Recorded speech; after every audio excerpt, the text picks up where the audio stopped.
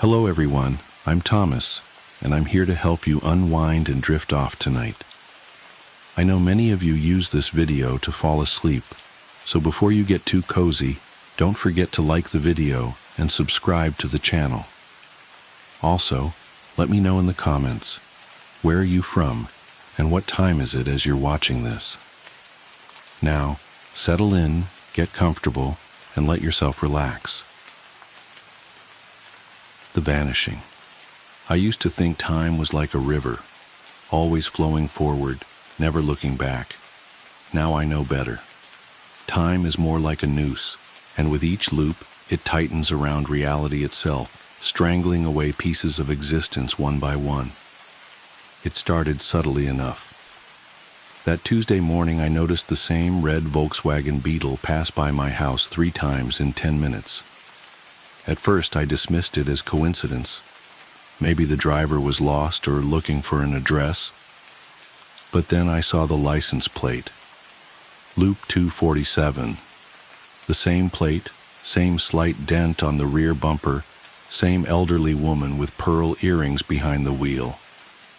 I remember standing at my kitchen window, coffee growing cold in my hands, watching that car make its 4th pass. That's when I saw the bird, a cardinal with unusual white patches on its wings. It landed on my windowsill, tilted its head at me, and flew away. 2 minutes later, the exact same bird landed in the exact same spot, performed the identical head tilt, and flew off again.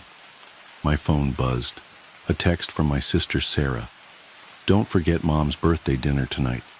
I checked the date, Tuesday, March 12th. Nothing seemed amiss yet, except for that nagging feeling in the pit of my stomach. Like the moment before you realize you've made a terrible mistake.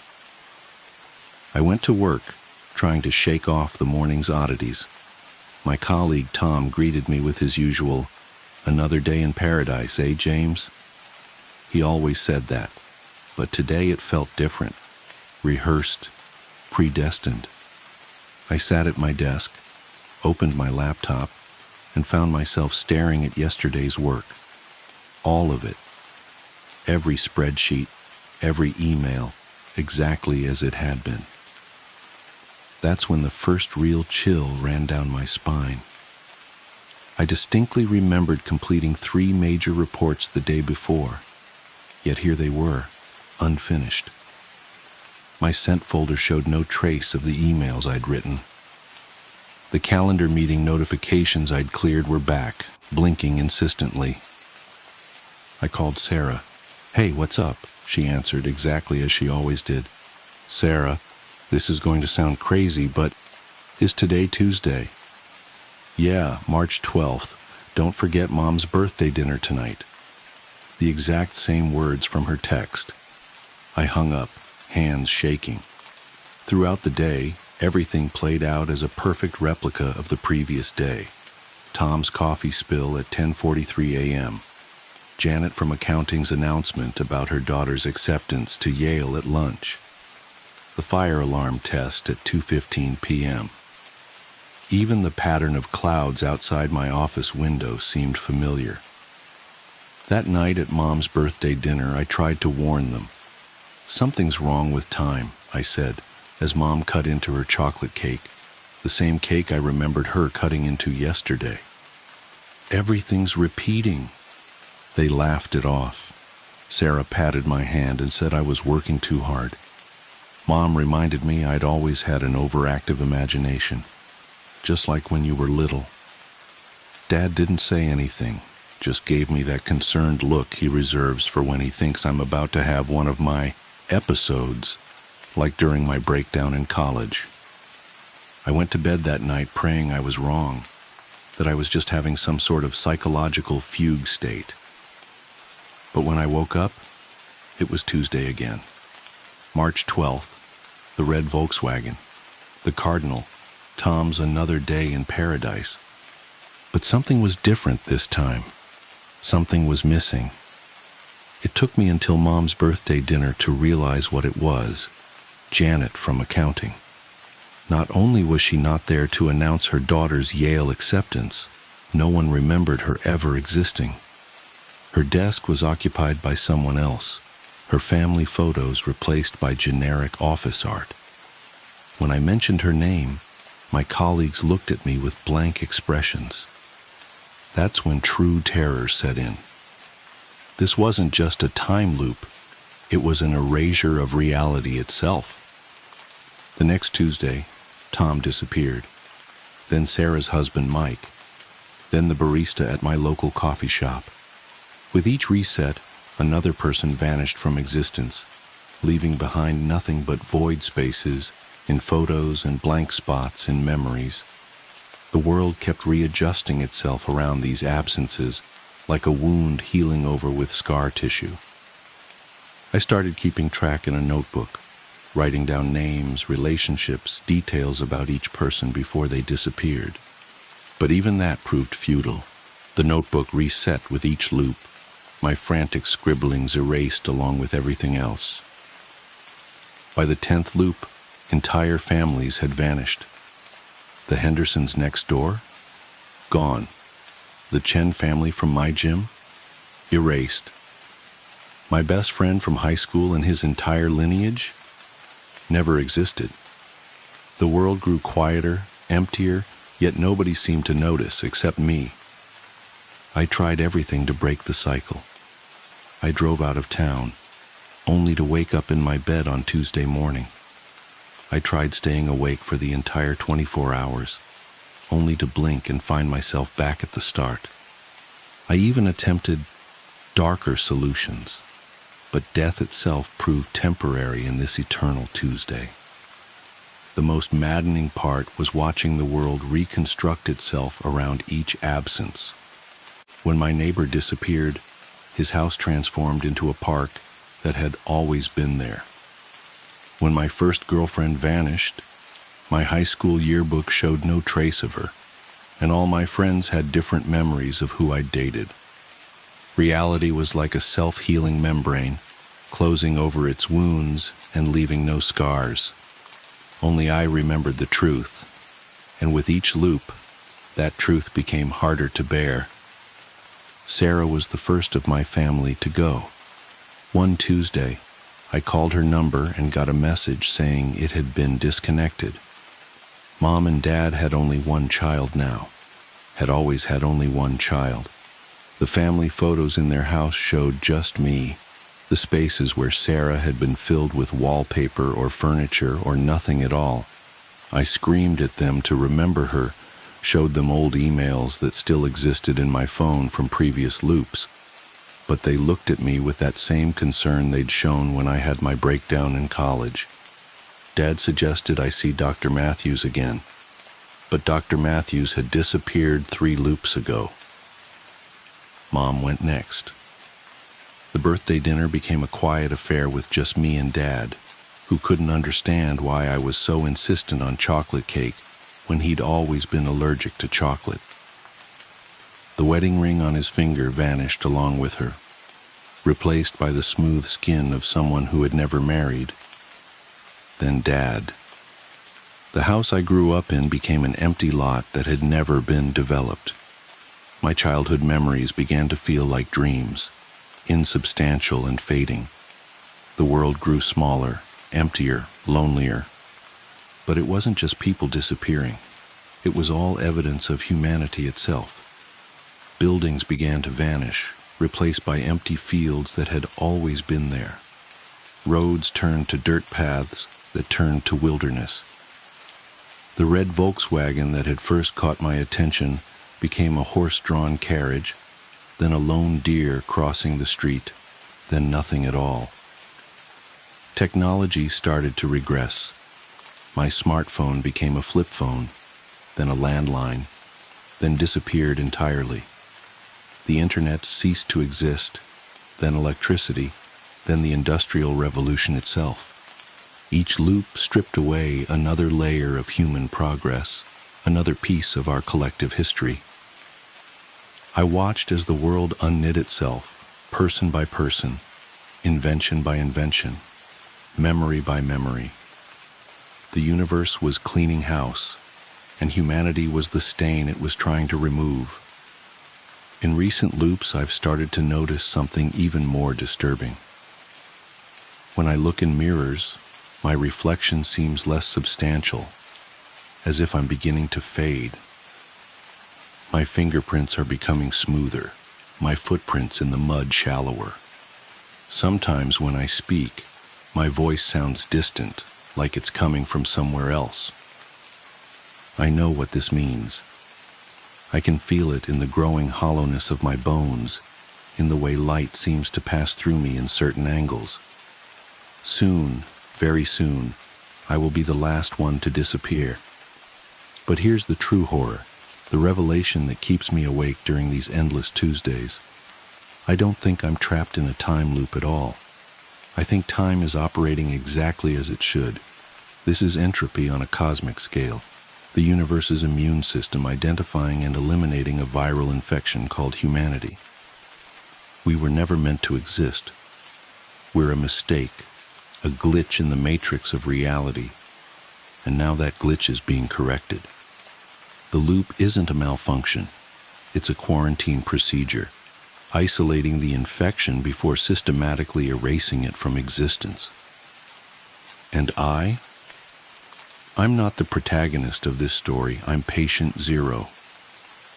Somehow I became aware of the correction process, and that awareness has made me the focal point of the universe's autoimmune response. Through me, it will undo everything we ever were or could have been. As I write this, I'm sitting in what used to be my living room.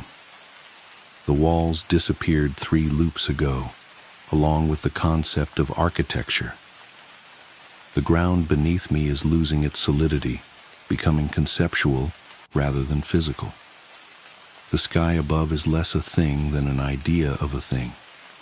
The cardinal with the white-patched wings just landed nearby. It's the only other thing that seems to maintain consistency between loops, but I understand now that it's not really a bird at all. It's watching me, studying me, measuring the progress of humanity's elimination. I can feel the next loop approaching. The air is getting thin, reality stretching like plastic wrap about to tear. Soon I'll wake up to another Tuesday, another version of the world with fewer people, fewer things, fewer memories. But this time feels different. My hands are becoming transparent as I write these words, my thoughts growing distant and strange. I think this might be the last loop, the final Tuesday. I should be terrified, but instead, I feel an odd sense of peace. Perhaps this was inevitable, the universe's way of hitting Ctrl plus Z on a cosmic mistake. Or perhaps... Wait. The cardinal's looking at me again, tilting its head just like it did that first Tuesday.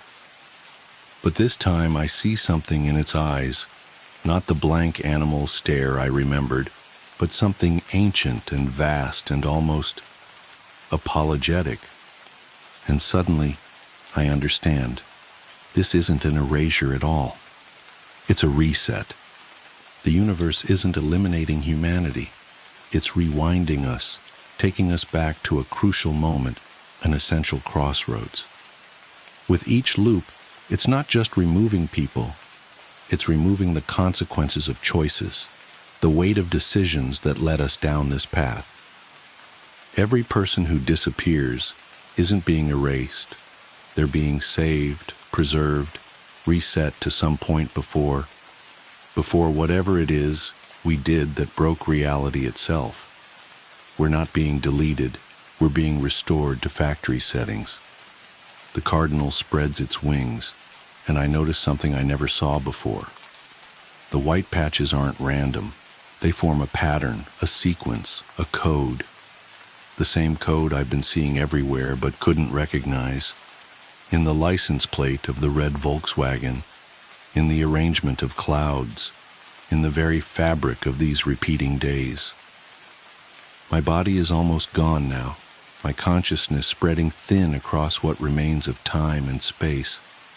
But as I fade, I finally understand my role.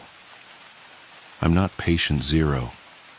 I'm the backup copy, the one who had to remember everything so that when reality resets completely, when we all return to that crucial moment, some part of me will know what to change, what to do differently. The cardinal takes flight, and as the world dissolves around me, I see what's written in its wings, the message that's been there all along. See you next loop. And then, it's Tuesday morning, March 12th. A red Volkswagen Beetle passes by my house. But this time I know exactly what I need to do. After all, that's why they chose me to remember, isn't it? Friends, on the first day of kindergarten, my mother had elected to drive me to school. We were both nervous, and she wanted to be there with me all the way up to the moment I walked into class. It took me a bit longer to get ready in the morning due to my still mending arm. The cast came up a couple inches past my elbow, which meant that I had to cover the entire arm with a specially designed latex bag when I showered. The bag was built to pull tight around the opening in order to seal out any water that might otherwise destroy the cast. I had gotten really adept at cinching the bag myself. That morning, however, perhaps due to my excitement or nervousness, I hadn't pulled the strap tight enough, and halfway through the shower, I could feel water pooling inside the bag around my fingers. I jumped out and tore the latex shield away, but could feel that the previously rigid plaster had become soft after absorbing the water. Because there is no way to effectively clean the area between your body and a cast. The dead skin that would normally have fallen away merely sits there. When stirred by moisture like sweat, it emits an odor, and apparently this odor is proportionate to the amount of moisture introduced, because soon after I began attempting to dry it, I was struck by the powerful stench of rot. As I continued to frantically rub it with the towel, it began to disintegrate. I was growing increasingly distressed. I had put as much effort as a child could into his very first day of school. I had sat with my mom picking out my clothes the night before. I had spent a great deal of time picking out my backpack, and I had become exceedingly excited to show everyone my lunchbox that had the Ninja Turtles on it. I had fallen into my mom's habit of calling these children I hadn't yet met my friends already. But as the condition of my cast worsened, I became deeply upset at the thought that surely I wouldn't be able to apply that label to anyone by the time this day was over. Defeated, I showed my mom. It took 30 minutes to get most of the moisture out while working to preserve the rest of the cast. To address the problem of the smell, my mom cut slivers off a bar of soap and slid them down into the cast, and then rubbed the remainder of the soap on the outside in an attempt to cocoon the rancid smell inside of a more pleasant one. By the time we arrived at the school, my classmates were already engaged in their second activity, and I was shoehorned into one of the groups. I wasn't made very clear on what the guidelines of the activity were, and within about 5 minutes I had violated the rules so badly that each member of the group complained to the teacher and asked why I had to be in their group. I had brought a marker to school, hopes that I could collect some signatures or drawings on my cast next to my mother's, and I suddenly felt very foolish for having even put the marker in my pocket that morning. Kindergartners had the lunchroom to themselves at my elementary school, but some of the tables were off limits, so I didn't have to sit alone. I was self-consciously picking at the fraying ends of my cast when a kid sat across from me. "I like your lunchbox," he said. I could tell he was making fun of me, and I grew really angry. In my mind, that lunchbox was the last good thing about my day. I didn't look up from my arm, and I felt a burning in my eyes from the tears that I was holding back. I looked up to tell the kid to leave me alone, but before I could get the words out, I saw something that made me pause. He had the exact same lunchbox. I laughed. "I like your lunchbox too." "I think Michelangelo's the coolest," he said while miming nunchuck moves. I was in the middle of rebutting by saying that Raphael was my favorite when he knocked his open carton of milk off the table and onto his lap. I tried very hard to stifle my laughter since I didn't know him at all, but the struggling look on my face must have struck him as funny because he started laughing first. Suddenly, I didn't feel so bad about my cast and thought that this person would hardly notice now anyway. Just then, I thought to try my luck. "Hey, do you want to sign my cast?" As I pulled out the marker, he asked me how I broke it. I told him that I fell out of the tallest tree in my neighborhood. He seemed impressed. I watched him laboriously draw his name, and when he was done, I asked him what it said. He told me it said Josh. Josh and I had lunch together every day, and whenever we could, we partnered up for projects. I helped him with his handwriting, and he took the blame when I wrote fart on the wall in permanent marker. I would come to know other kids, but I think I knew even then that Josh was my only real friend. Moving a friendship outside of school when you are 5 years old is actually more difficult than most remember. The day we launched our balloons, we had such a good time that I asked Josh if he wanted to come to my house the next day to play. He said he did, and that he'd bring some of his toys. I said that we could also go exploring and maybe swim in the lake. When I got home, I asked my mom, and she said it would be fine. My enthusiasm was boundless until I realized that I had no way of contacting Josh to tell him. I spent the whole weekend worrying that our friendship would be dissolved by Monday. When I saw him after the weekend, I was relieved to find that he had run into the same obstacle and thought it was funny. Later that week, we both remembered to write down our phone numbers at home and then exchange them at school. My mom spoke with Josh's dad, and it was decided that my mom would pick up Josh and myself from school that Friday. We alternated this basic structure nearly every weekend. The fact that we lived so close made things much easier on our parents, who seemed to work constantly. When my mom and I moved across the city at the end of first grade, I was sure that our friendship had seen its last day. As we drove away from the house I had lived in my whole life, I felt a sadness that I knew wasn't just about a house. I was saying goodbye to my friend forever. But Josh and I, to my surprise and delight, stayed close. Despite the fact that we spent the majority of our time apart and only saw one another on weekends, we remained remarkably similar as we grew. Our personalities coalesced, our senses of humor complemented each other's, and we would often find that we had started liking new things independently.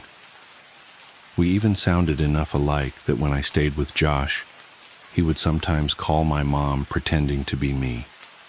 His success rate was impressive. My mom would sometimes joke that the only way she could tell us apart sometimes was by our hair. He had straight, dirty blonde hair like his sister, while I had curly, dark brown hair like my mother.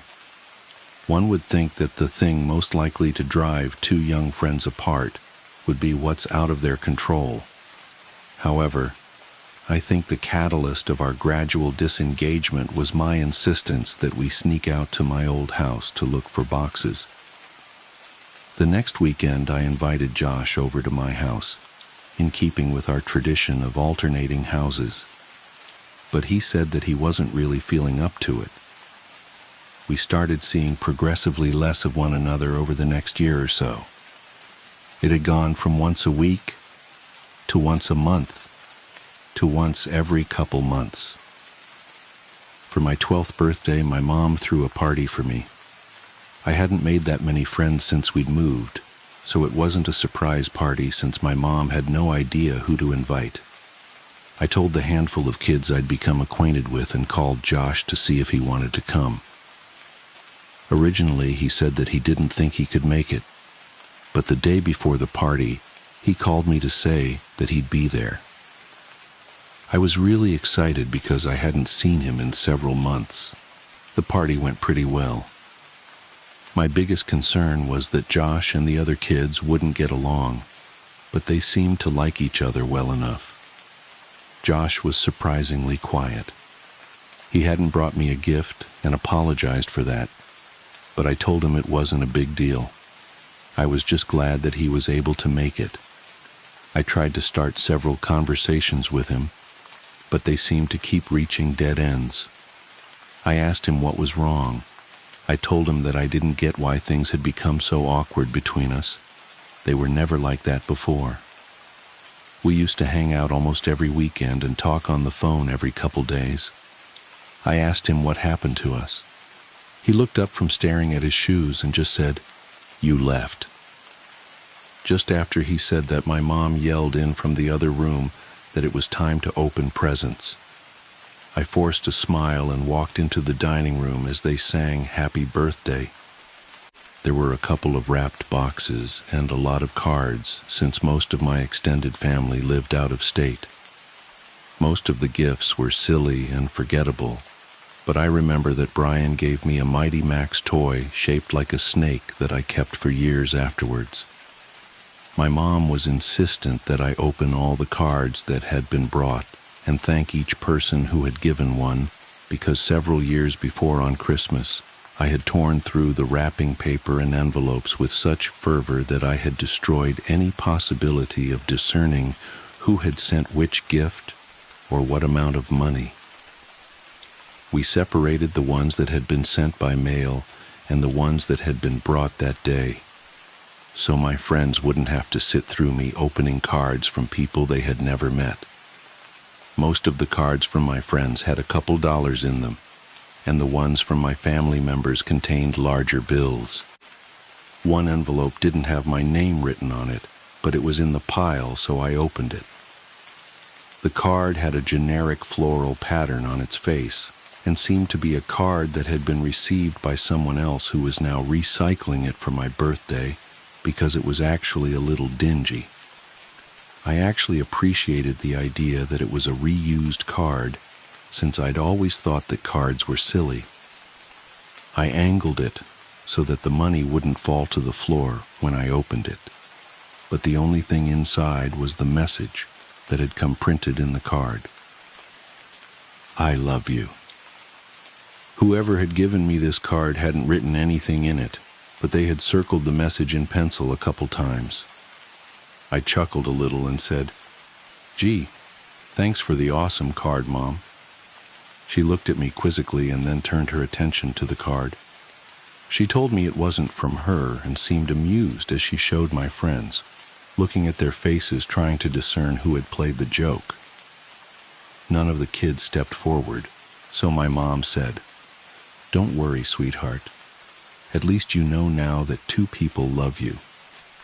She followed that with an extremely prolonged and excruciating kiss on my forehead that transformed the group's bewilderment into hysteria. They were all laughing, so it could have been any of them, but Mike seemed to be laughing the hardest. To become a participant rather than the subject of the gag, I said to him that just because he had given me that card, he shouldn't think that I'd kiss him later. We all laughed, and as I looked at Josh, I saw he was finally smiling. "Well, I think that gift might be the winner, but you have a couple more to open." My mom slid another present in front of me. I was still feeling the tremors of suppressed chuckles in my abdomen as I tore the colorful paper away. When I saw the gift, I had no need to suppress the laughter anymore. My smile dropped as I looked at what I'd been given. It was a pair of walkie-talkies.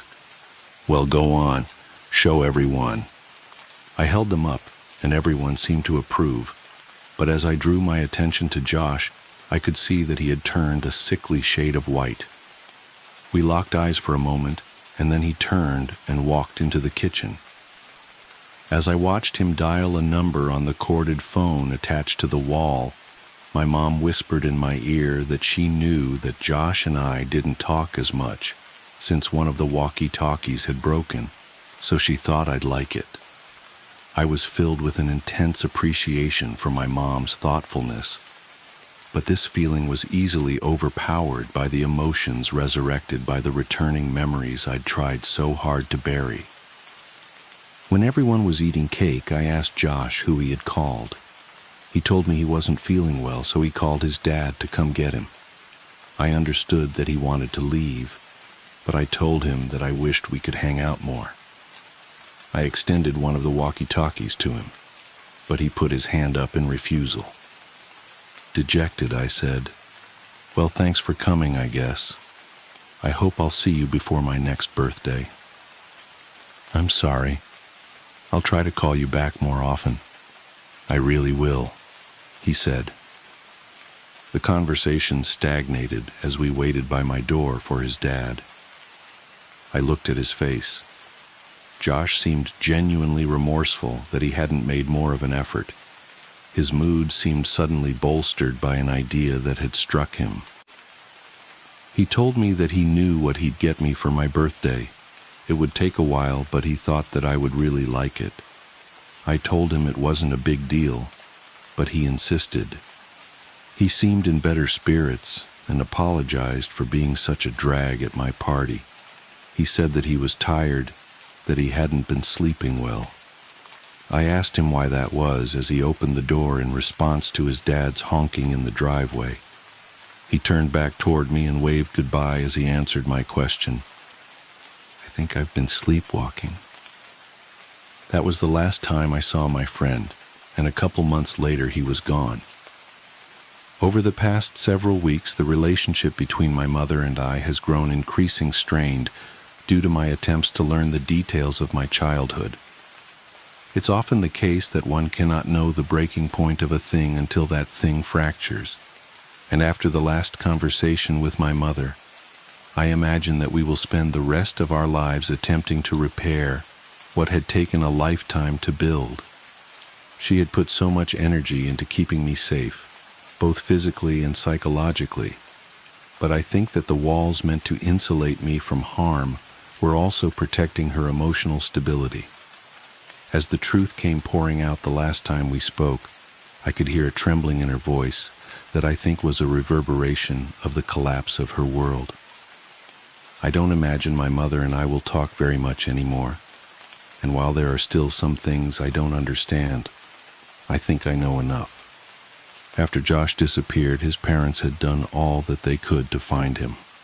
From the very first day, the police had suggested that they contact all of Josh's friends' parents to see if he was with them. They did this, of course, but no one had seen him, or had any idea of where he might be. The police had been unable to turn over any new information about Josh's whereabouts, despite the fact that they had received several anonymous phone calls from a woman urging them to compare this case with the stalking case that had been opened about 6 years before. If Josh's mother's grip on the world loosened when her son vanished, it broke when Veronica died.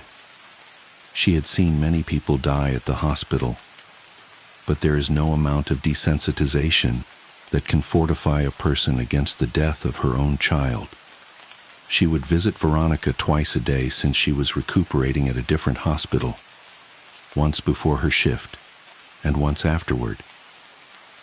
On the day Veronica died, her mother was late leaving work, and by the time she arrived at her daughter's hospital, Veronica had already passed.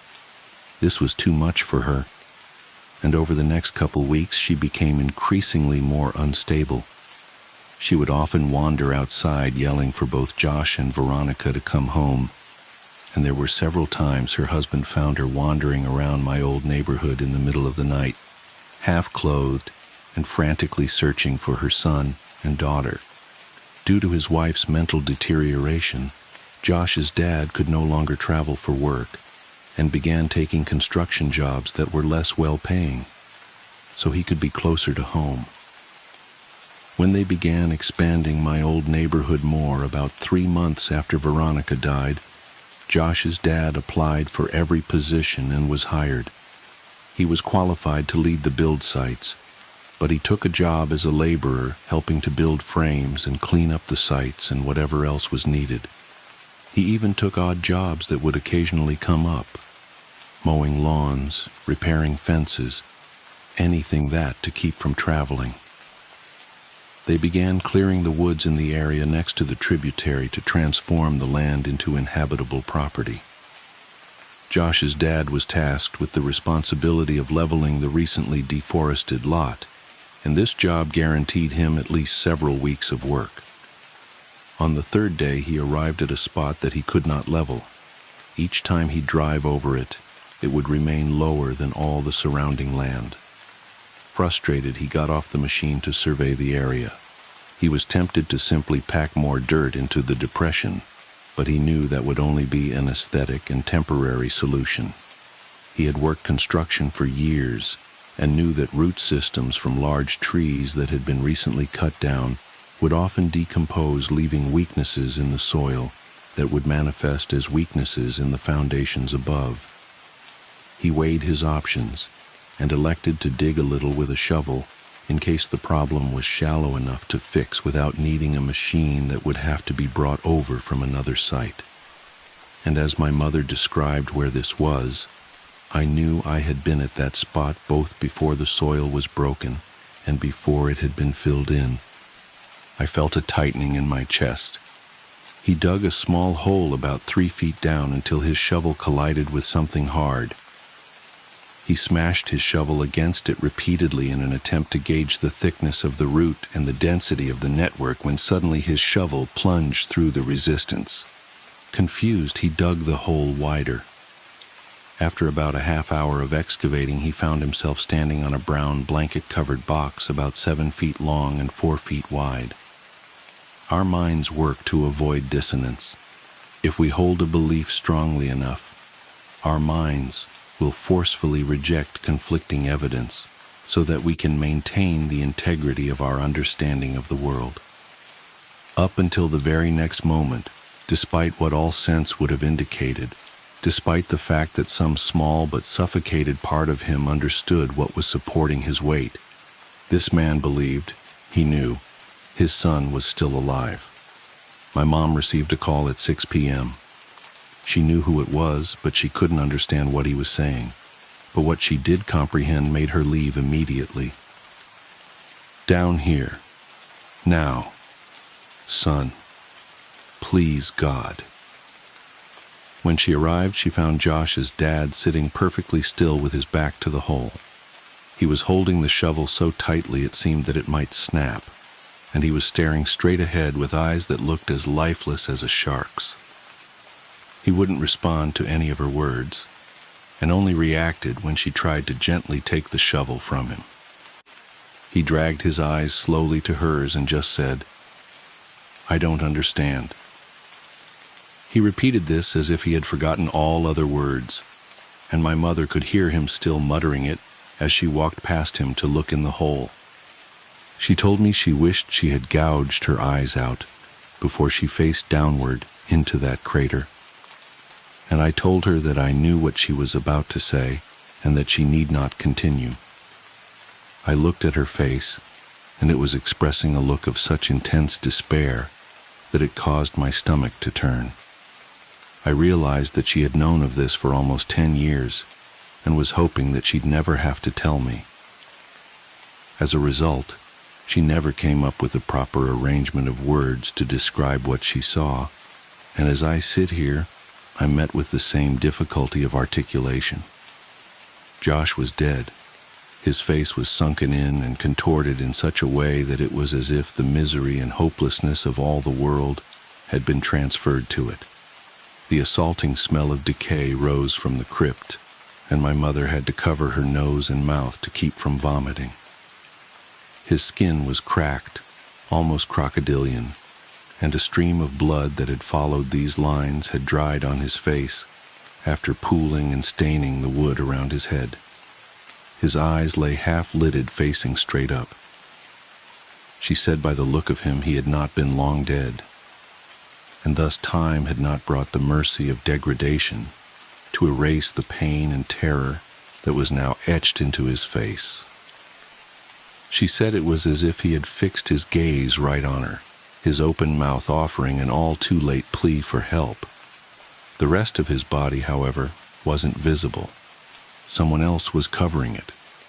He was large and lay face down on top of Josh, and as my mother's mind stretched itself to take in what her eyes were attempting to tell her, she became aware of the significance of the way in which he laid. He was holding Josh. Their legs lay frozen by death, but entangled like vines in some lush tropical forest. One arm rested under Josh's neck, only to wrap around his body so that they might lay closer still. As the sun passed through the trees, its light became reflected by something pinned to Josh's shirt. My mother stooped to one knee and raised the collar of her shirt over her nose so that she might block out the smell. When she saw what had caught the sun, her legs abandoned her and she nearly fell into the tomb. It was a picture. It was a picture of me as a child. She staggered backwards, gasping and trembling, and collided with Josh's father, who still sat facing away from the hole. She understood why he had called her, but she could not bring herself to tell him what she had kept from everyone for all these years. Josh's family never knew about the night I had woken up in the woods. She knew now that she should have told them, but to tell him now would help nothing. As she sat there resting her back against Josh's dad's, he spoke. "I can't tell my wife. I can't tell her that our little boy—" His speech staggered in fits as he pressed his wet face into his dirt-caked hands. She couldn't bear it. After a moment he stood up, still shuddering, and lumbered toward the grave. With a final sob he stepped down into the coffin. Josh's dad was a big man, but not as big as the man in the box. He grabbed the back of the man's collar and pulled hard.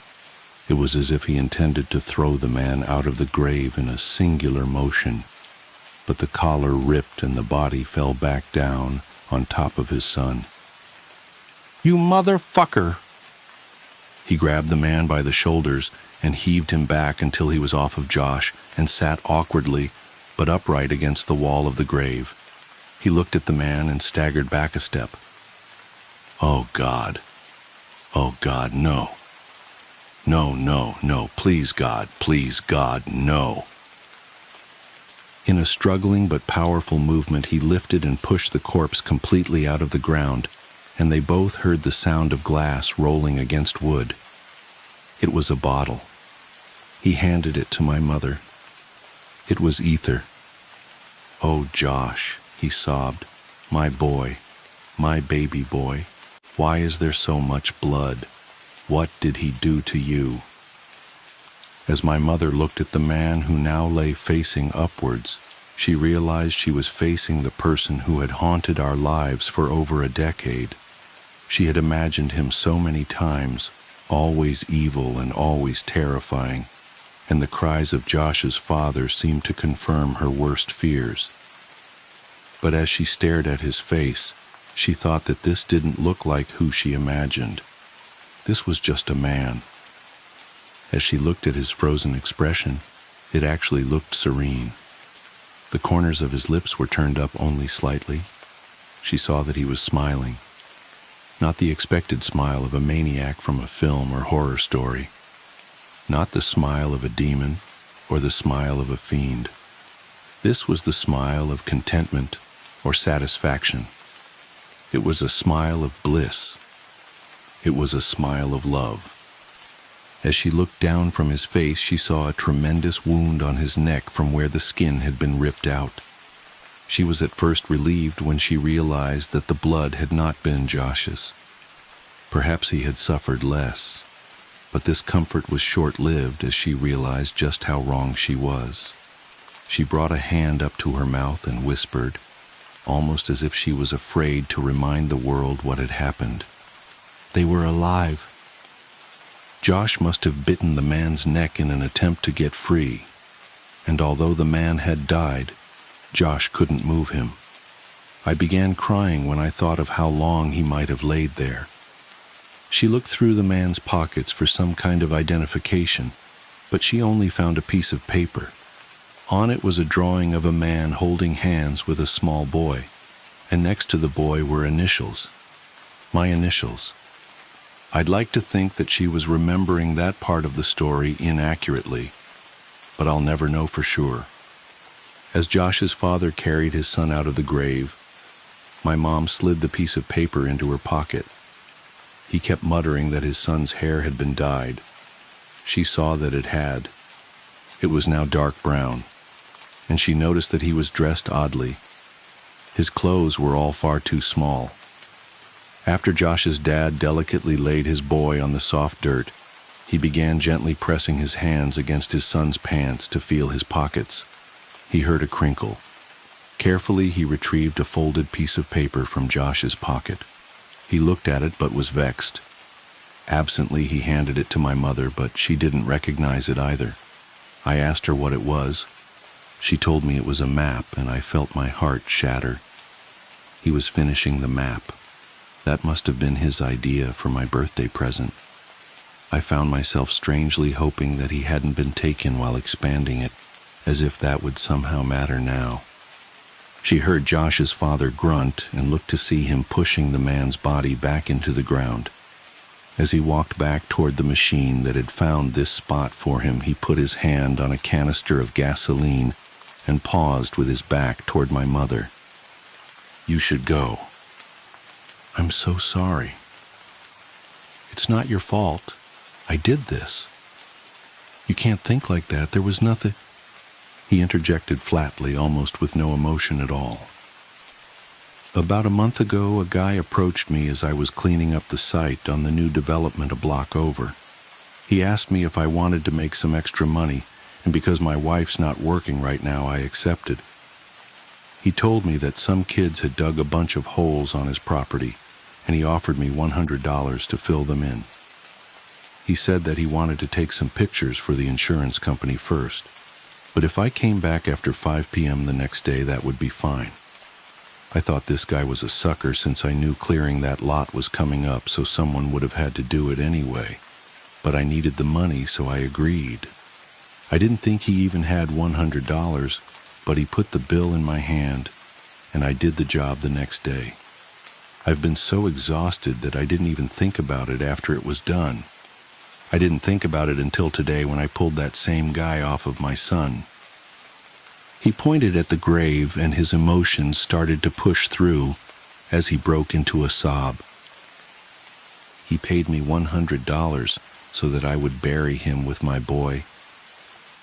It was as if saying it aloud forced him to accept what had happened, and he collapsed onto the ground in tears. My mother could think of nothing to say, and stood there in silence for what felt like a lifetime. She finally asked what he would do about Josh. "His final resting place won't be here with this monster." As she looked back when she reached her car, she could see black smoke billowing and diffusing against the amber sky, and she hoped against all hope that Josh's parents would be okay. I left my mom's house without saying much else. I told her that I loved her and that I would talk to her soon, but I don't know what soon means for us. I got into my car and left. I understood now why the events of my childhood had stopped years ago. As an adult, I now saw the connections that were lost on a child who tends to see the world in snapshots rather than a sequence. I thought about Josh. I loved him then, and I love him even still. I miss him more now that I know I'll never see him again, and I find myself wishing that I had hugged him the last time I saw him. I thought about Josh's parents, how much they had lost and how quickly that loss had come. They don't know about my connection to any of this, but I could never look them in the eyes now. I thought about Veronica. I had only really come to know her later in my life, but for those brief few weeks, I think I had really loved her. I thought about my mother. She had tried so hard to protect me and was stronger than I would ever be. I tried not to think about the man and what he had done with Josh for more than 2 years. Mostly, I just thought about Josh. Sometimes I wish that he never sat across from me that day in kindergarten, that I'd never known what it was like to have a real friend. Sometimes I like to dream that he's in a better place, but that's only a dream, and I know that. The world is a cruel place made crueler still by man. There would be no justice for my friend, no final confrontation, no vengeance. It had been over for almost a decade for everyone but me now. I miss you, Josh. I'm sorry you chose me, but I'll always cherish my memories of you. We were explorers. We were adventurers. We were friends. Footsteps, this is long, so I apologize for that. I've never had to tell this story with enough detail to actually explain it all the way, but it is true, and it happened when I was about 6 years old. In a quiet room, if you press your ear against a pillow, you can hear your heartbeat. As a kid, the muffled, rhythmic beats sounded like soft footsteps on a carpeted floor. And so as a kid, almost every night, just as I was about to drift off to sleep, I would hear these footsteps, and I would be ripped back to consciousness, terrified. For my entire childhood, I lived with my mother in a fairly nice neighborhood that was in a transitional phase. People of lower economic means were gradually moving in, and my mother and I were 2 of these people. We lived in the kind of house you see being transported in 2 pieces on the interstate, but my mom took good care of it.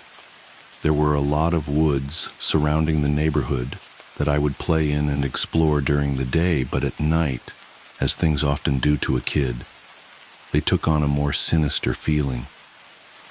This, coupled with the fact that, due to the nature of our house, there was a fairly large crawl space underneath, filled my mind with imaginary monsters and inescapable scenarios which would consume my thoughts when I was awoken by the footsteps. I told my mom about the footsteps, and she said that I was just imagining things. I persisted enough that she blasted my ears with water from a turkey baster once just to placate me, since I thought that would help. Of course it didn't. Despite all the creepiness and footsteps, the only weird thing that ever happened was that every now and then I would wake up on the bottom bunk despite having gone to sleep on the top. But this wasn't really weird, since I'd sometimes get up to piss or get something to drink, and could remember just going back to sleep on the bottom bunk. I'm an only child, so it didn't matter. This would happen once or twice a week, but waking up on the bottom bunk wasn't too terrifying. But one night I didn't wake up on the bottom bunk. I had heard the footsteps, but was too far gone to be woken up by them. And when I was awoken, it wasn't from the sound of footsteps or a nightmare, but because I was cold. Really cold. When I opened my eyes, I saw stars. I was in the woods. I sat up immediately and tried to figure out what was going on. I thought I was dreaming, but that didn't seem right, though neither did me being in the woods. There was a deflated pool float right in front of me, one of those ones shaped like a shark. This only added to the surreal feeling. But after a while it seemed like I just wasn't going to wake up because I wasn't asleep. I stood up to orient myself, but I didn't recognize these woods. I played in the woods by my house all the time, and so I knew them really well. But if these weren't the same woods, then how could I get out? I took a step and felt a shooting pain in my foot, which knocked me back to where I had just been laying. I had stepped on a thorn. By the light of the moon, I could see that they were everywhere. I looked at my other foot, but it was fine, and as a matter of fact, so was the rest of me. I didn't have another scratch on me, and I wasn't even that dirty. I cried for a little bit and then stood back up. I didn't know which way to go, so I just picked a direction. I resisted the urge to call out, since I wasn't sure I wanted to be found by who or what might be out there. I walked for what seemed like hours. I tried to walk in a straight line and tried to course correct when I had to take detours, but I was a kid and I was afraid. There weren't any howls or screams, and only once did I hear any noise that scared me. It sounded like a crying baby. I think now that it was just a cat, but I panicked. I ran veering in different directions to avoid big thicks of bushes and collapsed trees. And I was paying close attention to where I stepped, because by that point, my feet were in pretty bad shape. I paid too much attention to where I was stepping and not enough to where those steps were leading. Because not long after hearing the cry, I saw something that filled me with a kind of despair I haven't experienced since. It was the pool float. I was only 10 feet from where I had woken up. This wasn't magic or some supernatural space bending. I was lost. Up until that moment, I thought more about getting out of the woods than how I got in. But being back at the beginning caused my mind to swim. I wasn't even sure that these were my woods. I had only been hoping that they were. Had I run in a huge circle around that spot? Or did I just get turned around and start making my way back? How was I going to get out? At the time, I thought the North Star was just the brightest star, and so I looked and found the brightest one and followed it. Eventually, things started to look more familiar, and when I saw the ditch, a dirt ditch my friends and I would have dirt-clawed wars in, I knew I had made it out. By that point, I was walking really slowly because my feet hurt so much, but I was so happy to be so close to home that I broke into a light jog. When I actually saw the roof of my house over a neighboring lower-set house, I let out a light sob and ran faster. I just wanted to be home. I had already decided that I wouldn't say anything because I had no idea what I could possibly say. I would get back in the house somehow, clean up, and get in bed. My heart sunk as I rounded the corner, and my house came fully into view. Every light in the house was on. I knew my mom was up, and I knew I would have to explain, or try to explain, where I had been, and I couldn't even figure out where to start. My run became a jog, which became a walk. I saw her silhouette through the blinds, and although I was worried about how to explain things to her that didn't matter to me at that point, I walked up the couple of steps to the porch and put my hand on the doorknob and turned. Right before I pushed it open, 2 arms wrapped around me and pulled me back. I screamed as loud as I could, "Mom, help me! Please, Mom!" The feeling of being so close to being safe, and then being physically pulled away from it, filled me with a kind of dread that is, even after all these years, indescribable. The door I had been torn away from opened, and a flash of hope shot through my heart. But it wasn't my mom. It was a man, and he was enormous. I thrashed around and kicked at the shins of the person holding me while also trying to get away from the person who had just come out of my house.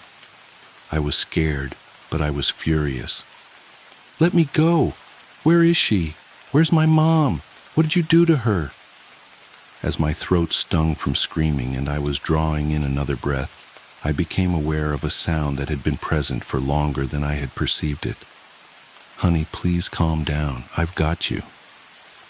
It sounded like my mom. The arms loosened and set me down, and as man approaching me blocked out the porch light with his head, I noticed his clothes. He was a cop. I turned to face the voice behind me and saw that it really was my mom. Everything was okay. I began to cry, and the 3 of us went inside. "I'm so glad you're home, sweetie. I was worried I'd never see you again."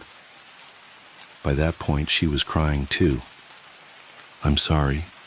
I don't know what happened. I just wanted to come home. I'm sorry." "It's okay, just don't ever do that again. I'm not sure me or my shins could take it, A little laughter broke through my sobs, and I smiled a bit. "Well, I'm sorry for kicking you, but why'd you have to grab me like that?" "I was just afraid that you'd run away again." I was confused. "What do you mean?"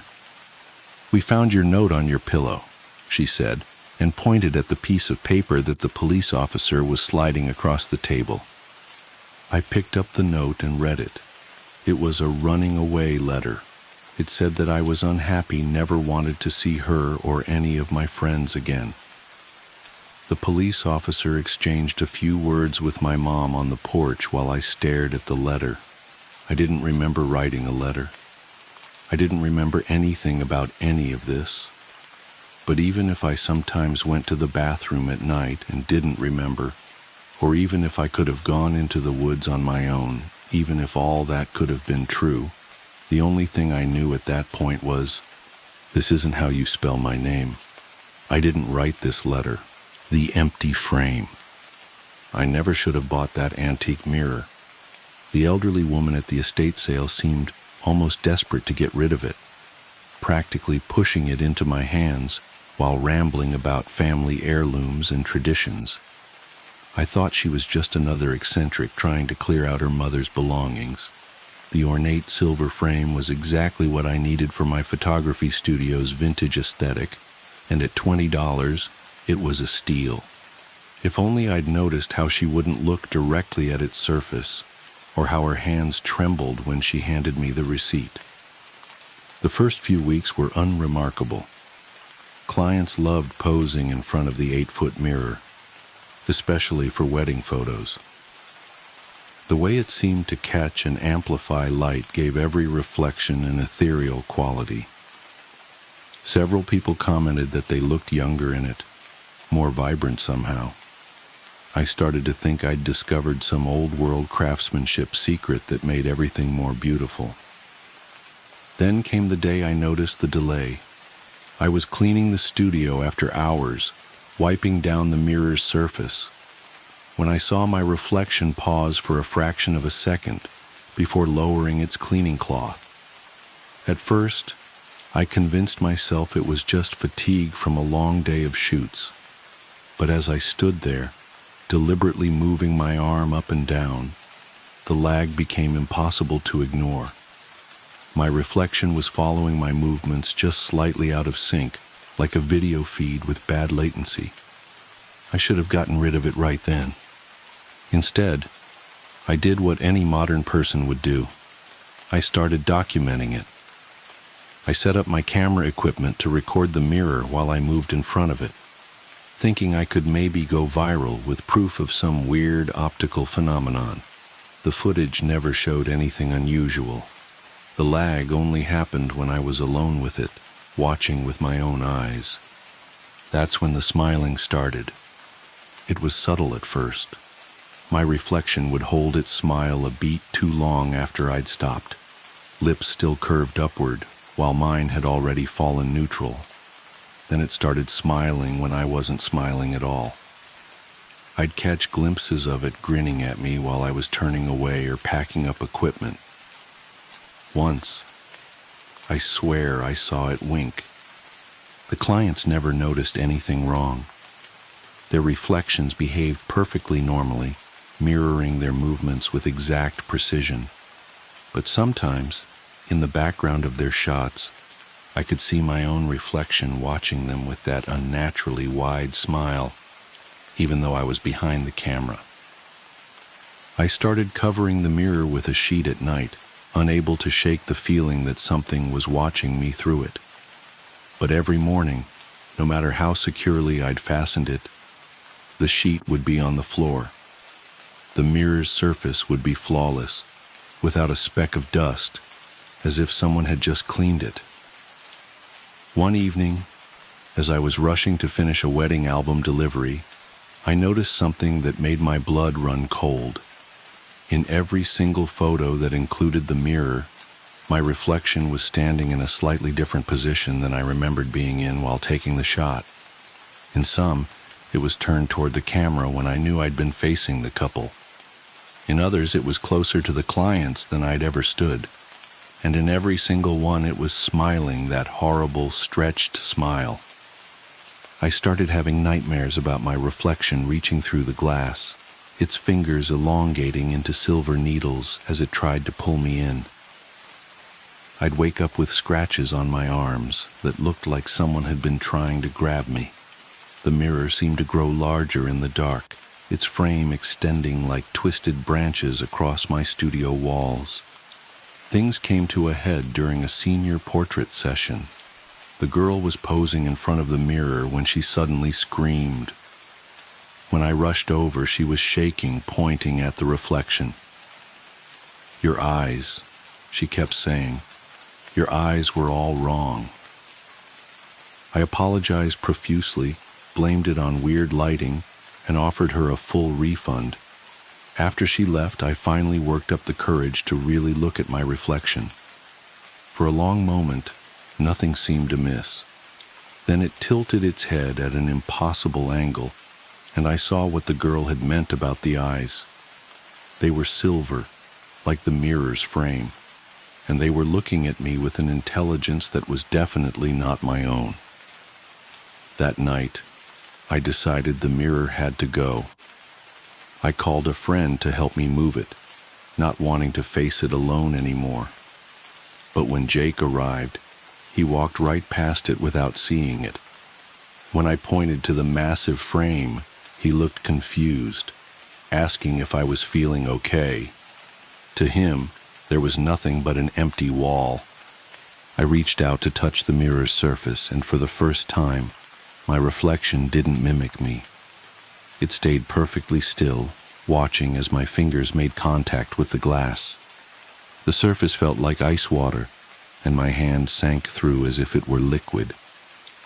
My reflection's smile grew impossibly wide as it reached out and grabbed my wrist. I tried to pull back, but its grip was like steel. I screamed for Jake, but he had already left the room, still unable to see anything wrong. The last thing I heard was his footsteps fading down the hallway as my reflection pulled me forward, through the mirror's surface, into a world where everything was backwards and bathed in that strange silver light. I'm writing this from the other side now. I can see out into my studio, but everything is reversed, like a photo negative. People come and go, but they can't see me frantically pounding on the glass. My reflection, the thing that took my place, runs my business perfectly. It talks to clients, takes their photos, and smiles that terrible smile that no one else seems to notice. Sometimes other trapped souls drift past me in this silver void. Their eyes are hollow, their mouths frozen in eternal screams. Some have been here so long they're barely human anymore, their forms distorted like reflections in a carnival mirror. They whisper about the others who were pulled through, generation after generation, feeding the mirror's hunger for new reflections. The elderly woman from the estate sale is here too. She's the one who told me about the mirror's origin, how it was crafted centuries ago by a silversmith who made a deal with something ancient and hungry. She warned me that the mirror needs to be fed regularly. That's why it takes new owners, why it has to keep replacing worn-out reflections with fresh ones. I watch as my imposter hangs a "for sale" sign in the studio window. The price listed for the mirror is $20. I want to warn potential buyers, but all I can do is press my hands against the glass and hope they notice how their reflections smile just a little too long, how their movements aren't quite in sync. Yesterday, a young photographer came to look at it. She was so excited about the vintage frame, just like I had been. I screamed until my throat was raw, but of course she couldn't hear me. As she handed over the money, I saw my replacement's smile stretch wider than any human mouth should go. Last night, I watched as it finally dropped its disguise in the darkness of the closed studio. Its silver eyes gleamed as its face split open like a blooming flower, revealing rows of mirrored teeth. It pressed its forehead against the glass and whispered, "Soon you'll fade like all the others. But don't worry, I'll find someone new to take your place." I know now why the mirror's surface is always so clean. We press ourselves against it constantly, trying to break through, trying to warn the next victim. Our desperate fingers leave no prints, our tears leave no streaks, our blood leaves no stains. We are nothing but reflections now, trapped in this silver void, watching the world through a window we can never break. The young photographer comes to collect the mirror tomorrow. As I write this, I can see my replacement preparing the studio for her arrival. It's humming quietly as it polishes the frame, and in the deepening darkness, I swear I can see other faces forming in the mirror's surface. Hundreds of them, all pressed against the glass, all wearing that same horrible smile. We are all just reflections here, endlessly watching, endlessly waiting. And somewhere, in an antique shop or estate sale, another mirror from the same silversmith is waiting too, its surface pristine, its frame gleaming with an otherworldly shine. Perhaps you've seen one. Perhaps you've noticed how your reflection moves just a fraction of a second too slowly, how its smile lingers just a little too long. Whatever you do, don't look too closely. Don't let yourself be drawn in by that silver light. And if you ever see your reflection smile when you're not smiling, run. But know that it's probably already too late. After all, we all thought we could escape too. Now we're just faces in the glass, watching helplessly as the cycle continues, as the mirror feeds, as new reflections join our ranks in this endless silver void. And somewhere out there, right now, someone is admiring their reflection in a beautiful antique mirror, not yet noticing that their smile isn't quite their own anymore. On the Russian ice road, you always help your fellow travelers. When people hear my wife's Russian, they imagine a tall blonde girl with a funny accent who wears heels for every grocery run. Reality couldn't be farther from the stereotype. Lana is dark-haired, speaks better English than I do, and is completely obsessed with sneakers. She does meet one stereotype, though. She never gets cold, seeing how she lived in Russia until she was 18. Not in Moscow, of course. Did you know that Moscow's actually pretty warm? There are entire states in America where winters are far colder than anything Muscovites ever have to deal with. No, my wife comes from a tiny town far up Russian north, on the tundra. A dark, gloomy, and a very cold place inside the Arctic Circle, with extremely harsh winters and even harsher people. A place that meets the stereotypes. I've met my in-laws all of 2 times, including our wedding, both times as they traveled to the States.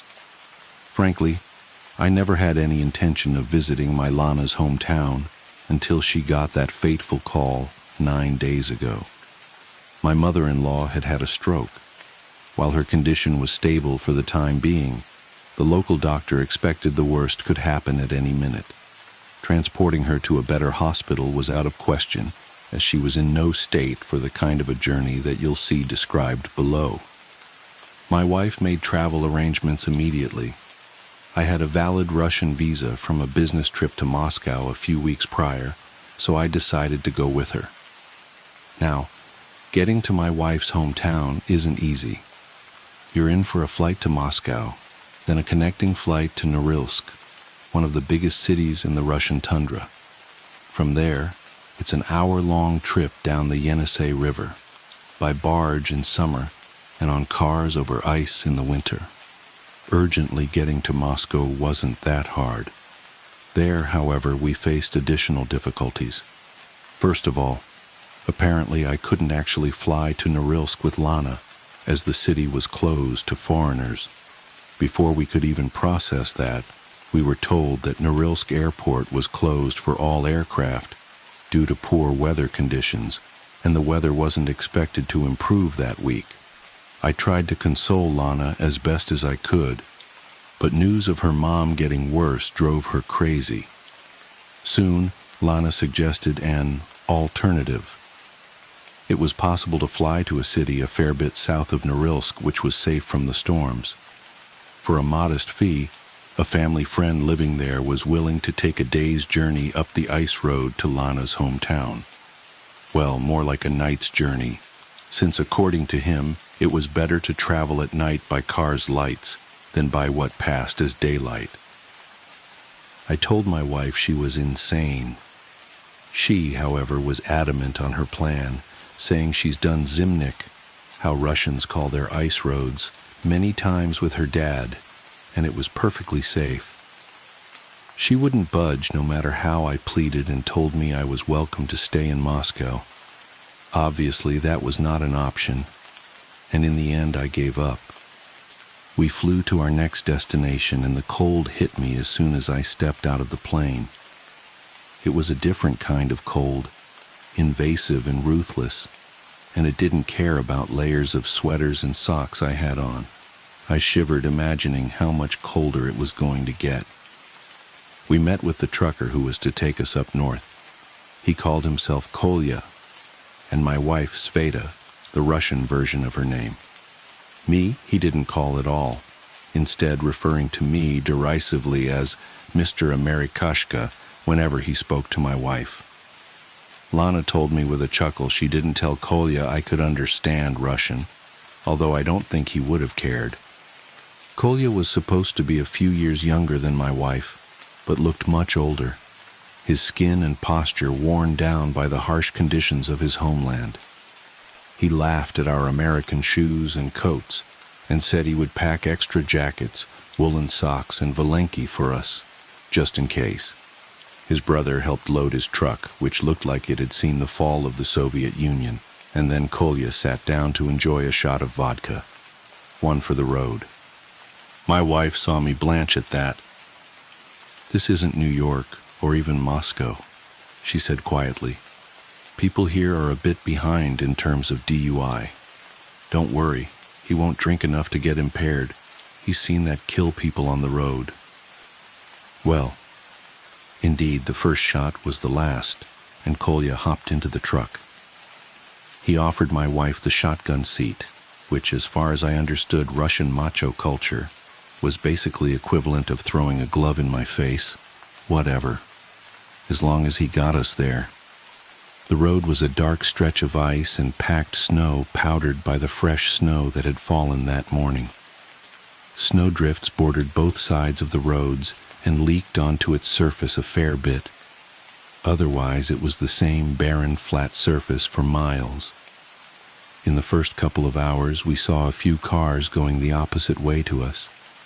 Then a car going in the same direction as us overtook us and disappeared in the darkness ahead at surprising speeds. It was a freaking tiny, rusted-through Subaru. I gave up on understanding Russians then and there. Shortly after the Subaru guy, it started snowing. Just a bit at first, then more and more. Kolya didn't seem bothered, and I tried to stay calm as well, which I managed mostly successfully until the wind joined in. Unlike the snow, it started hard from the get-go. Have you ever heard wind howling and become unsettled by the sound? Now imagine the same, but in the depths of a black night lit only by your car's headlights. Except for your own vehicle, the world around is silent and devoid of life, frozen until the spring. Not that you can see much through the thick snow that is now the wind's plaything, flurrying around the car, blanketing the windows. Our pace slowed to a crawl as Kolya swore colorfully in Russian. "Maybe stop and wait it out," I suggested nervously. "We can't," Lana said without bothering to ask our driver. "If we stop, there's a good chance the car won't start up again, and we are stuck here waiting for someone to pick us up. And it's been empty today." The realization we were at a very real risk of freezing to death hit me like a ton of bricks. I leaned back into my seat and closed my eyes, wordlessly praying for the best. The only response was the wind howling, and it sounded so strange. It would start low and quiet, and then get louder and louder until a yowling crescendo, then cut off abruptly, then start again. And the sound came from different directions, each starting at a different time, like a pack of wolves howling. I opened my eyes to obvious tension in the car. Lana and Kolya were both hunched forward, peering intently through the glass for all the good it did them. Kolya glanced back at me. "Don't worry, be happy," Kolya proclaimed with a horrible Russian accent. "It is all okay. Don't worry, America." He was lying. I might have been useless on the ice road, but I was a criminal defense lawyer, and a good one at that. And Kolya was a bad liar. There was sweat beading on his face and neck, and his voice was forced. He was very much scared, and that made me scared too. Kolya murmured something to my wife, too quick and quiet for my distracted mind to decipher. She nodded. "What was that?" "There's a village maybe half an hour up the road if we keep this pace. We get there and settle down until the morning." "I see. Sorry about the delay." In reality, I was extremely happy to hear that. "Bad wind, huh?" Lana grabbed my hand, quick and sudden as a snake. "Don't mention the wind." Another sound came through the storm, a long, tinny wail that sent shivers down my spine. It took me a few moments to recognize the familiar sound of the wind whistling through walls and chimney, and then another moment to realize there were no walls around for the wind to whistle.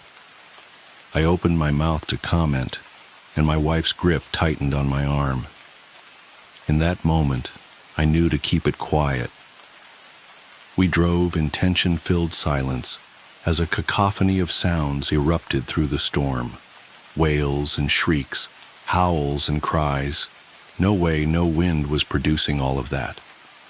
The sounds grew closer, grew louder. I grabbed my wife's hands as we both stared desperately ahead. Through the flurry, we barely made out something, a large, dark shape reflecting our lights, or maybe piercing the darkness with lights of its own. Kolya swore and swerved to the side. We were passing another car stuck in the snow. Its blinkers flashed. "Stop," Lana said, sudden and harsh. "What?" Kolya asked in Russian. "You insane?" "Stop," my wife repeated. "On the ice road you help. That's the rule, remember?" Kolya gave her a long, hard look that I didn't like at all. "That's the rule on the road," he echoed, and hit the brakes, slowing the car without actually stopping. I opened the door and peered outside. The driver of the stuck vehicle was already running towards us. I recognized the car itself as the Subaru that passed us earlier. "Thank God you people were," the driver began. "Get in, idiot," Kolya shouted, and the guy shut up and jumped in. He was just a kid, no older than 20, with dark red hair and a patchy little beard. He looked cold and terrified. "Thank God," he repeated in a hushed whisper. "I was sure they'd get me." "They?" I asked, confused. Kolya and Lana turned to look at the kid in unison, and their looks could kill. I mean the wind and snow," the kid corrected quickly.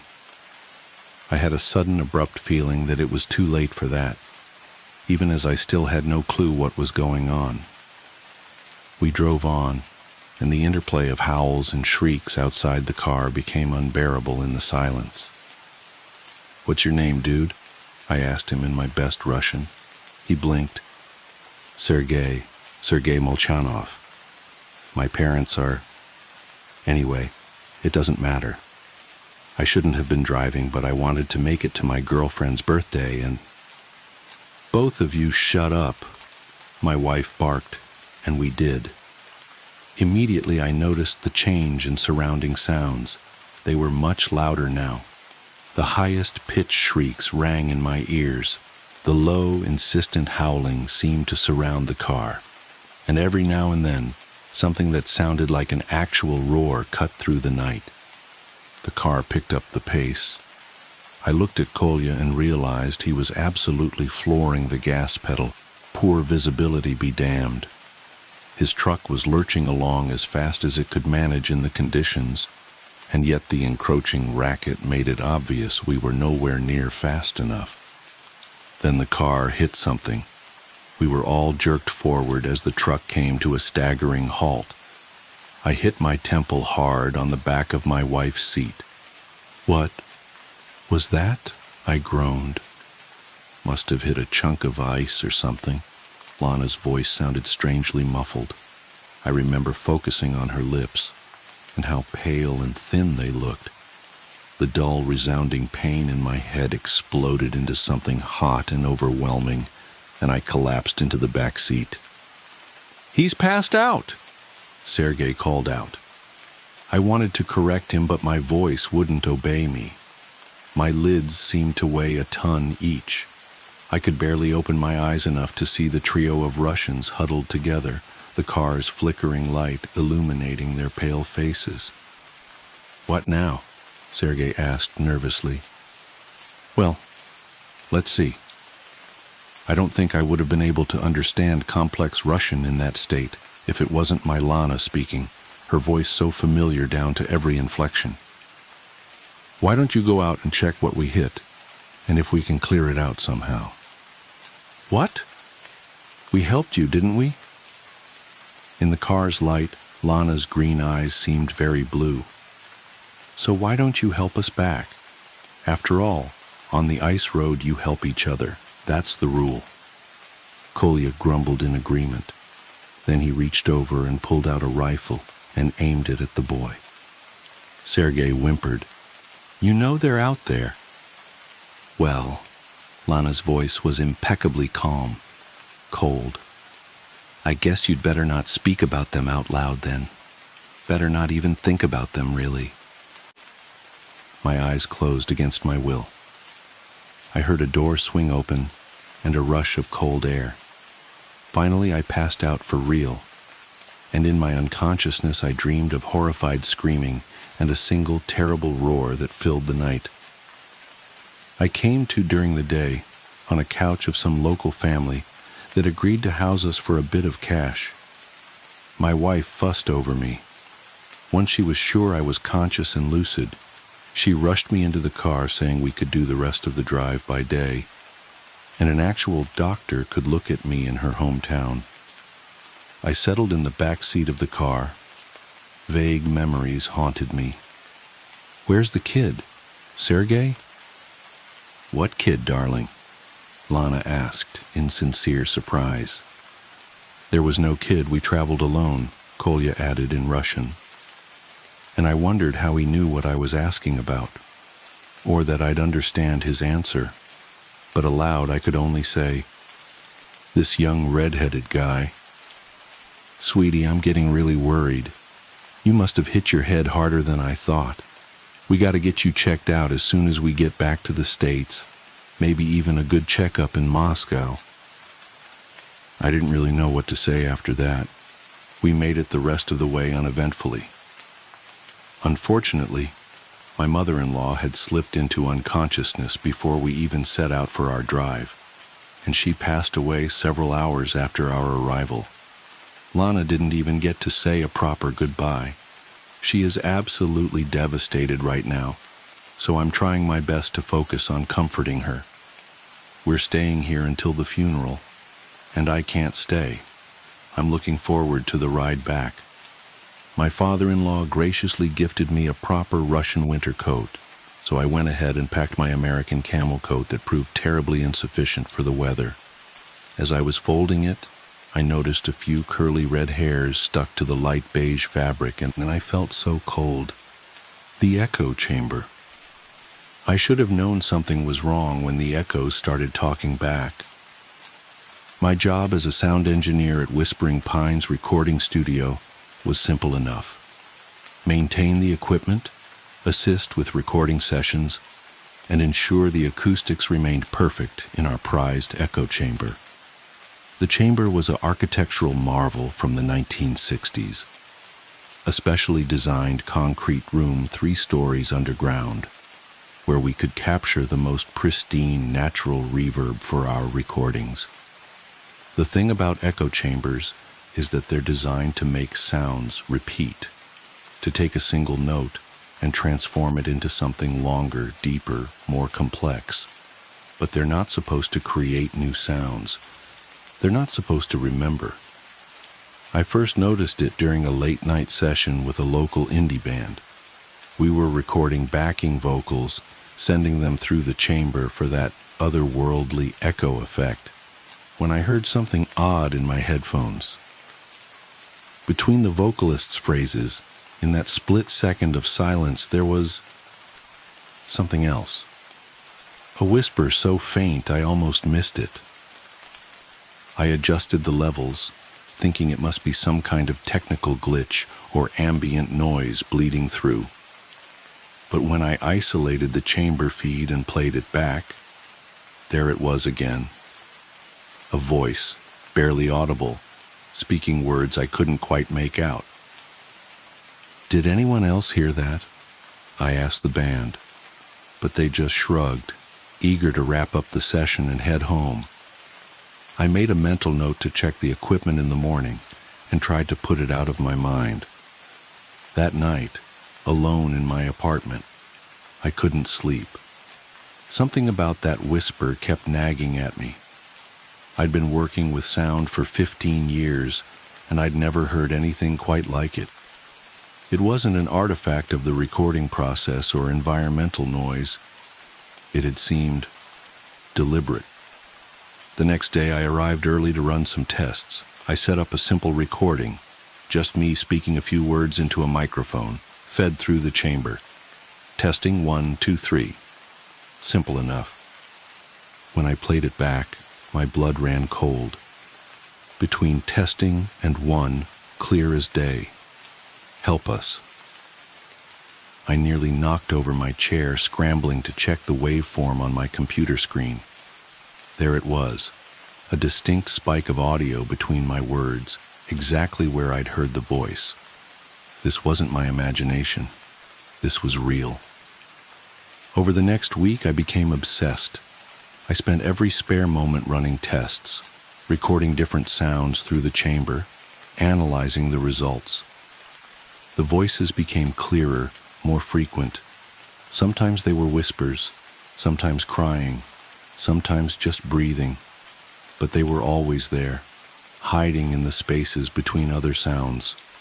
I started researching the history of whispering pines.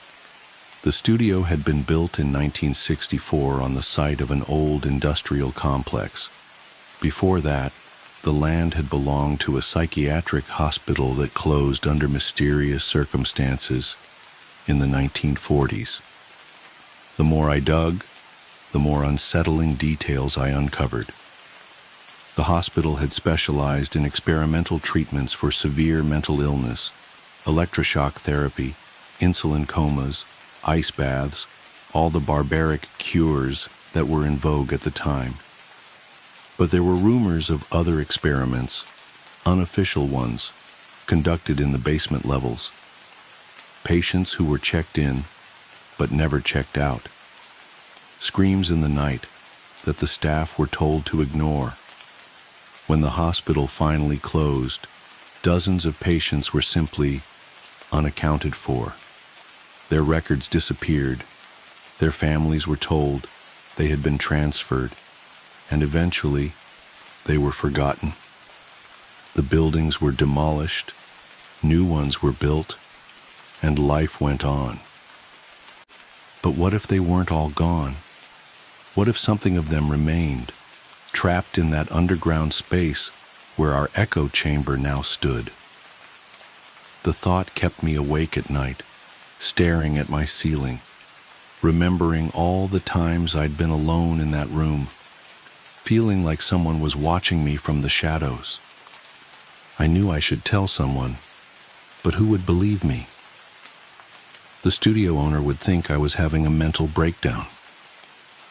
The other engineers would laugh it off.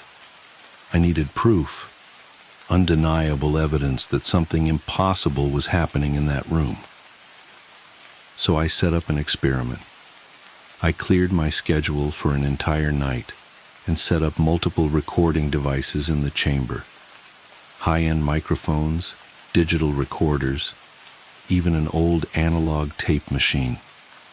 I wanted to capture whatever was happening from every possible angle.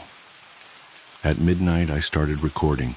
The plan was simple: complete silence for hours, broken only by a single spoken word every 30 minutes. I would give the voices plenty of space to manifest, plenty of quiet in which to speak. The first few hours were uneventful. My periodic words, Mark at 12:30, Mark at 1 cow, Mark at 1:30, echoed normally through the chamber and faded to silence. But as the night wore on, things began to change. It started subtly. The silence between my marks began to feel different, heavier somehow. The air in the chamber grew thick and cold despite the climate control system. And then, at exactly 3:17 a.m., everything changed. My mark at 3 hours was still echoing faintly when I heard it, a sound like dozens of whispers overlapping, growing louder and clearer with each repetition. I could make out words now, fragments of phrases. Still here. They left us. In the walls. Help us. The voices were coming from everywhere and nowhere, bouncing off the walls in impossible patterns. The temperature dropped so rapidly I could see my breath. My recording equipment began to malfunction, meters spiking into the red despite the fact that the room should have been silent. And then I saw them. In the dim red light of the recording equipment, shadows began to peel themselves from the walls. Human shapes, distorted and wrong, flowing like smoke, but moving with purpose. They filled the room, surrounding me, their whispers growing to a deafening roar. I couldn't move, couldn't scream, could only watch as they pressed closer, their features becoming clearer, hollow eyes, gaping mouths, faces twisted in eternal anguish. These were the forgotten ones, the lost patients, trapped between worlds in this acoustically perfect prison. One of them reached for me with hands that were more suggestion than substance. I felt an icy touch on my skin, and suddenly my mind was flooded with images. Sterile halls, restraints, pain, screaming, darkness, endless darkness. I don't remember running, don't remember climbing the stairs or driving home. I came to my senses sitting in my shower, fully clothed, hot water beating down on me as I shook uncontrollably. The next day, I called in sick. I couldn't face that room again, not after what I'd seen. But I knew I had to review the recordings. Had to know if I'd captured any evidence of what happened, or if I was simply losing my mind. Most of the equipment had malfunctioned. The digital recorders showed corrupted files. The cameras had shut down. The meters were fried. But the old analog tape machine, built like a tank in the 1970s, had kept running through everything. With trembling hands, I began to digitize the tape. For the first few hours, everything was normal, just my periodic mark and the expected echoes. But at 3:17 a.m., something changed. The tape captured hundreds of voices, layered and distorted, speaking in unison.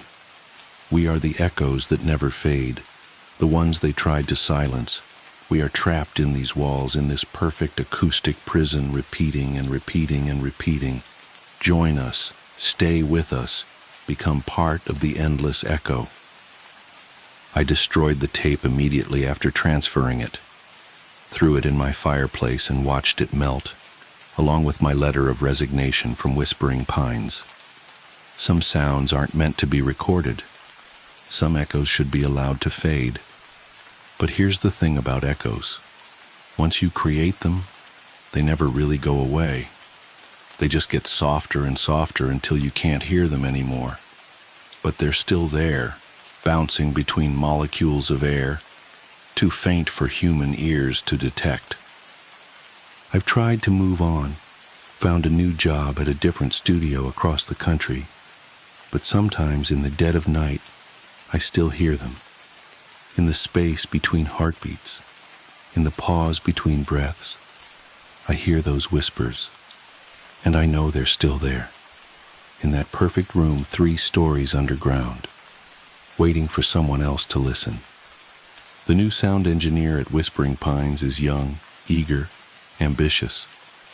Last week she called me asking about some odd sounds she'd been hearing in the echo chamber. Some weird artifacts showing up in her recordings around 3:17 a.m. I told her it was probably just equipment interference, told her not to worry about it, told her everything was fine. But I know what's happening. The echoes are starting again. The cycle continues, and somewhere in that acoustically perfect room, the forgotten ones are still whispering, still waiting, still hoping that someone will finally hear their story and set them free. I should have known something was wrong when the echoes started talking back, but by then, it was already too late. It's always too late. Because here's the real horror of it all. I'm not sure I ever really left that room. Sometimes, when I look in the mirror, I see something different in my reflection. Something hollow. Something that echoes. And I wonder if maybe, just maybe, I became part of their endless repetition. Another voice in the chorus of the forgotten, echoing forever in that perfect acoustic prison. So if you ever find yourself in a recording studio late at night, and you hear something strange in the spaces between sounds, don't listen too carefully. Don't try to make out the words, because once you start listening to the echoes, they start listening back. And they never ever stop. The story you've just listened was found as a digital file on a corrupted hard drive recovered from Whispering Pines recording studio after it mysteriously burned down last month. The fire started in the echo chamber, 3 stories underground, at exactly 3:17 a.m. Investigators found no traces of the chamber's concrete walls in the rubble. In fact, according to the original building plans, that section of the building never had a basement at all. The author of this account remains missing. The only clue to their whereabouts was a single audio file attached to the document. 7 seconds of absolute silence, followed by what experts describe as hundreds of overlapping voices, whispering a single phrase, another perfect echo. If you've read this far, you might want to check the time. Is it getting close to 3:17 a.m.? Do you hear something in the silence? A whisper? An echo? Listen carefully. We're waiting for you. We're all waiting for you. The morning ritual. I should start by saying that I never believed in the supernatural. Growing up in a family of scientists, my father a physicist and my mother a neurologist, I was taught to seek rational explanations for everything. That's probably why it took me so long to accept what was happening to David. By the time I finally understood, it was almost too late. My husband David and I met at a coffee shop 8 years ago. He was the kind of person who found comfort in order and routine, while I embraced chaos and spontaneity. Maybe that's what drew us together, the classic opposites attract scenario. He balanced my impulsiveness with his stability, and I helped him loosen up, at least a little. From the day we moved in together, David maintained the same morning routine with almost military precision. Every morning, without fail, he would wake up at 5 a.m., make coffee, read the news on his tablet, and leave for work by 6:30. I used to tease him about it, calling him my clockwork man. If I had known how prophetic that nickname would become, I might have paid more attention to the warning signs. The first incident happened 3 months ago. I had an important presentation at work that morning, so I set my alarm for 5 a.m., thinking I'd join David for his morning coffee and get an early start on preparation. When I walked into our kitchen, something felt wrong. The air was different somehow, heavier, like the atmosphere before a storm. David was standing in front of our coffee maker, completely motionless. Not the normal kind of still where you can see subtle movements, breathing, shifting weight, tiny muscle adjustments. This was different. He was frozen, like a photograph, staring at the wall with an intensity that made my skin crawl. "David!" I called out, my voice sounding too loud in the pre-dawn silence. He didn't respond, didn't blink, didn't breathe. "David, honey?" I tried again, moving closer. The kitchen tiles were ice cold against my bare feet, each step echoing unnaturally in the quiet room. When I touched his shoulder, he came to life so suddenly that I jumped back. He turned to face me with his usual warm smile, but something was wrong with it. The smile didn't reach his eyes, and his movements were too precise, too calculated, like someone had programmed them into a robot. "Good morning, sweetheart," he said, his voice cheerful but somehow hollow. "Would you like some coffee?" I wanted to ask him about what had just happened, but the words stuck in my throat.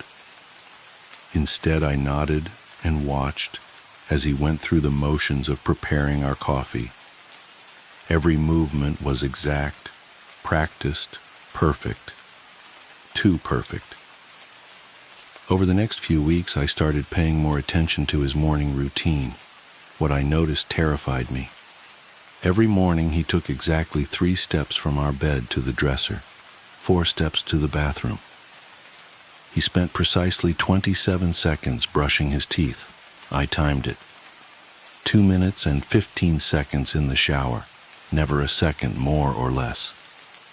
The coffee preparation was even more disturbing. He would open the cabinet, take out the coffee beans, Colombian, always Colombian, and measure exactly 6 tablespoons into the grinder. The grinder ran for exactly 12 seconds. He would pour the water to the exact same level every time. I once measured it, 875 milliliters, never varying by more than a few drops. If anything disrupted his pattern, a misplaced item, an empty container, he would freeze in place until the obstacle was removed. One morning, our cat knocked over his coffee mug just as he was reaching for it. His hand remained suspended in midair, grasping at nothing, while his eyes stared straight ahead. I quickly righted the mug, and he continued as if nothing had happened. I started experimenting, making small changes to see how he would react. I moved his coffee mug to a different cabinet. He opened the usual cabinet, and when the mug wasn't there, his hand just kept opening and closing on empty air. For 7 excruciating minutes, I watched him repeat this motion, like a skipping record. When I finally put the mug back, he continued his routine without missing a beat. The really frightening part was that he seemed completely unaware of these episodes. When I tried to talk to him about them later in the day, he would look at me with genuine confusion. "What do you mean I froze?" he would ask. "I just made coffee like I always do." But things were escalating. I started waking up in the middle of the night to find him practicing his routine in the dark. He would stand in front of our bedroom mirror at 3 a.m., mechanically rehearsing each movement with terrifying precision. His eyes were always open, but they were empty, like looking into the eyes of a doll. I installed a small security camera in our bedroom, hoping to document these nocturnal rehearsals. What I captured was far worse than I expected. In the footage, David would get up at exactly 3 a.m. every night. He would walk to the mirror, 3 steps, always 3 steps, and stand before it. Sometimes he would practice his movements, but other times he would just stand there, staring at his reflection for hours without moving. One night, I heard him talking to his reflection. I lay perfectly still, barely breathing, as his words drifted across the darkness. They'll notice if I make a mistake. A pause. No, I can't fail. The routine must be perfect. Another pause. I know what happens if I fail. His reflection answered in his voice, but the words came from the mirror while his lips remained still. Show me again. From the beginning. The next day I tried to confront him directly. We were having dinner when I brought it up. David, I'm worried about you, I said, trying to keep my voice steady. You've been acting different. He turned to me with that empty smile, tilting his head at precisely 45 degrees. Different? He asked, his fork suspended halfway to his mouth. I'm the same as I've always been. I follow my routine.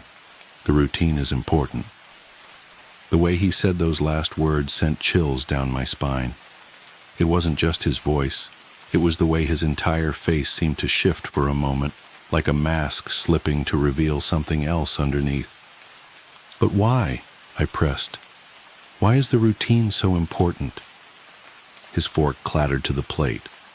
For a moment, his face went completely blank, not even a hint of expression. Then he smiled again, wider this time, too wide. Because it's the only thing keeping me here. What do you mean, here? He leaned forward, his movements jerky and unnatural. On this side of the mirror. I excused myself and went to bed early that night, but I didn't sleep. I lay awake watching as David went through his evening routine, exactly 23 minutes in the bathroom, precisely 2 chapters of his book, lights out at 10 p.m. sharp. At 3 a.m., right on schedule, he got up. But instead of going to the mirror, he stood at the foot of our bed, staring down at me. I kept my eyes nearly closed, trying to control my breathing. After what felt like hours, he spoke. I have to be perfect. They're always watching. His reflection answered from the mirror. Again, from the beginning. Yes, David agreed.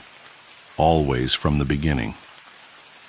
The next morning I told him I needed to visit my sister for a few days.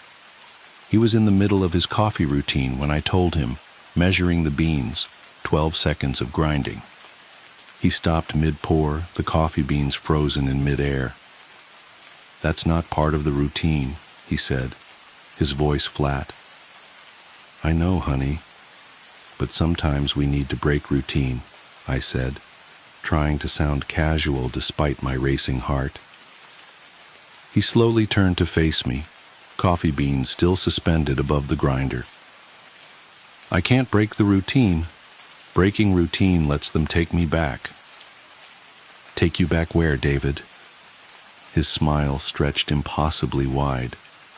To the other side. I packed a bag while he was at work, taking only what I absolutely needed. As I was about to leave, I noticed something strange about our bedroom mirror.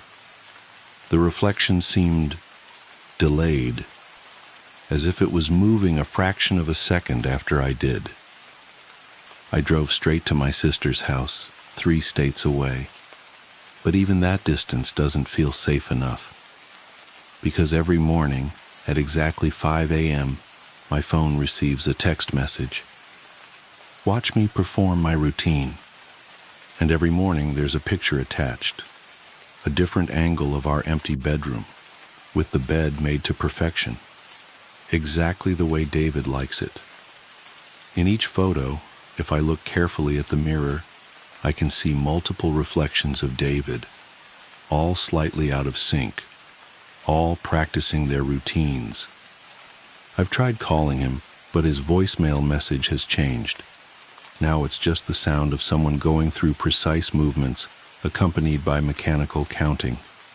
1, 2, 3 steps to the dresser.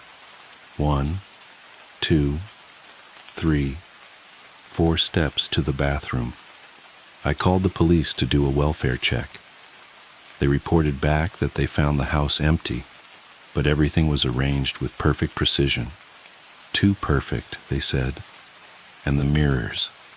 They mentioned that all the mirrors in the house had been covered with sheets. I've been at my sister's for a week now. Last night I received a final text from David's number. I failed the routine. They're taking me back. Don't look in the mirrors. I called the police again. This time when they checked the house, they found all the mirrors shattered, and David was gone. The only trace of him was a single sheet of paper on our bed, covered in the same sentence written thousands of times in perfectly identical handwriting. The routine must be perfect. The routine must be perfect. The routine must be perfect. I don't know what happened to my husband. I don't know what lives on the other side of the mirrors, or what they wanted from him. But sometimes, late at night, I catch glimpses of movement in reflective surfaces. Precise mechanical movements, performed with terrifying perfection. And sometimes just before dawn I hear his voice, distant and hollow, counting out the steps of his eternal routine, echoes of the woods. The path wound through the forest in a series of tight curves, the trees so dense they blocked out most of the remaining daylight. When I finally spotted a clearing up ahead, relief washed over me. But as I approached, my headlights illuminated something that made my stomach drop. An abandoned car. Its hood popped open and its tires flattened. It was a rusted relic, long since claimed by the elements, with vines snaking through the grille and moss covering the windows. I parked a safe distance away and got out to inspect it. The air was cold and damp, and the silence was even more pronounced without the hum of the engine. The car's interior was gutted, the seats ripped open as if by some animal. There were no plates, no identifying marks, just an empty shell of a vehicle, left to rot in the middle of nowhere. A faint trail led away from the car, disappearing into the woods. Against my better judgment, I decided to follow it. My boots crunched against the fallen leaves, each step echoing unnaturally loud. The trail was narrow, flanked by trees that seemed to close in the further I went. The air grew colder and the light dimmer until I could barely see more than a few feet ahead. Then I saw it. A small cabin nestled among the trees. Its windows were dark, and the roof sagged under the weight of years of neglect. Smoke curled lazily from the chimney, the only sign that it was still inhabited. I approached cautiously, the hairs on the back of my neck standing on end. The front door was ajar, creaking softly in the wind. I called out, but my voice sounded small and hollow in the vast emptiness of the woods. There was no response. Steeling myself, I pushed the door open and stepped inside. The cabin was a single room, sparsely furnished with a cot, a wood-burning stove, and a rickety table. The walls were adorned with strange symbols carved directly into the wood, their jagged lines forming shapes that hurt my eyes to look at. A chill ran down my spine as I realized the symbols weren't random. They formed a pattern, one that seemed to spiral inward toward the center of the room.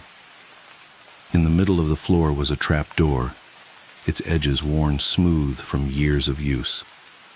Something about it felt wrong, as if the very air around it was heavier, thicker. I wanted to leave, to turn around and never look back, but some morbid curiosity kept me rooted in place. I crouched down and pulled the trap door open. The hinges groaned in protest, revealing a dark, gaping hole. A ladder led down into the blackness, the rungs slick with moisture. The smell wafting up from below was foul, a mix of damp earth and something metallic, like rusted iron. I don't know what possessed me to climb down. Maybe it was the sheer unreality of the situation, the way it felt like a waking nightmare. Or maybe it was the feeling that whatever was down there had to be the key to understanding why I'd ended up here. The descent was slow, each rung colder than the last. The darkness swallowed me whole, the faint light from above fading until I was plunged into complete blackness. I fumbled for my phone, using the flashlight to illuminate the space around me. The walls were earthen, damp and glistening, and the tunnel stretched on endlessly in both directions. I chose a direction at random and started walking. The tunnel was unnervingly narrow, forcing me to hunch over.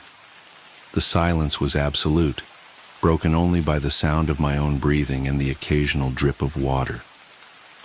Time lost all meaning. It felt like I'd been walking for hours when I finally came to a larger chamber.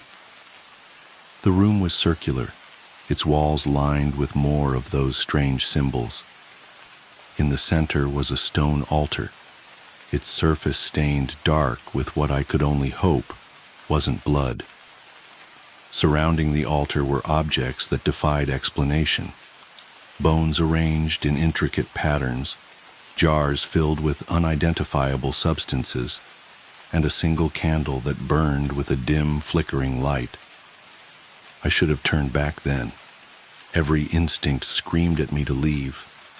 But as I stood there, paralyzed by fear, I noticed something on the far wall. It was a photograph, tacked haphazardly to the dirt. I approached it slowly, the candlelight casting shifting shadows that made the whole scene feel alive. The photograph was old, the edges yellowed and curling. It showed a group of people standing in front of the very cabin I'd entered. Their faces were obscured, either by motion or deliberate smudging. But one figure stood out, a man with piercing eyes that seemed to stare directly at me, even through the faded print. Behind him, barely visible in the shadows, was something else. Something tall and impossibly thin, its limbs unnaturally long and bent at odd angles. My blood ran cold as I realized it wasn't a trick of the light. The thing was real, and it was watching me. I don't remember running back to the ladder, only the blind panic that propelled me forward.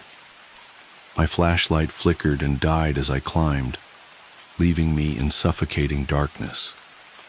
When I finally emerged into the cabin, the air was thick with the smell of smoke and decay. The symbols on the walls seemed to pulse, their lines shifting and writhing like living things. I bolted out the door and into the woods, my heart pounding so hard it felt like it would burst. The path was gone, replaced by an endless expanse of trees that all looked the same. I ran blindly, branches tearing at my clothes and skin, until I stumbled into another clearing. In the center was a circle of stones, each one etched with those same sinister symbols. Inside the circle lay a pile of bones, bleached white and arranged in a way that seemed deliberate. My breath caught in my throat as I realized the bones weren't animal, they were human. I don't know how long I stood there, frozen in terror, but eventually I heard it. A low, guttural sound that sent shivers down my spine. It wasn't an animal, and it wasn't human. It was something else, something that shouldn't exist. I turned and ran, the sound growing louder, closer. The trees blurred together as I sprinted, my lungs burning and my legs threatening to give out. When I finally broke through the tree line and onto a paved road, I collapsed, gasping for air. A passing car stopped, and the driver helped me to my feet. I tried to explain what had happened, but the words wouldn't come. They took me to the nearest town, where I told my story to the local authorities. They searched the woods but found nothing.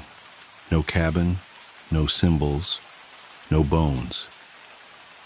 I've since tried to put the experience behind me, to convince myself it was just a hallucination brought on by stress and exhaustion. But every now and then, I see those piercing eyes in my dreams, and I wake up with the sound of that guttural growl echoing in my ears. The woods haven't called me back, and I pray they never do. I've been trying to leave my bathroom for the past 30 minutes. I can't leave my bathroom.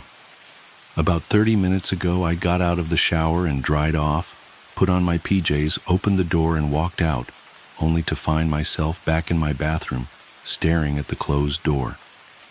I stopped and tried to rationalize what had just happened to me. I convinced myself that I had simply imagined that I had opened the door and stepped out, so I tried again. I pushed the door handle down, opened it, stepped out, and yet again found myself in my bathroom, standing in front of a closed door.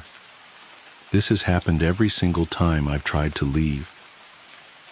I keep my phone in the bathroom with me when I'm showering. I live alone, so I keep it with me just in case, for safety. The first thing I did was call my parents. My dad didn't pick up, but my mom did. I tried to explain the situation to her, but she couldn't seem to understand how I was trapped in my bathroom if the door could open. She seemed convinced that I must mean that my bathroom door's lock was broken and I was trapped inside. Regardless, she said that she would be over ASAP. She only lives a 15-minute drive away, so she should be here any moment. I'm sat leaning against my bathtub, looking out the open bathroom door into my landing. I opened it this time, but didn't try to step out. Everything looks normal. My bedroom door is closed just as I left it. The airing cupboard door closed as well. The stairs leading down to the hallway and the front door, all normal. The door's shut. I don't have any recollection of how it shut, when it shut. Only that it must have happened in the last few seconds after I wrote that last paragraph. I've just reread and reread that paragraph. It's proof that I'm not going crazy and imagining this. My mom just texted me to ask if I'm in the house. I said yes, of course I am. I'm trapped in the bathroom. That's the whole reason that I called you here. This is what she has sent. Mom, why aren't you saying anything? Me, what do you mean? Mom, are you even in there? Me, yes, I'm in here. Are you here? Mom, I'm outside the bathroom door. I've been calling your name. I don't understand. I can't hear anything through the door. I'm going to open it. I can see my landing, my stairs, my front door, but no Mom. I tried to walk out, but it was fruitless. Back staring at the closed bathroom door. My mom tried the handle of the door from her side, but it won't open. She brought tools to unscrew the lock. She says she's doing it now, but I can't hear anything, and I can't see the handle moving. Okay. Mom texts me to say the lock is taken out, but the door still won't open on her side. She looked through the circular hole in the door where the lock was, but just saw my bathroom. Empty. There's no hole on my side of the door. The handle and lock are intact. I have no idea what's happening, or how I can get out. After much convincing my mom that I am in fact in here, she said she is calling someone to possibly knock the door down. I'm worried that once they do that, they will find an empty bathroom, and yet I will still be here, trapped in my bathroom. There's no plug sockets in here, never mind my phone charger. My phone will die at some point. I'm already on 24%. When it runs out, I might lose my only point of contact with the rest of the world. I don't know what to do. Mom's left now to get help. I'm sat wondering what I can do. I tried to break the door down myself. I knew it wouldn't work, but I had to try. I remember reading once on Reddit that you shouldn't use your shoulder, you should try to kick the door by the lock, because it's the weak point. It didn't work. I'm not sure any part of this door has a weak point now. The window is small, and I'm not sure if I'd actually be able to fit out of it. Scratch that. The window won't open either. There are locks on the windows in my house. You can lock them with a little key, but I never received any when I moved in, so I've never been able to lock them. It's locked now, though. It's got one of those white plastic cheap blinds covering it. I ended up ripping it down. It's pulled some plaster down with it, but now I can get at the window better. It's straight above the toilet, so I am kneeling on top of the toilet lid, yanking at the window handle. It won't. Wait, it opened. I didn't notice how dark it was outside. It shouldn't be dark. It's midday. I looked around, desperately trying to see anyone. No one's around. Everything looks kind of muted. I can't describe it. Nor can I describe the deep-seated feeling of dread and wrongness as I look out into my neighborhood. My instincts are telling me not to, but I stick my head out to look down to where I could possibly drop to. My window's closed. I never felt myself move, but my window's closed. Even the fucking plastic blind is back in place. I'm sat on the floor now, as far away from the window and door as I can get. I feel sick. Mom came back along with her work friend. He helped her unscrew the hinges and remove the door. I'm not in there. They can't see me. My mom sent a photo of her inside the bathroom, with no me. She thinks this has all been a joke, and is refusing to reply to my texts or answer my calls. I'm on 14% battery. I don't know if I will ever get to leave. This might be my only chance to say goodbye to my mom, but she won't answer her phone. Edit. I've ripped down the shower curtain, and yet I'm staring at it right now, hung up, hanging over the side of my bath. I looked out the window again. I think I heard a rumbling, low, quiet rumbling. I haven't opened the window since. My phone's on 1%. If I get out, I will update this post. If no edit comes, assume I'm still here. The mirror call. There are things in this world that defy explanation. As a sheriff's deputy in rural Montana, I've seen my fair share of strange occurrences. Unexplained lights in the mountains, livestock mutilations that made even veteran ranchers queasy, and the occasional missing person case that just didn't add up. But nothing, absolutely nothing, prepared me for what happened during my graveyard shift last October. It was just past 2 a.m. when the call came in. The night was unusually still, with a heavy blanket of fog hugging the ground and temperatures hovering just above freezing. I'd been parked on the side of Old Mill Road, catching up on paperwork and drinking coffee that had long since gone cold, when dispatch crackled to life. Unit 47, we've got a 1091V at 1879 Stillwater Lane. Elderly female resident reporting a possible intruder. I keyed my radio. Copy that. En route.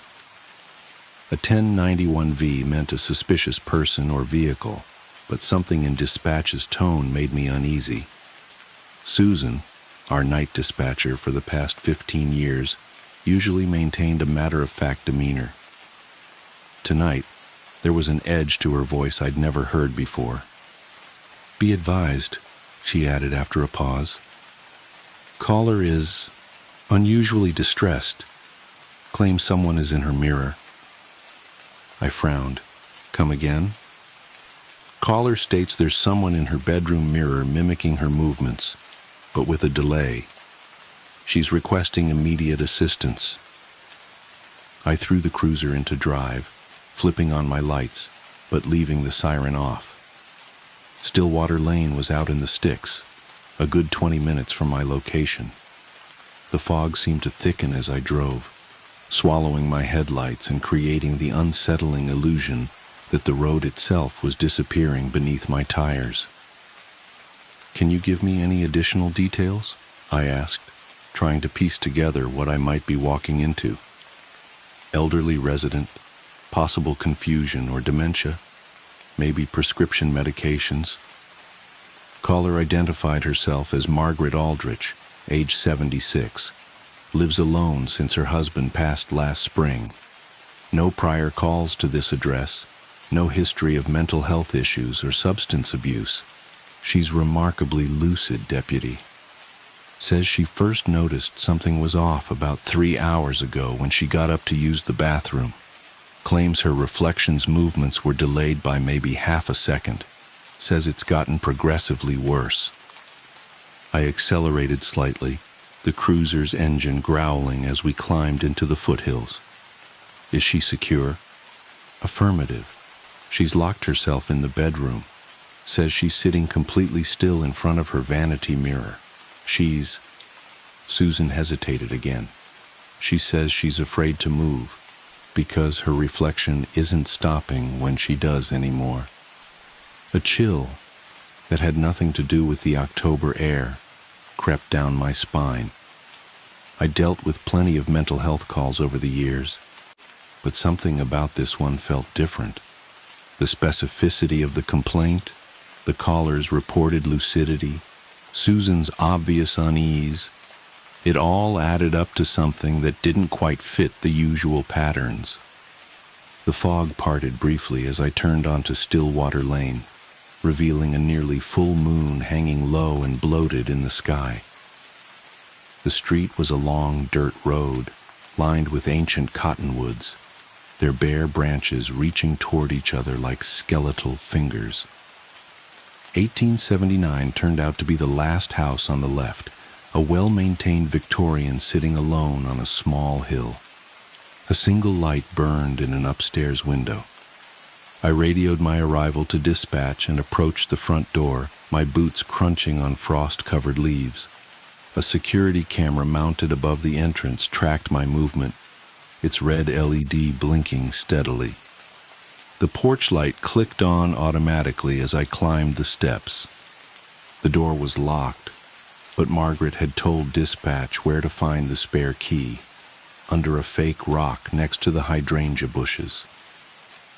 Inside, the house was silent, except for the soft tick of an antique grandfather clock in the foyer.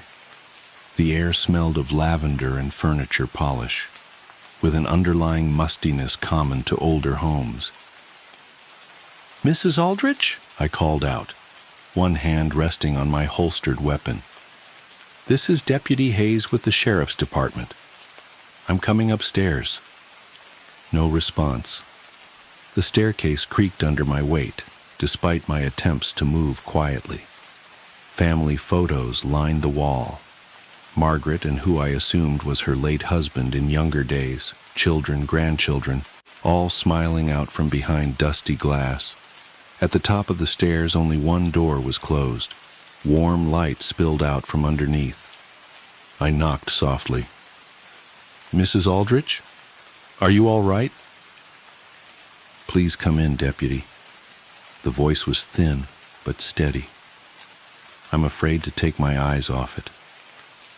I turned the handle slowly, announcing my movements. "I'm opening the door now, ma'am." The bedroom was large but cluttered, dominated by a massive four-poster bed with heavy burgundy curtains. Margaret Aldrich sat ramrod straight on a small stool in front of an ornate vanity mirror, her silver hair pulled back in a neat bun, wearing a pale blue nightgown. She didn't turn to look at me. "Thank God you're here," she whispered. "Watch carefully. Don't make any sudden movements." I approached cautiously, scanning the room for any signs of an intruder. Nothing seemed out of place. The windows were locked, the curtains drawn. As I drew closer to Margaret, I could see her reflection in the mirror, an exact duplicate, down to the slight tremor in her clasped hands. "Ma'am, can you tell me what's been happening?" "It started small," she said, her eyes never leaving the mirror. "So small I thought I was imagining it. Just the tiniest lag when I would move, like watching a video feed with poor reception. But it got worse. The delay kept growing. And now," she swallowed hard, "now it's not stopping when I do." I studied the mirror carefully. It looked antique, with an elaborate silver frame covered in twisting vines and what appeared to be faces worked into the metalwork. Margaret's reflection stared back, perfectly mimicking her position. "I don't see any," I started to say, but Margaret cut me off. "Wait, watch. I'm going to raise my right hand very slowly. Keep your eyes on the mirror." She lifted her hand with agonizing slowness. Her reflection did the same. Then Margaret stopped. Her reflection didn't. The hand in the mirror continued rising for exactly 3 seconds after Margaret had gone still. I felt the hair on the back of my neck stand up. I blinked hard, convinced I was seeing things. But when I opened my eyes, the reality was even worse. Margaret's reflection was smiling. She wasn't. "Jesus Christ," I breathed, instinctively reaching for my weapon. "Don't!" Margaret's voice was sharp with fear. "Any sudden movements make it worse. The more agitated you become, the more it deviates." I forced myself to remain calm, though my heart was hammering against my ribs. "How long has it been acting independently?" "About an hour. At first it was just the delay. Then it started making tiny changes. A finger twitch here, a slight head tilt there, things I couldn't be completely sure about. But now," she drew in a shaky breath, "now it's definitely doing things I'm not. And its face is wrong." I could see what she meant. While Margaret's expression was one of barely contained terror, her reflection's smile had grown wider. Too wide. The eyes in the mirror had a gleam that didn't match the flat overhead lighting of the bedroom. "Mrs. Aldrich, I'm going to call for backup, and then we're going to get you out of here." I reached for my radio, keeping my eyes locked on the mirror. The reflection's head tilted slightly, though Margaret hadn't moved a muscle. Its smile widened further, revealing too many teeth. "Dispatch, this is Unit 47. I'm going to need additional units at 1879 Stillwater Lane, and maybe contact Father Morrison at St. Augustine's." "Copy that," Susan replied. "What exactly are we dealing with, Deputy?" I watched in horror as the reflection's eyes began to bleed, dark liquid welling up and spilling down its cheeks, while it maintained that impossible grin. I'm not entirely sure. Just tell them to hurry." "They're saying something," Margaret whispered. "Can you hear it?" I strained my ears. At first there was nothing but the eternal ticking of the grandfather clock downstairs. Then I heard it. A sound like radio static, but forming patterns. Words, almost, but in no language I recognized. The reflection's mouth was moving now, completely independent of Margaret. Its teeth looked sharper than they had a moment ago. The bleeding eyes never blinked. "Mrs. Aldrich, we need to leave. Now. Whatever this is, we can deal with it better if you're safe." She shook her head slightly. "I tried that earlier. It didn't like that." "What happened?" "I made it to the doorway, but when I looked back it was climbing out of the frame." My blood ran cold. "What do you mean, climbing out?" "Just what I said. It pulled itself up to the edge of the mirror, like there was water behind the glass, and started pushing through. That's when I sat back down, and it settled. The static voice was getting louder. The reflection's movements were becoming more pronounced, its head rotating at an angle that would have snapped a human neck. The blood from its eyes had reached its chin, dripping onto the nightgown that was now a deep crimson in the mirror, though Margaret's real nightgown remained pale blue. Unit 47, backup is en route. ETA 15 minutes. Father Morrison has been contacted. 15 minutes. We had to last 15 minutes with this thing.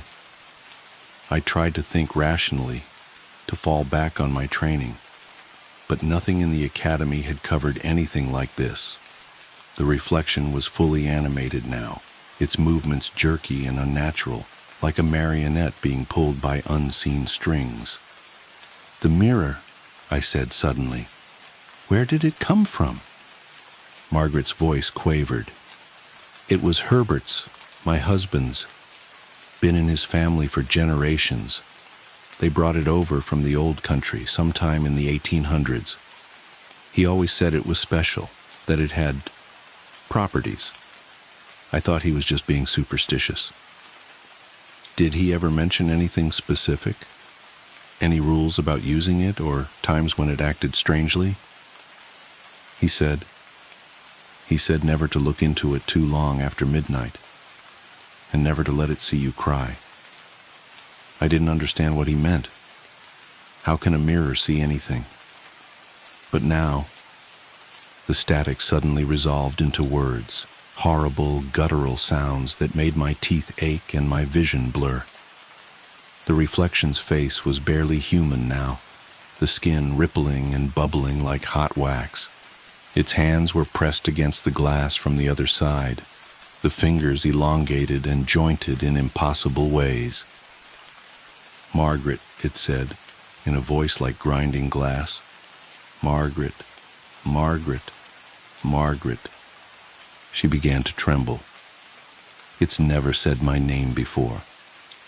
The hands were pushing harder now, and I swear I could see the glass beginning to bulge outward.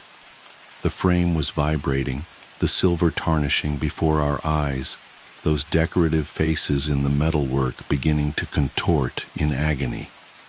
"Backup's still 10 minutes out," I said, trying to keep my voice steady. "Mrs. Aldrich, I need you to listen to me very carefully. When I give the word, I want you to close your eyes and run for the door.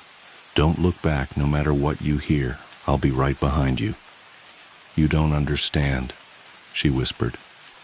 "It's not just in this mirror anymore. Look." I followed her gaze to the windows. In the darkness beyond the glass, I could see our reflections. Both of them were standing, though we remained seated. Both of them were smiling that terrible smile. "Every reflective surface," Margaret continued. "It's spreading, like an infection." She was right. I could see distorted versions of us in the brass doorknob, the silver picture frames on the wall, even the face of my wristwatch. None of the reflections matched our positions anymore. All of them were moving, twitching, reaching. The static voice was coming from everywhere now, a deafening chorus of inhuman sounds. The temperature in the room had dropped so low I could see our breath, but the air felt thick and heavy, like trying to breathe underwater. "Margaret," the thing in the vanity mirror said again, its voice clearer now. "We've missed you. Herbert sends his regards." At the mention of her late husband's name, Margaret let out a small sob. Immediately, every reflection snapped its head toward her, their smiles growing impossibly wider. "You're crying," they said in unison. "He told you never to let us see you cry." The glass of the vanity mirror began to crack, spiderweb patterns spreading from where the thing's hands pressed against it. Dark liquid began to seep through the fissures, but it wasn't reflecting anything in the room. It was coming from whatever was on the other side. Unit 47, update your status, Susan's voice crackled from my radio. Before I could respond, every reflection spoke at once. Unit 47, update your status. The sound was like a physical blow. Margaret screamed, breaking her paralysis at last. She lurched to her feet, and all hell broke loose. The vanity mirror shattered explosively, sending shards of glass flying across the room. But instead of falling, the pieces hung suspended in the air, each one containing a different version of the thing's face, all of them laughing. Dark liquid poured from the empty frame like a waterfall, but it flowed upward, defying gravity, forming shapes that hurt my eyes to look at. "Run!" I shouted, grabbing Margaret's arm and yanking her toward the door. Every reflective surface we passed erupted with movement, hands reaching out, faces pressing against the glass, that horrible laughter echoing from everywhere at once. We made it to the hallway, but the photos on the wall had changed. Every smiling family portrait now showed the same twisted figure, multiplied dozens of times, all of them tracking our movement. The glass of each frame began to crack. Margaret stumbled on the stairs, and I barely caught her before she fell. Behind us, I heard the sound of breaking glass, followed by the wet slapping of something moving across the floor. I didn't look back. We hit the ground floor running. The grandfather clock in the foyer struck midnight, though my watch showed 3:27 a.m. With each chime, another mirror or window would shatter, adding more fragments to the swirling vortex of glass and darkness that was pursuing us. The thing's laughter had become deafening, drowning out everything except the sound of our own panicked breathing. We burst out the front door just as red and blue lights appeared at the end of the driveway. Backup had arrived, but as I looked at the cruiser's windshield, I could see the thing's reflection waiting inside, waving at us with those long, wrong fingers. "Stay in the vehicles," I shouted into my radio. "Don't look at any reflective surfaces." The cavalry had arrived in the form of 3 deputies and Father Morrison, the latter still wearing his pajamas under his coat. They took in our terrified expressions, then looked past us to the house. Every window was now illuminated from within by an otherworldly light that seemed to absorb darkness rather than dispel it. Father Morrison stepped forward, clutching his Bible and rosary. "How long has it been manifesting?" "About 4 hours," Margaret managed to gasp out. "It started in Herbert's mirror, but now it's everywhere. It wants something." "Yes," the priest said grimly. "It always does." He explained quickly that he'd encountered something similar before, though never this powerful. The mirror, it seemed, was a gateway of sorts, not just a reflection of our world, but a window into something else, something that had been watching us through every mirror, every pane of glass, every still pool of water, since the beginning of time. Usually the boundary between our world and theirs was solid, impassable, but certain objects like Herbert's mirror could wear thin spots in that barrier. And if you looked too long into such places, especially during the hours when the boundary was naturally weaker, like midnight, they started looking back. And if they saw you cry, it meant you were vulnerable. A crack in your armor that matched the crack in reality, giving them purchase, a way to begin pushing through. What followed was the longest night of my life. Father Morrison performed an exorcism that shook the foundations of reality itself. Standing on Margaret's front lawn, he began reciting prayers in Latin, his voice growing stronger with each word, despite the otherworldly screams that erupted from every reflective surface around us. The thing didn't go quietly. The windows of our patrol cars shattered simultaneously, raining glass that hung suspended in the air like deadly wind chimes. Each shard contained a different fragment of that terrible face, all of them screaming, laughing, crying blood that flowed upward against gravity. The very air felt wrong, like we were breathing syrup, and colors began to blur and shift in ways that made my head hurt. Margaret collapsed to her knees, covering her ears against the cacophony of voices, some calling her name, some speaking in tongues, others making sounds that human vocal cords couldn't possibly produce. One voice, deeper than the others, sounded disturbingly like her late husband Herbert. "Don't listen," I shouted, though my voice seemed to be swallowed by the chaos around us. "It's trying to trick you." The security camera above the front door exploded in a shower of sparks, its screen cracking to reveal dozens of tiny versions of the entity, all pressing against the glass from inside the digital display. Every phone in our pockets began to vibrate, screens lighting up with missed calls from numbers that were just strings of zeros. Father Morrison's prayers reached a crescendo, his rosary beads clicking together with supernatural speed. The temperature plummeted so rapidly that frost formed on the grass around our feet, spreading outward in patterns that looked unsettlingly like handprints. The fog that had blanketed the area all night began to coalesce into shapes, tall, spindly figures that lurched and twisted at the edges of our vision. Then Margaret screamed, a sound of pure anguish that cut through everything else. I turned to see her staring at her house, where every window now showed the same image.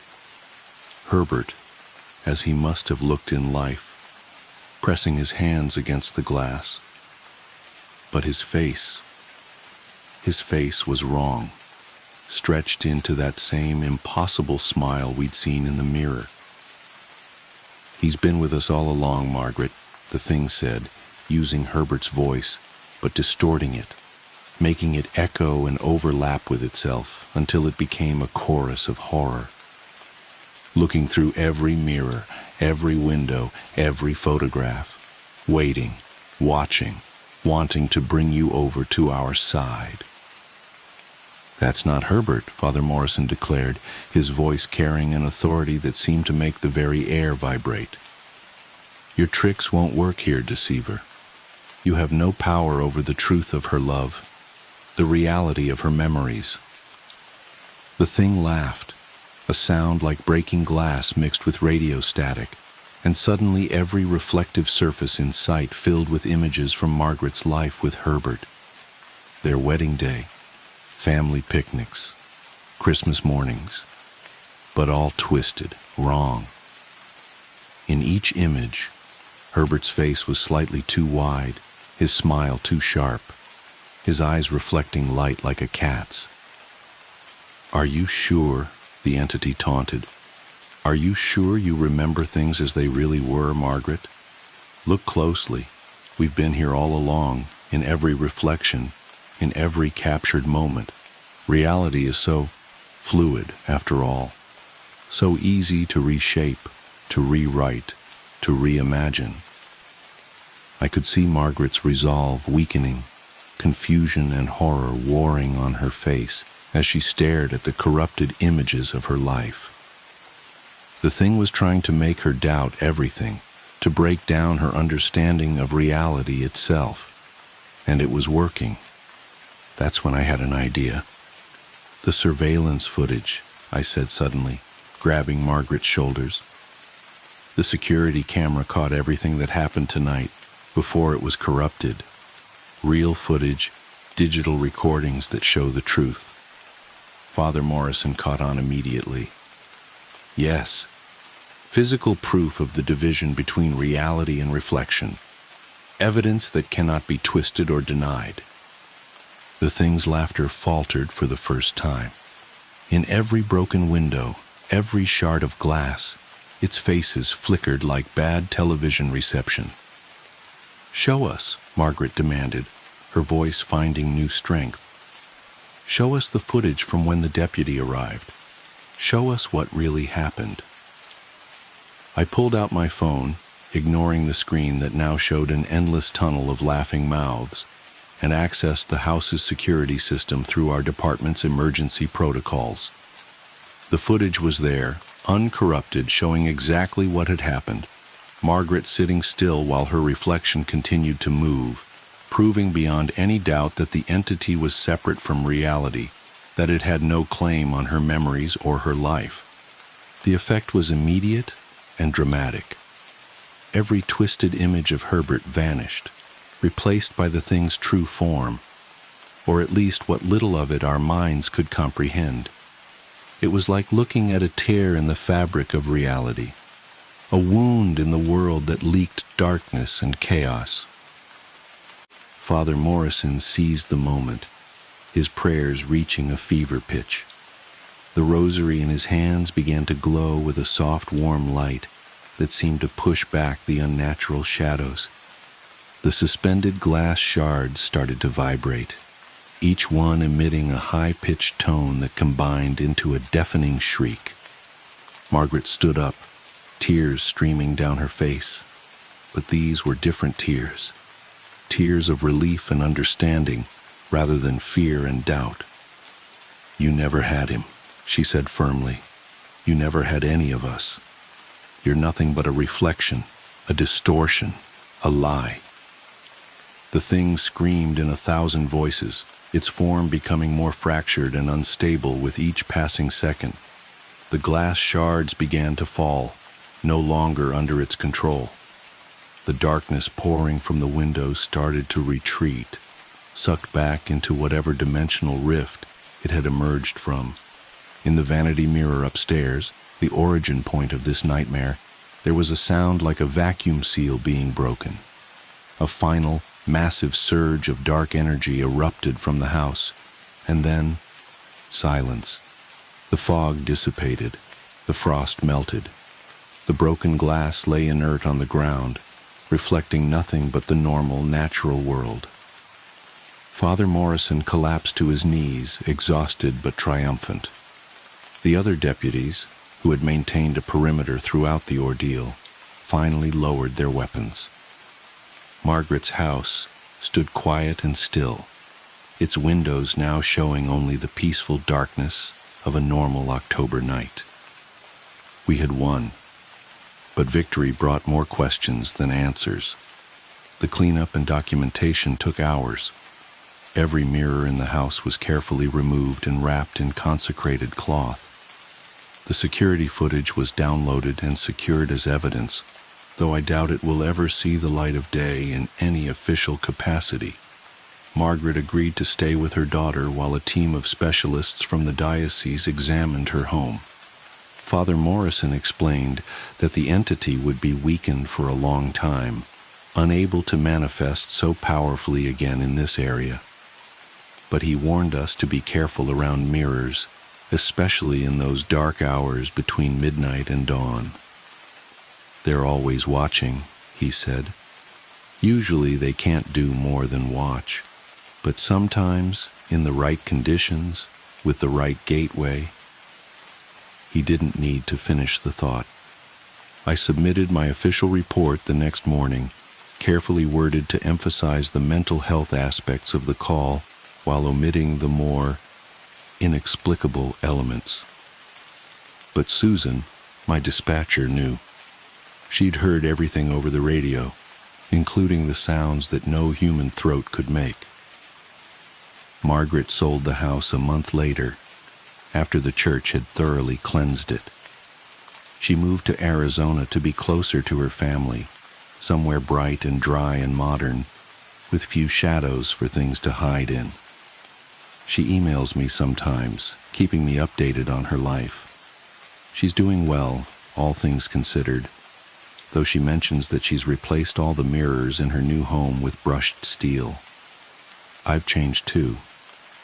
I keep my mirror time to a minimum these days. No more long glances while shaving or fixing my uniform. I've angled my rearview mirrors slightly off-center, just enough to see the traffic behind me, but never catching my own reflection. And I've started taking my coffee breaks somewhere other than Old Mill Road. The fog there seems darker now somehow, more purposeful. But the hardest part is knowing what I know now. That there's something else out there, watching us through every reflection, waiting for a chance to break through. That reality itself is thinner and more fragile than we imagine. That the boundary between our world and whatever lies beyond the mirrors is not as solid as we'd like to believe.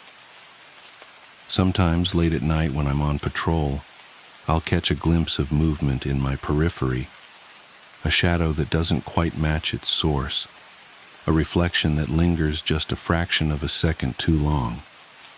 And I wonder if that thing we encountered is still out there, searching for another way in, another mirror to corrupt, another soul to torment. Or worse, I wonder if it ever truly left at all. Because here's the thing about the security footage that still haunts me. The detail I left out of my official report.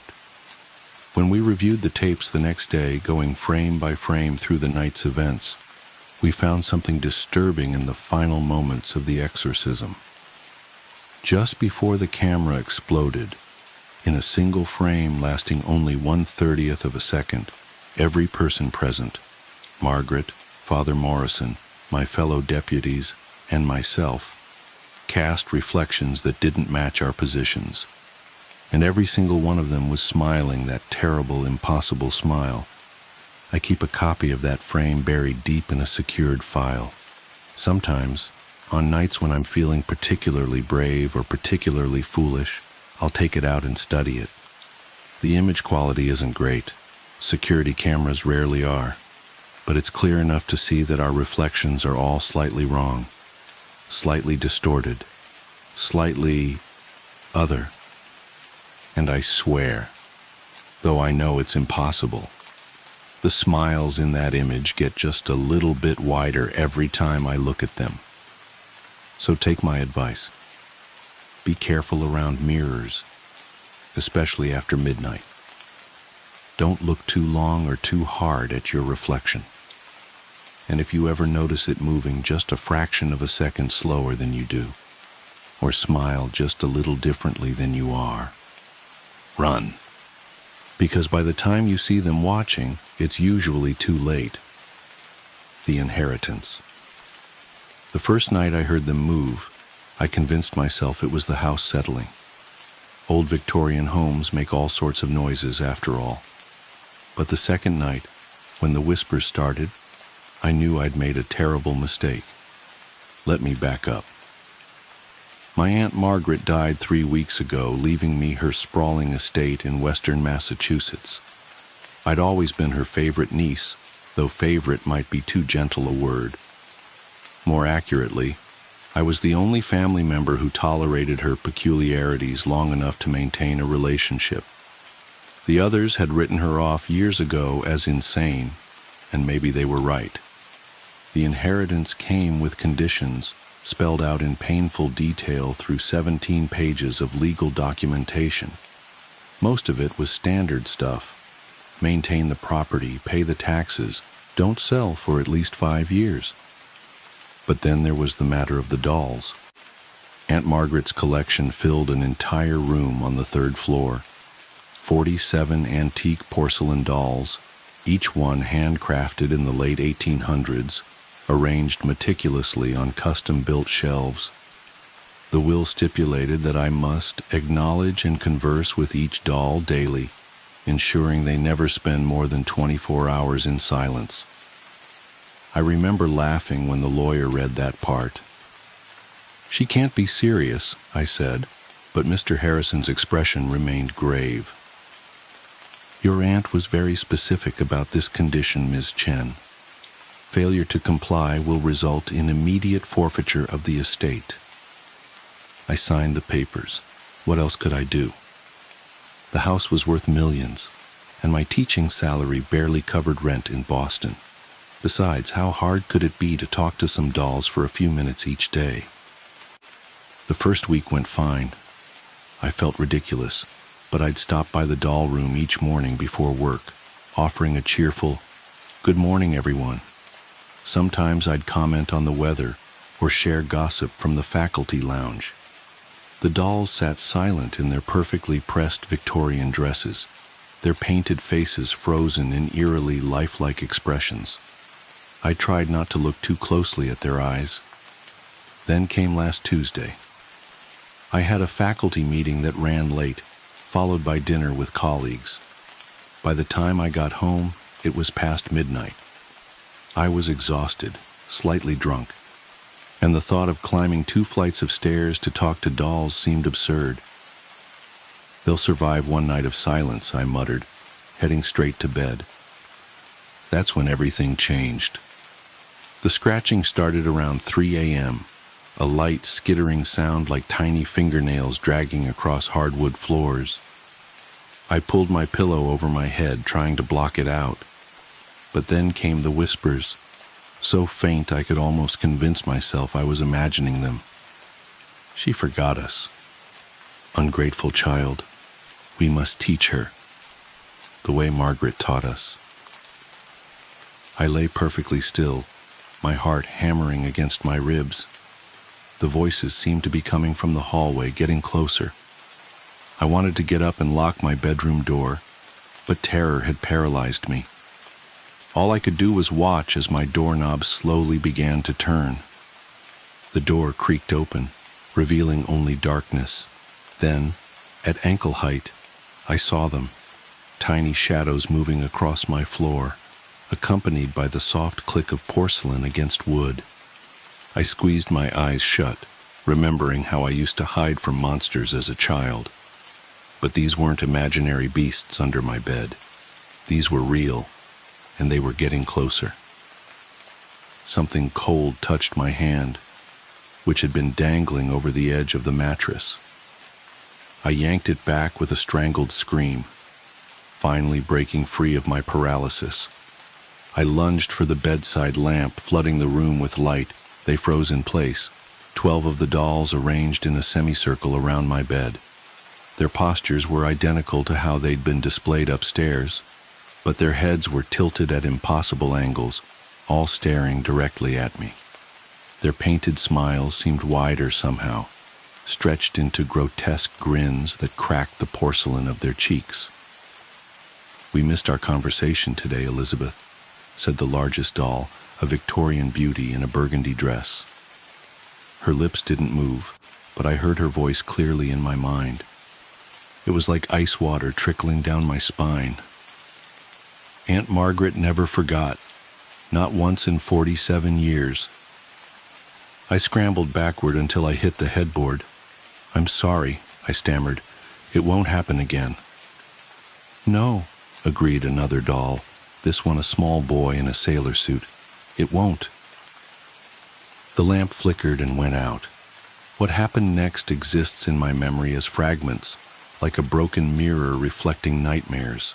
Cold, unyielding hands grabbing my ankles, the smell of ancient fabric and decay, porcelain fingers in my hair, dragging me from the bed, the sound of my own screams echoing through empty halls.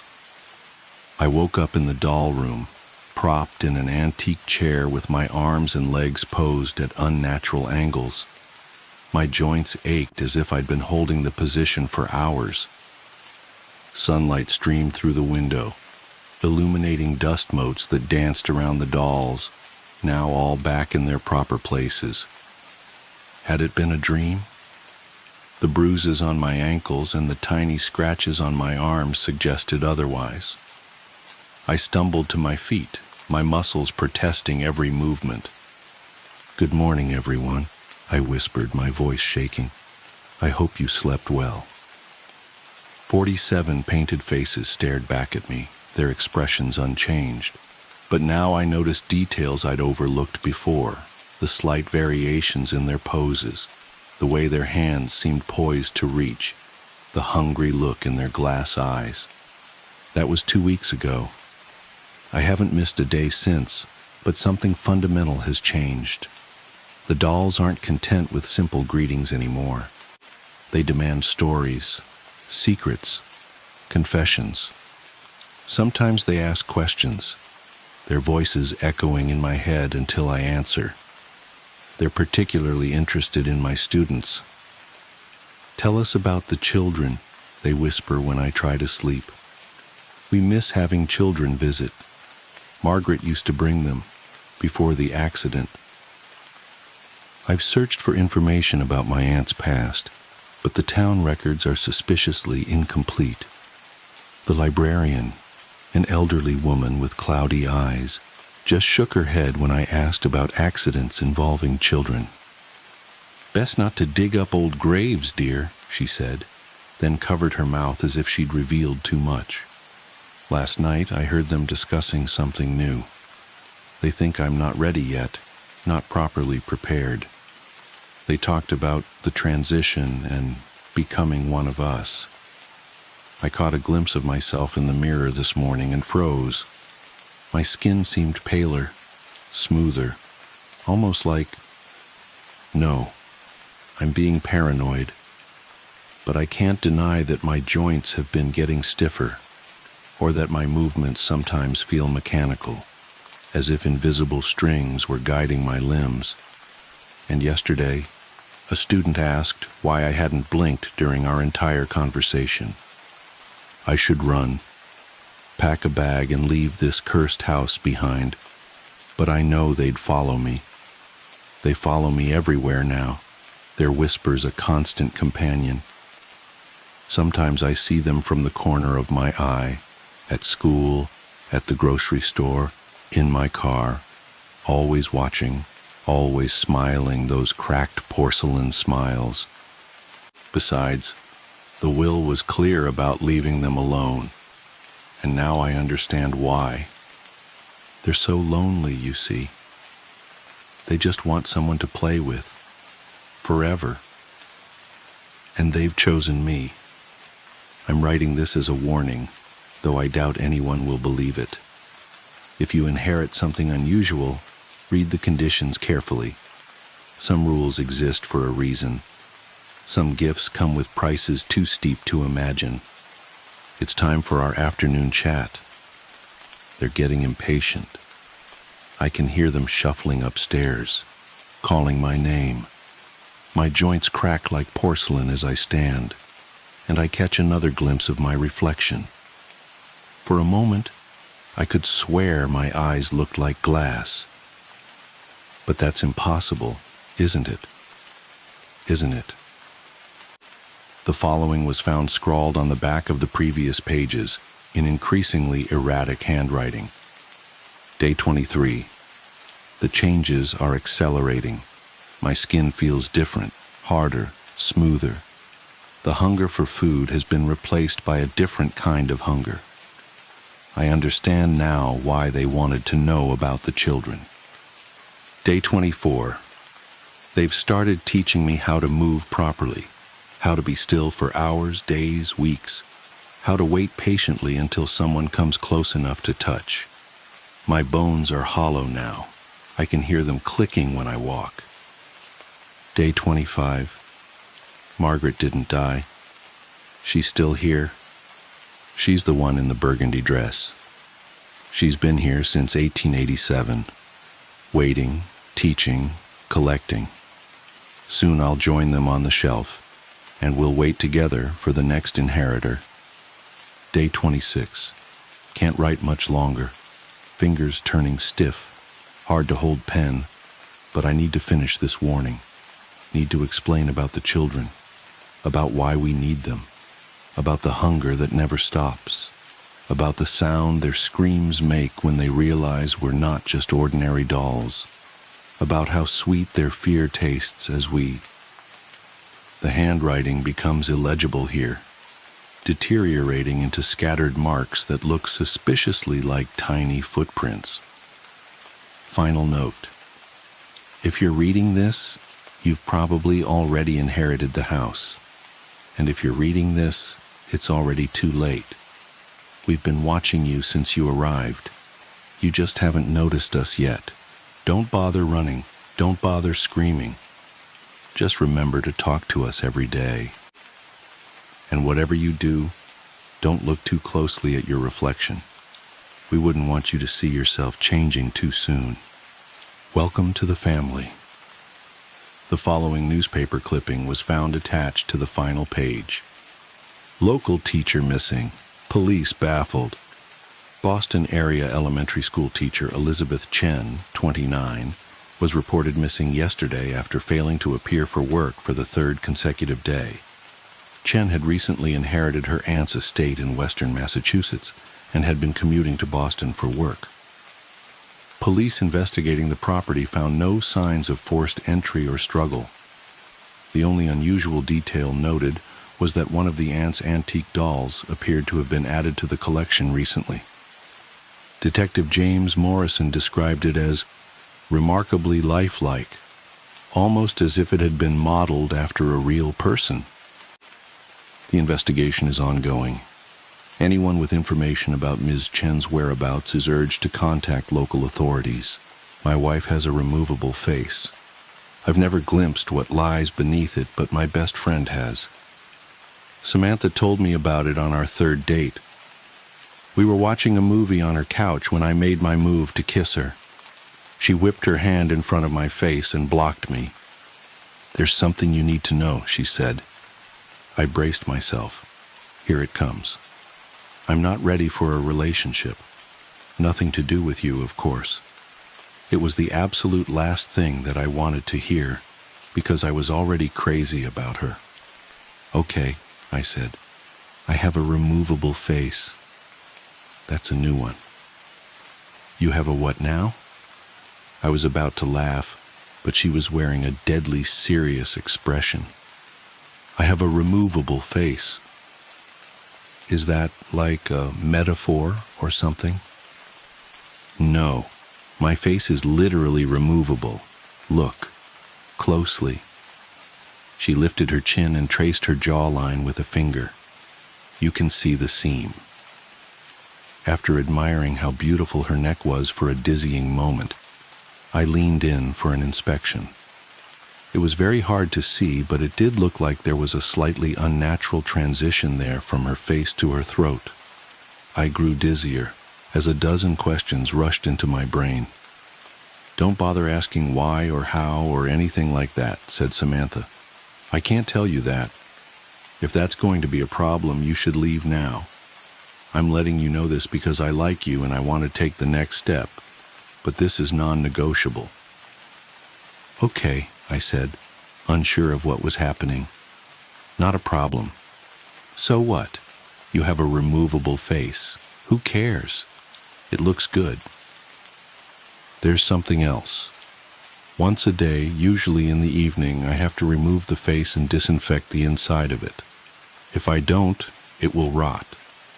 This takes about an hour, give or take, depending on how my day went. During this time, you must never, ever look at my real face. Never. Do you understand?" Yes. Got it. Don't ask about it. Don't look at your real face." Samantha stood up. "Now, I'm going to go into the bathroom and clean my face. That will give you plenty of time to think about what I've told you. If you're here when I'm done, that's great. I would like that. But if you're gone, I'll understand." She turned and walked into her bedroom. I sat in stunned silence as I heard the bathroom door close. I gave the thing some serious thought. It was possible that it was a joke of some kind. It was possible that it was a delusion. Was it possible that it was true? Well, it was certainly possible to transform an actor's face with movie makeup, so I supposed it was possible that Samantha wore a removable face every day. Maybe she had had a horrible accident where her flesh had been mangled. Maybe her face had been melted by acid or burned by fire, or the skin shorn off by heavy machinery. If it had, I would never know, because she would never tell me, and I would never see it. I pictured a face of raw, naked muscle rotting away. Could I kiss her, if that was what I was kissing? But wasn't that what we all were, under the skin? Just muscle and bone and blood and squishy organs. I paced around the living room, running my hand through my hair. I liked Samantha a lot. She was smart and funny and beautiful. But was that beauty real? Did it count? Did it matter if it was real or not? Was I being superficial, even worrying about it? When she came out of the bathroom, I was still there. I looked at her face. She smiled, and I was in love. We dated. We moved in together. We decided to get married. For the most part, it was a completely normal relationship, typical of two young people in love, building a life together. During the day, it was easy to forget about the face altogether. It looked natural enough, and only in certain positions, in certain lights, was there ever any indication that it wasn't natural. But every night was the same.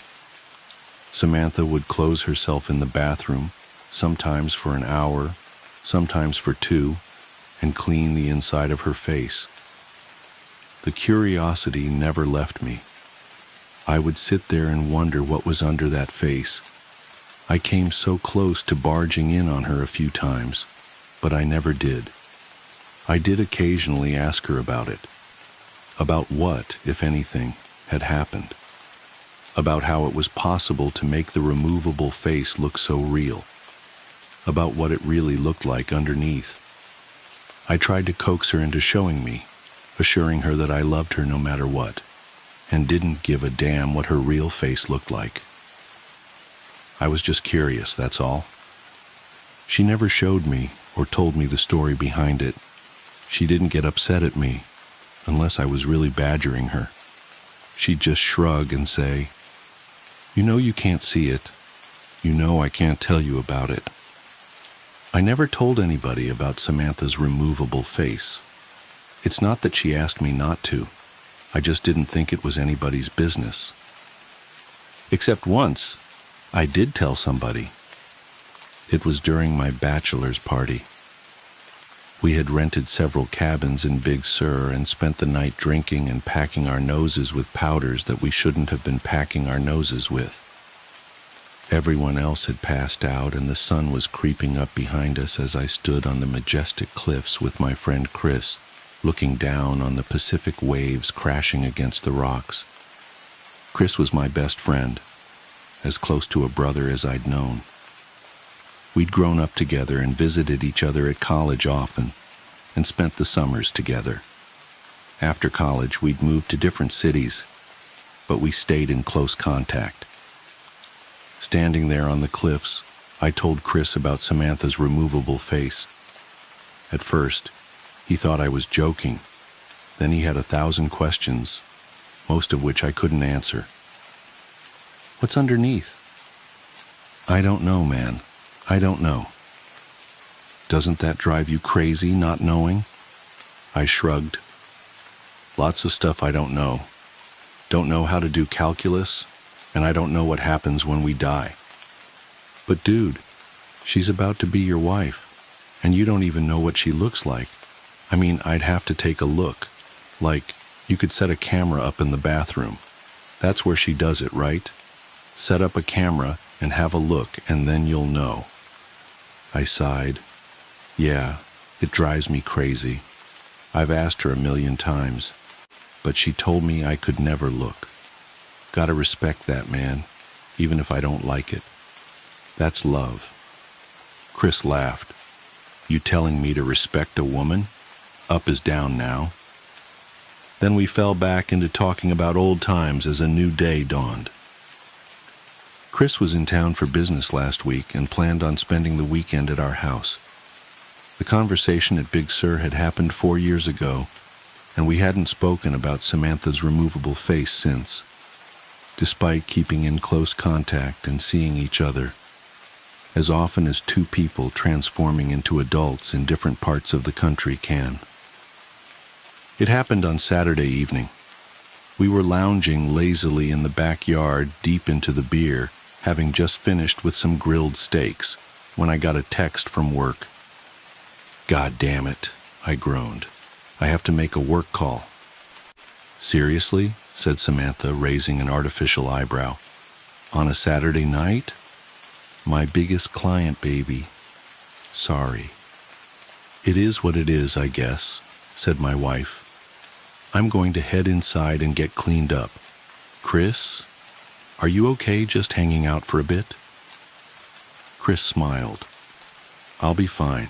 Got my beer, got some weeds to pull in your garden. God knows your lazy-ass husband isn't going to do it. Those tomatoes are choking to death. It's a tragedy. I rolled my eyes and went into the side yard to make my call. 15 minutes into it, I heard the screams coming from inside. Both my best friend and my wife were wailing in terror. I dropped the phone and ran into the house and down the hall to our bedroom. Through the open door, I could see that the door to the master bathroom was also standing open. "Don't come in," screamed Samantha. "I don't have my face on. Call an ambulance. He looked. Oh God, he looked." She sounded desperate and truly horrified. That made me desperate and horrified, and I wanted to rush into the bathroom, but I knew suddenly that that would be a mistake. I knew suddenly that Samantha didn't want me to look at her real face, not out of a sense of vanity, but for my own safety. Chris staggered backwards out of the bathroom. He was holding a straightened-out paperclip, which he had used to pick the privacy lock. Now he was stabbing it again and again into his eyes, shouting gibberish. He was clearly in the depths of madness, and it turned my stomach to see him mutilate himself. "Call an ambulance," my wife screamed. "Don't come in here. He looked." I turned and ran back to the side yard where my phone was lying in the newly mowed grass. My client was still on the line, alarmed, asking what was happening, what all the screaming was. I hung up on him and called 911. When the paramedics arrived, Chris was having a seizure in the hallway. Samantha was stroking his head, sobbing. Her face was on, but it had been done hastily, and everything looked a little off. My world has been dark this past week. My best friend is in a psychiatric hospital under suicide watch. He's completely blind and mostly catatonic, except when he slips into a violent, babbling mania. The doctors are optimistic that his state is temporary, but they don't know the truth about what caused it, because I told the paramedics that Chris had taken a large dose of psychedelic mushrooms and fallen into psychosis. I saw no good reason to tell the truth about what had happened. Who would believe that one look at my wife's real face would make somebody insane? At best, we would be the subjects of a long investigation. At worst, we would have to prove that what we were saying was true by showing somebody Samantha's face. Then the same thing would happen again, and what after that? I had no idea, and no interest in finding out. For Samantha's part, I knew that she would never consent to show anybody her real face, no matter what the consequences of refusal were. I did get a follow-up call from the police, asking me to confirm my story. The hospital found no traces of psilocybin in Chris's blood, though that's not unheard of, since it has a short half-life. If they end up testing his hair, I will likely be in a lot of trouble. But that's truly the least of my concerns. Samantha is in a state of her own. She still cleans the inside of her face, though not as regularly, and when she puts it back on, it's always crooked now. It is beginning to smell a little bit. I've tried to assure her that it wasn't her fault. He knew, I said. I told him that nobody was ever allowed to look at it. He knew, and then he broke into the bathroom. This is not on you, baby. Please, talk to me. Not on me? That one look at my face makes people insane? Please, I just need some time alone.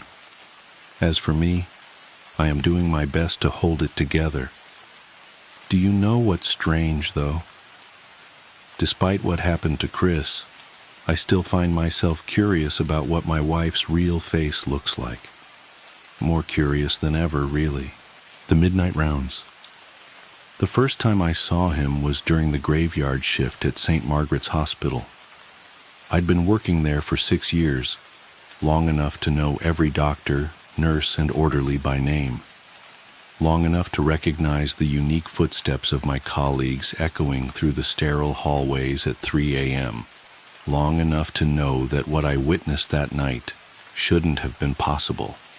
I was doing my regular rounds in the terminal ward, checking on Mrs. Henderson in room 412. She had stage 4 pancreatic cancer and wasn't expected to make it through the week. As I approached her room, I heard her speaking to someone. Strange, given it was well past midnight and visitors weren't allowed at this hour. "Yes, doctor," her weak voice carried through the partially open door. "I understand. Thank you for explaining everything." I quickened my pace, wondering which doctor had broken protocol by visiting so late.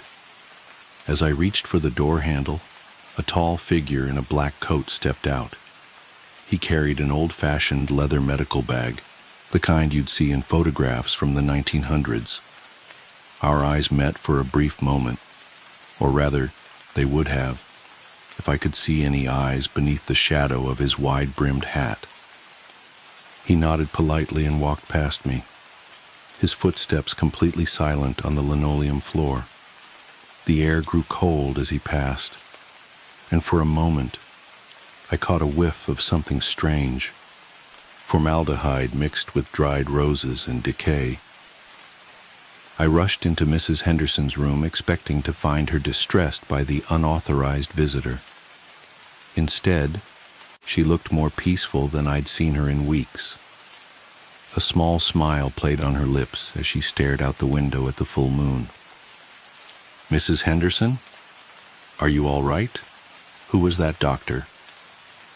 She turned to me, her eyes clearer than they'd been in days. "Oh, Sarah. He was so kind, explaining everything that's going to happen. I'm not scared anymore." "Which doctor was it?" I pressed, although a creeping suspicion told me I didn't want to know the answer. He didn't say his name, but he knew everything about my condition, even things I hadn't told anyone. She paused, her smile widening slightly. "He showed me what's waiting on the other side. It's beautiful, Sarah. So beautiful." Mrs. Henderson died at exactly midnight the next night. I told myself it was just a coincidence, that the mysterious doctor was probably a specialist I hadn't met before, making a late-night exception for a terminal patient. I almost convinced myself to believe it too, until it happened again, and again, and again. Always the same figure in the black coat, always the same leather bag, always visiting patients exactly 24 hours before their death, never appearing on any security cameras, never signing any charts, never leaving any trace of his presence except for that lingering smell of formaldehyde and roses. I started keeping track after the third incident. In 6 months, I documented 47 visits, 47 deaths, all precisely at midnight the following day. Some were expected, terminal patients like Mrs. Henderson.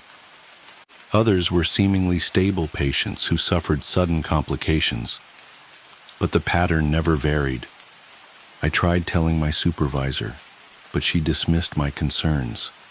I showed her my documentation, the impossibly precise timing of deaths following these visits. She suggested I was overworked and recommended I take some time off. I couldn't let it go. I started volunteering for extra night shifts, determined to confront this mysterious figure. I installed a small personal camera in my uniform button, hoping to capture evidence.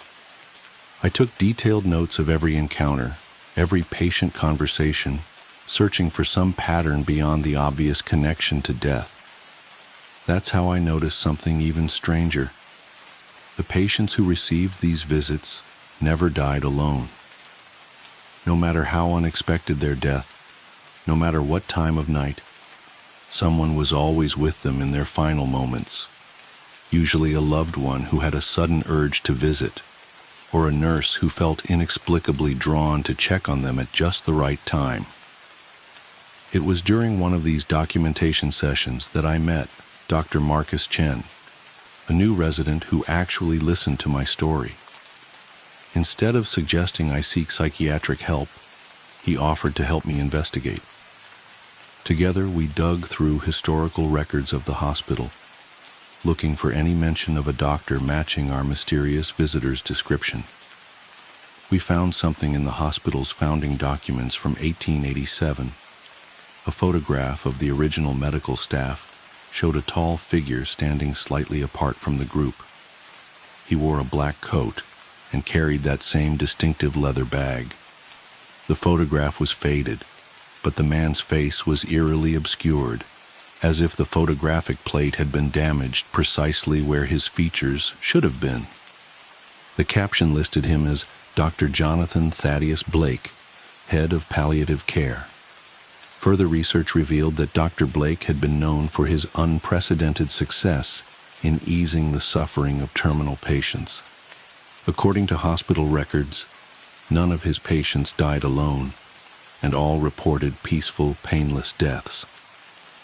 Dr. Blake himself had vanished without a trace in 1888, after a devastating hospital fire claimed 27 lives. His body was never found. The only item recovered from his office was his leather medical bag, untouched by the flames. But when the bag was opened, it was completely empty. I thought this discovery would help me make sense of what was happening. Instead, it only raised more questions. Was I seeing a ghost? Some kind of immortal being? Or was I slowly losing my grip on reality? The answer came on a quiet Tuesday night, exactly 6 months after I began my investigation. I was checking on Mr. Rodriguez in room 415 when I heard the now familiar sound of silence, that peculiar absence of sound that preceded the mysterious doctor's appearances. I turned, and there he stood in the doorway, leather bag in hand. But this time was different. This time, he spoke. Nurse Sarah Collins. His voice was deep and gentle, carrying none of the hollow eeriness I'd expected from a supernatural being. We need to discuss your interest in my work. I stood my ground, though every instinct screamed at me to run. Who are you? What are you? He set his bag down and removed his hat.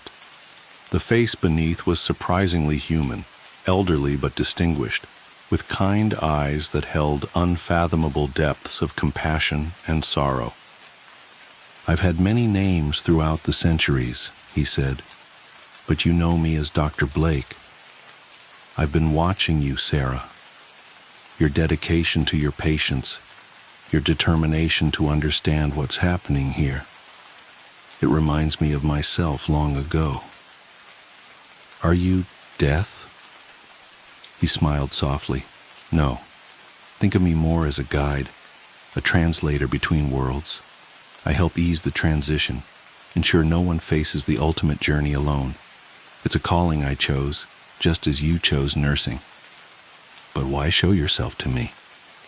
Because it's time for someone else to carry on this work. The world needs more guides, Sarah. The position is unusual, but the benefits are eternal. He opened his bag, which seemed to contain nothing but endless darkness. Would you like to learn? I should have been terrified. I should have run away. Instead, I found myself stepping forward, drawn by a deep sense of rightness. All those nights watching patients suffer, wanting to do more to help them through their final moments. Perhaps this was the answer I'd been searching for all along. What would I have to do? His smile widened. Simply take my bag. The knowledge comes with it. But understand, Sarah, this is not a decision to make lightly. The role demands complete dedication. You'll walk between worlds, never fully belonging to either. You'll witness countless deaths, but you'll ensure none of them are truly alone.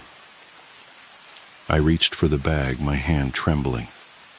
Will I die? In a manner of speaking, the person you are now will cease to exist, but what you'll become is far more meaningful. As my fingers touched the worn leather handle, memories flooded my mind, thousands of deaths throughout history, all guided by the figure before me. I saw the true nature of his work, not just ensuring peaceful deaths, but maintaining the delicate balance between life and death itself. I understood then why he'd chosen me. My obsession with documenting his appearances hadn't been about proving his existence. It had been about proving to myself that death could be gentle, meaningful, even beautiful in its own way. I gripped the bag firmly and felt a profound transformation begin. My flesh became shadow, my bones became mist, and my soul expanded to encompass both the world of the living and whatever lay beyond. The last thing I saw as Sarah Collins was Dr. Blake's form dissolving into peaceful nothingness, his centuries of service finally complete. That was 3 years ago. Now I walk the halls of St. Margaret's Hospital every night, visiting those whose time draws near. I show them the peace that awaits, ensure they don't face their final moments alone, and help maintain the balance between worlds. Sometimes I catch newer nurses watching me with suspicious eyes, documenting my appearances just as I once did. I know that someday, one of them will be ready to take my place, just as I took Dr. Blake's. The cycle will continue, as it has for centuries. But there's something I haven't mentioned yet, something that still haunts me, even in my current form.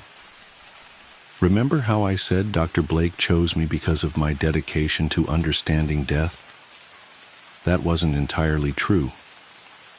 You see, I've now inherited all of his memories, including the truth about how guides are chosen. We don't pick people who study death. We pick people who are marked for it. The night Dr. Blake first appeared to me, he wasn't there for any patient. He was there for me. I had a brain aneurysm, set to rupture at midnight the following day. I would have died alone in my apartment, undiscovered for days. Instead, he offered me a choice: accept my fate and pass on, or take up his mantle and use my borrowed time to help others through their final moments. I chose the latter, and in doing so became something both more and less than human. But here's the real twist, the part that truly terrifies me even now. Every person who takes this role is simply postponing their own death. We're all living on borrowed time, maintaining the balance by trading our services for a continuation of our existence. And someday, when I find my own replacement, someone else marked for death who has the right combination of compassion and curiosity, I'll finally have to face what I've been helping others navigate all these years. I wonder if I'll be as peaceful as my patients when that moment comes. I wonder if my replacement will show me the same gentle understanding I show others. I wonder if... Oh, I feel a pulling sensation. Someone needs me. Room 412, a new patient. Their time comes at midnight tomorrow. As I walk down the familiar hallway, leather bag in hand, I catch my reflection in a window. For a moment I see myself as others must see me, a tall figure in a black coat, face obscured by shadow, bringing with me the scent of formaldehyde and dried roses. I straighten my hat and enter the room. The patient looks up, frightened at first, but I know how to ease their fears. I've done this hundreds of times now. "Good evening," I say softly, setting my bag down. "We have much to discuss about your journey. After all, Everyone deserves to understand what awaits them on the other side, even if some of us have to wait centuries to find out for ourselves. The artist. There's this painting my wife loves called Death and Life by Klimt. I don't know what she finds so fascinating about it. I made all the right noises when she showed me her beloved framed print when we were first dating, oohing and ahing and making up some bullshit about warm and cold color schemes and the specific choice of angles and line. She was an artist. Our first few dates involved long walks through museums, starting in Picasso's Blue Period and ending in heavy petting and blue balls. I took an art history course as an elective when I was finishing up my doctorate. I remembered enough of the lingo to charm my fantastically gorgeous future wife and lure her back to my stupidly filthy apartment. We're talking me as the foul bachelor frog, sitting on a lily pad made of empty takeout containers surrounded by pond, of enough unwashed clothes to keep a laundromat in business for a cool 6 months. I remember scrambling to find 2 of any sort of cup-like container for the bottle of wine we had brought back while she was in the bathroom. I rinsed out a couple of coffee mugs and ran into the bedroom to try to clean up the condom wrappers that had been sitting on my bedside table since 2003. On the bed, neatly laid out against the rest of the chaos, were my wife's dress, bra, and panties. She came out of the bathroom completely nude aside from a pair of high heels, took the wine from me and took a swig straight from the bottle. I fell totally, completely, and irrevocably in love. I have no head for artistic things. I work in finance. I get creative with numbers, not paint, but I really love her stuff. She's made a name for herself over the past few years. Critics call her the American Damien Hirst. One of her first exhibits was composed of a dozen oil paintings of rotting pastries surrounding an actual cake filled with thousands of dead ladybugs being fed to a mummified tarantula dressed up as Little Miss Muffet. I have no idea what it meant, but it was sick, successful, and catered by Balthazar, so I ate about 20 croissants. They did not have bugs in them. I checked. She was amazing. She had the body of a Laker girl and the face of a Modigliani model, and still does. She's charming, charismatic, deep, the kind of person people flock to, want to be around constantly. She made love like she had something to prove. She had a twisted sense of humor. As soon as I hooked a job with enough figures to keep a girl like her satisfied the way she should be, I proposed, bought her a historical brownstone in the city with a garden full of roses and hardwood mahogany floors. And for the first few years, she seemed happy. We were the kind of couple you see in New York Magazine and scoff at because they're just too damned lucky. But we had a rough spot, like all married couples do.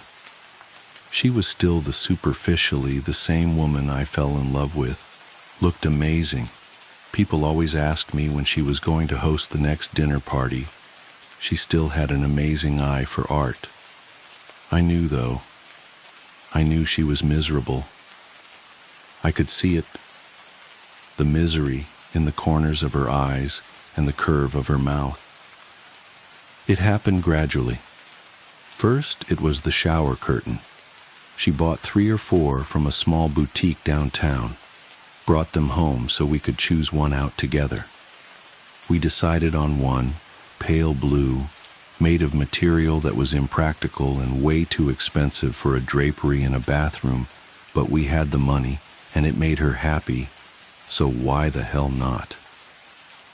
A few days later, I was shaving and realized she still hadn't put the curtain up.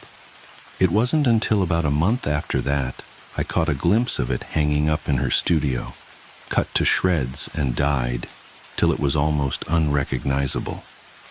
I chose to ignore it because I had learned it's usually not the best course of action to call an artist out on their creative license, unless you want to start an all-out war with no discernible end. A year after that, though, I had no choice. She had been so on edge it was like she was standing on a razor. She usually had a show every 3-4 months or so, and if anything, she had too many ideas. The galleries always asked her to trim down her collections. When the year passed, without so much as a single finished painting, I started to worry, both about her well-being and our bank account. We were extravagant spenders, and each of her shows would bring in a cool $20,000 that paid for a few months of European beaches and ski trips in Aspen. The final straw, though, is when she burned down the roses. It turned out she had finished dozens of projects over the year. She had hated all of it and had either destroyed or painted over everything.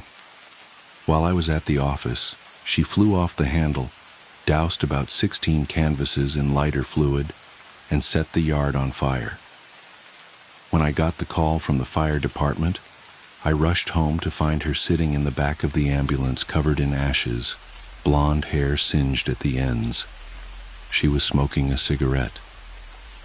I looked over the burnt flowers, the skeletons of her paintings, the ruined limbs of broken sculptures, and asked her what happened and why. She took a drag of the cigarette and said it was mine to burn. She took big, fancy pictures of the inferno, a family of bunnies suffocated in the smoke. She had them stuffed and mounted in size order on a baking soda volcano, like the kind you see in middle school science fairs. She gathered up a few of the charred bits and pieces, wired it together, and made some warped, pained-looking kind of phoenix thing weighing in at 400 pounds and easily over 8 feet high. She called the whole thing From the Ashes, and the reviews in the Times called it incendiary, her first foray into becoming a true artist. Someone bought the phoenix.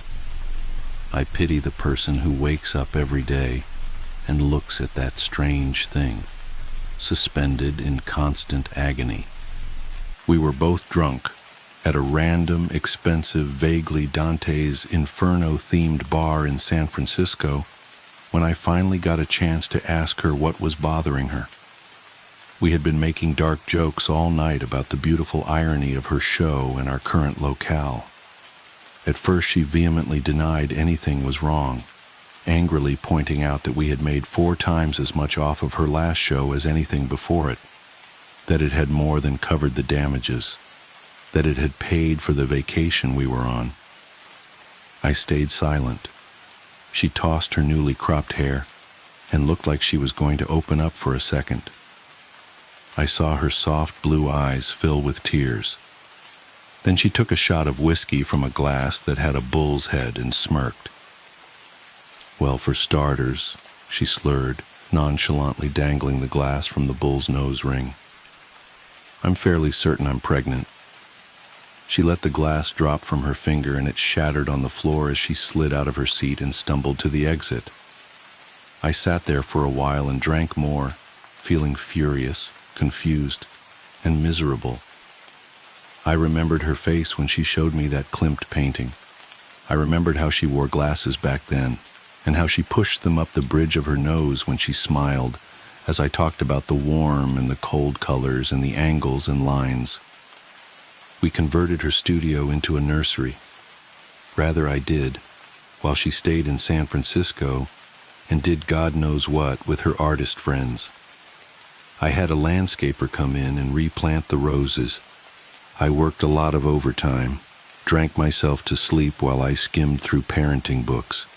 She came back when she was almost full term.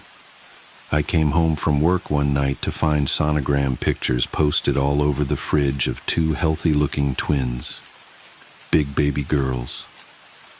I walked into our bedroom and saw her dead asleep on top of the covers, belly swollen, smelling faintly like pot and paint thinner. She had a rainbow of dried paint on her fingertips. I loosened my tie and walked to the nursery. She had been busy.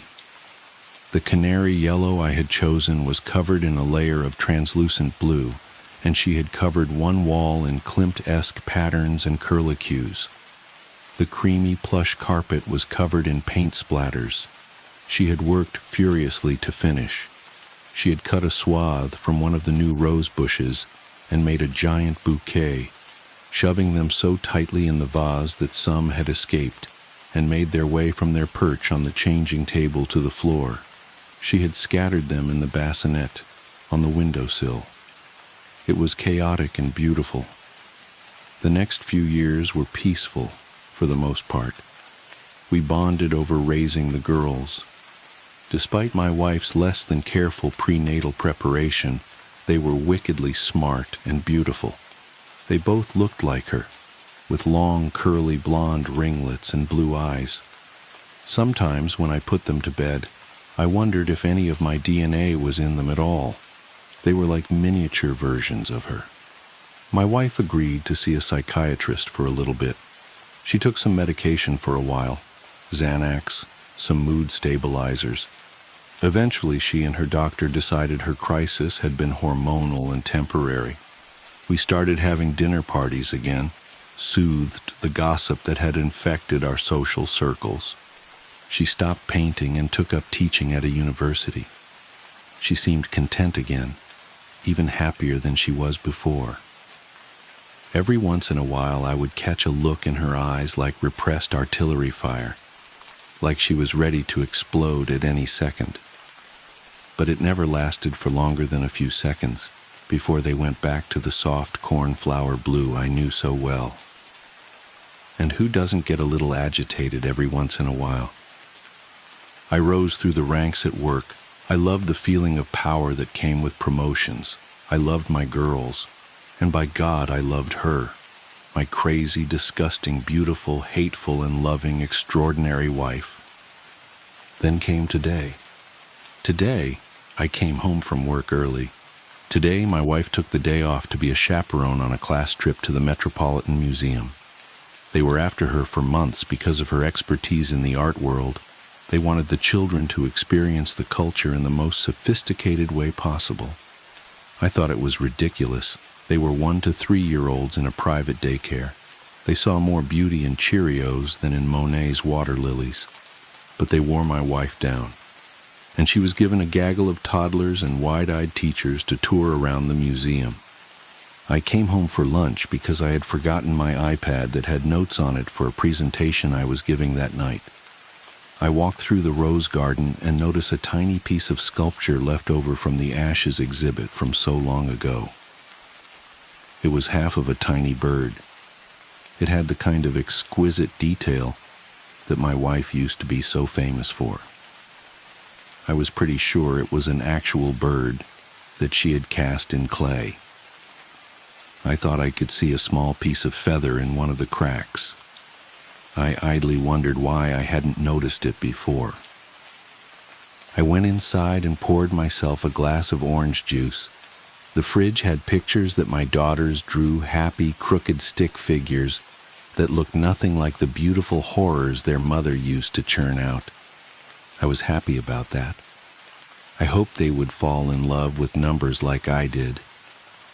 It was absolutely silent, and I sipped the sweet citrus and enjoyed the nothingness. Then I thought I caught a vague scent of fresh paint in the air. Curious, I walked into the living room, and there was my wife, sitting on the leather couch with a bottle of wine, looking like an angel of death. She was covered head to toe in blue-gray body paint, with a special concentration underneath her eyes. She was wearing a revealing patchwork blue dress, covered in crosses of various shapes and sizes. Not a dress, I realized, but the shredded shower curtain from so many years ago. I could see most of her still perfect breasts, the curve of her waist. The bottle of wine was elongated and painted a strange shade of orange. The smell of paint was stronger in here, an overwhelming smell of lighter fluid and something else I couldn't place. She had shaven her head. I stared at her for a while, minutes, an hour maybe. Eventually she took a swig of wine from the bottle, swirling it around in her mouth.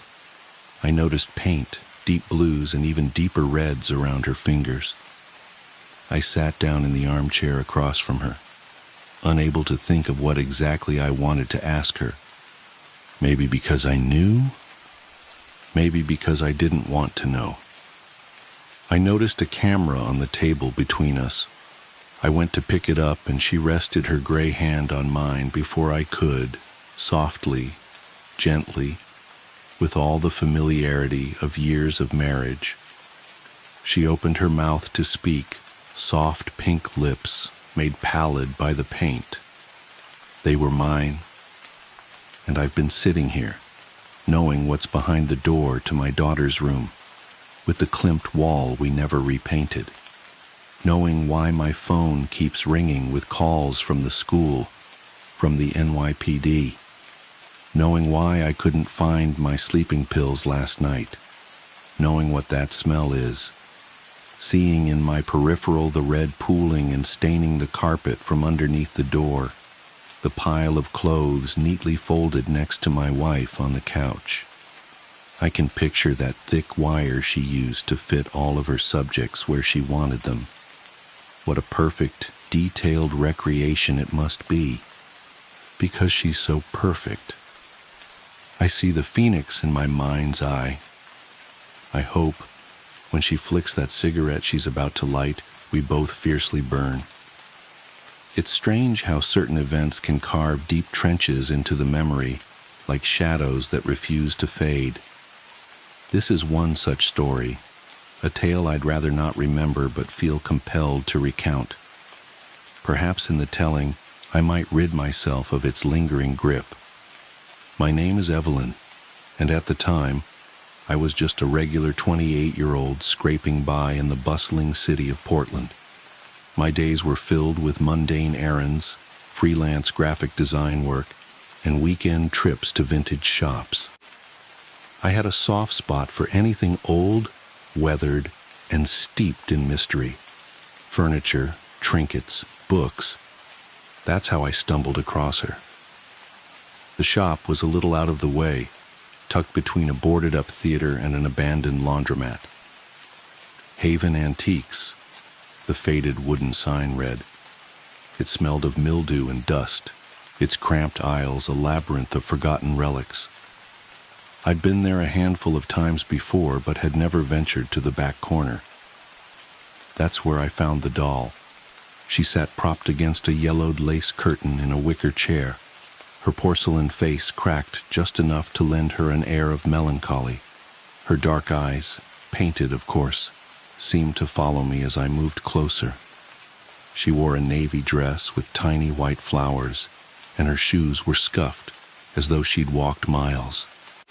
A black ribbon tied her dark hair into 2 neat pigtails. Despite her eerie presence, something about her called to me. "How much for the doll?" I asked the old man behind the counter.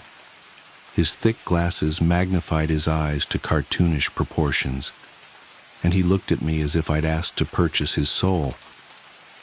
"That one, $5. His tone was clipped, hurried. "No refunds." I laughed nervously. "She's creepy, but I like her." "Creepy," he muttered under his breath. As he rang me up, he added, "You might want to keep her in a box." I thought it was an odd remark, but brushed it off. By evening, the doll had taken up residence on my bookshelf, nestled between a collection of leather-bound classics and a framed photo of my late mother. Her eyes caught the light, and I could swear they sparkled in the dim glow of my desk lamp. The first night was uneventful, though I did dream about her. In the dream, she stood on my nightstand, staring at me with those painted eyes. When I woke, I found her right where I'd left her on the shelf.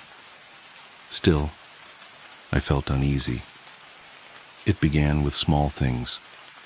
Her position seemed different, a tilt of the head, an arm raised slightly. I chalked it up to my overactive imagination. Then one morning, I found her lying on the floor, her dress stained with dust. I assumed she'd fallen during the night, though there was no breeze, no tremor to explain it. "Stay put, okay?" I murmured as I set her back on the shelf. Her painted lips seemed to curl into a subtle smirk. By the third night, I'd started to feel irrationally paranoid. I woke to a loud thud, my heart racing as I fumbled for the bedside lamp. The doll was on the floor again, this time closer to my bed.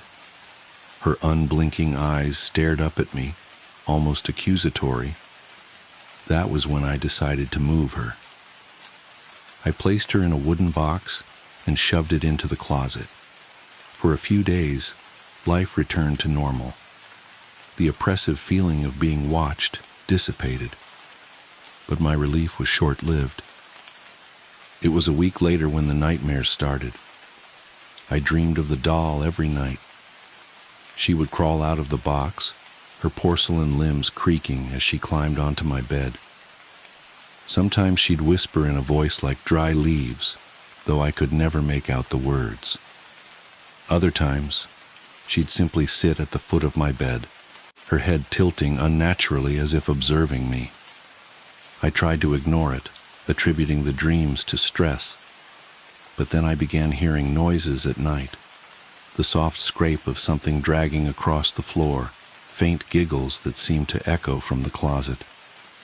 One night, I bolted upright to find the box sitting on my dresser, lid ajar.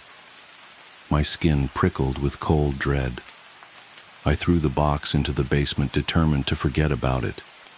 Yet the nightmares persisted, and soon I began finding the doll in unexpected places, perched on the kitchen counter, nestled in the laundry hamper, even sitting at my desk. Each time her eyes seemed more lifelike, her smirk more pronounced. "Stop it!" I screamed one night, hurling her against the wall. Her head cracked further, and a thin wisp of black smoke curled out before dissipating. I stared in disbelief, my chest heaving. That night, I slept with the lights on. Desperation drove me to research. I scoured forums, read about haunted objects, and even consulted a psychic. "It's not just a doll," she said, her voice trembling. "It's a vessel." "A vessel for what?" Her eyes darkened. "For something old, something angry." She advised me to burn it, but when I tried, the flames wouldn't catch. I doused it in lighter fluid, struck match after match, yet the doll remained unscathed. Defeated, I decided to return it to Haven Antiques. When I arrived, the shop was gone. In its place stood a vacant lot, overgrown with weeds. Confusion turned to dread as I realized the truth. Haven Antiques had never existed. The doll, whatever it was, had found its way to me, and it wasn't leaving. The nights grew darker, the air heavier. Shadows seemed to stretch and twist, whispering my name. The doll's movements became more brazen. I'd find her in my bed, her cracked face inches from mine, her cold fingers tangled in my hair. And then, one night, she spoke. Her voice was a child's, sweet and chilling. "Why won't you play with me?" I screamed, throwing her across the room. She landed on her feet, her head snapping toward me. "You can't get rid of me," she said, her voice dripping with malice. "I'm part of you now." Weeks turned to months, and my life unraveled. Friends stopped visiting, claiming my house felt wrong. My freelance work dried up as clients complained about unsettling images in my designs, images I didn't remember creating. I became a recluse, terrified to sleep, to dream, to live.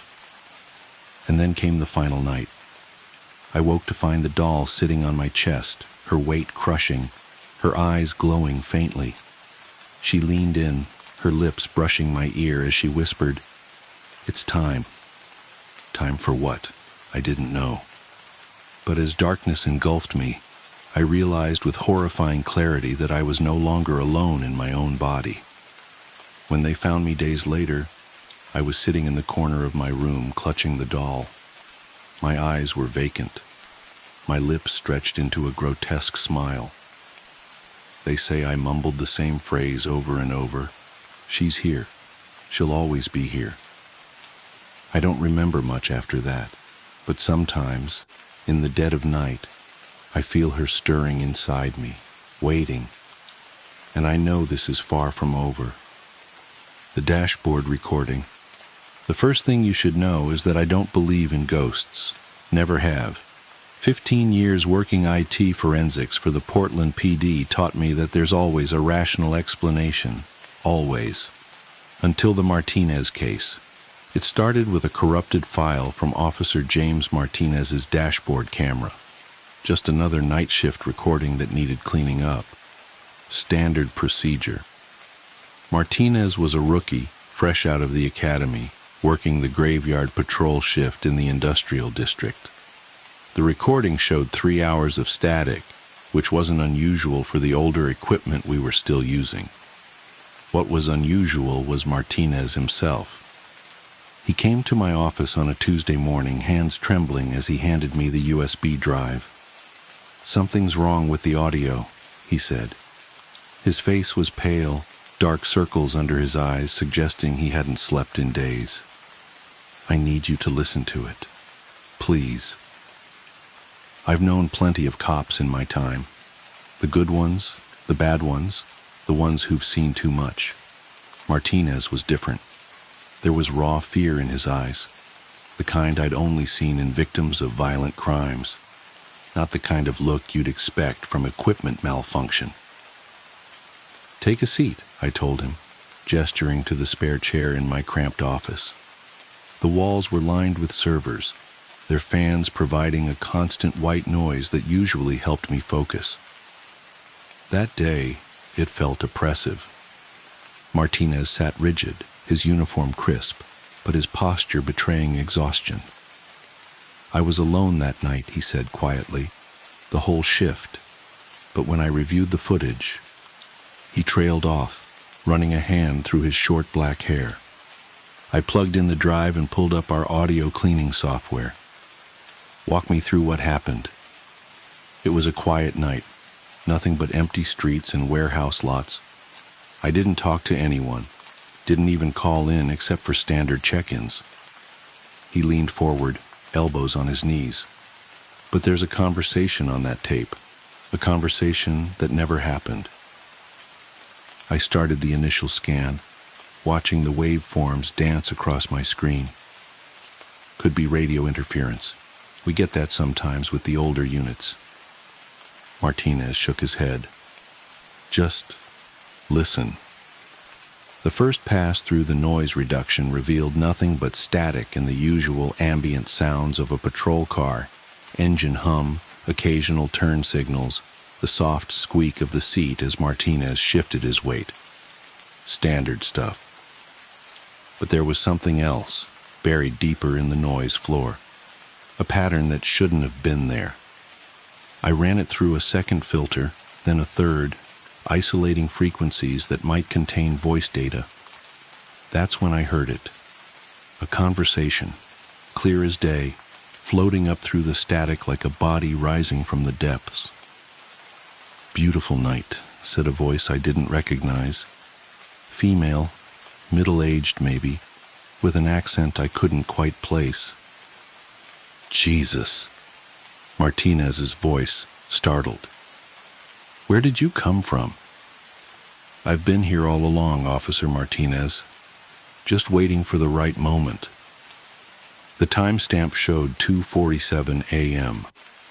The GPS log confirmed Martinez had been parked at the corner of Industrial Way and River Street, monitoring a warehouse lot known for drug activity. "Ma'am, I'm going to need you to identify yourself." Martinez's voice was professional but tense. "Names aren't important. What's important is what happens next. 3 months from now, to be precise." I glanced at Martinez.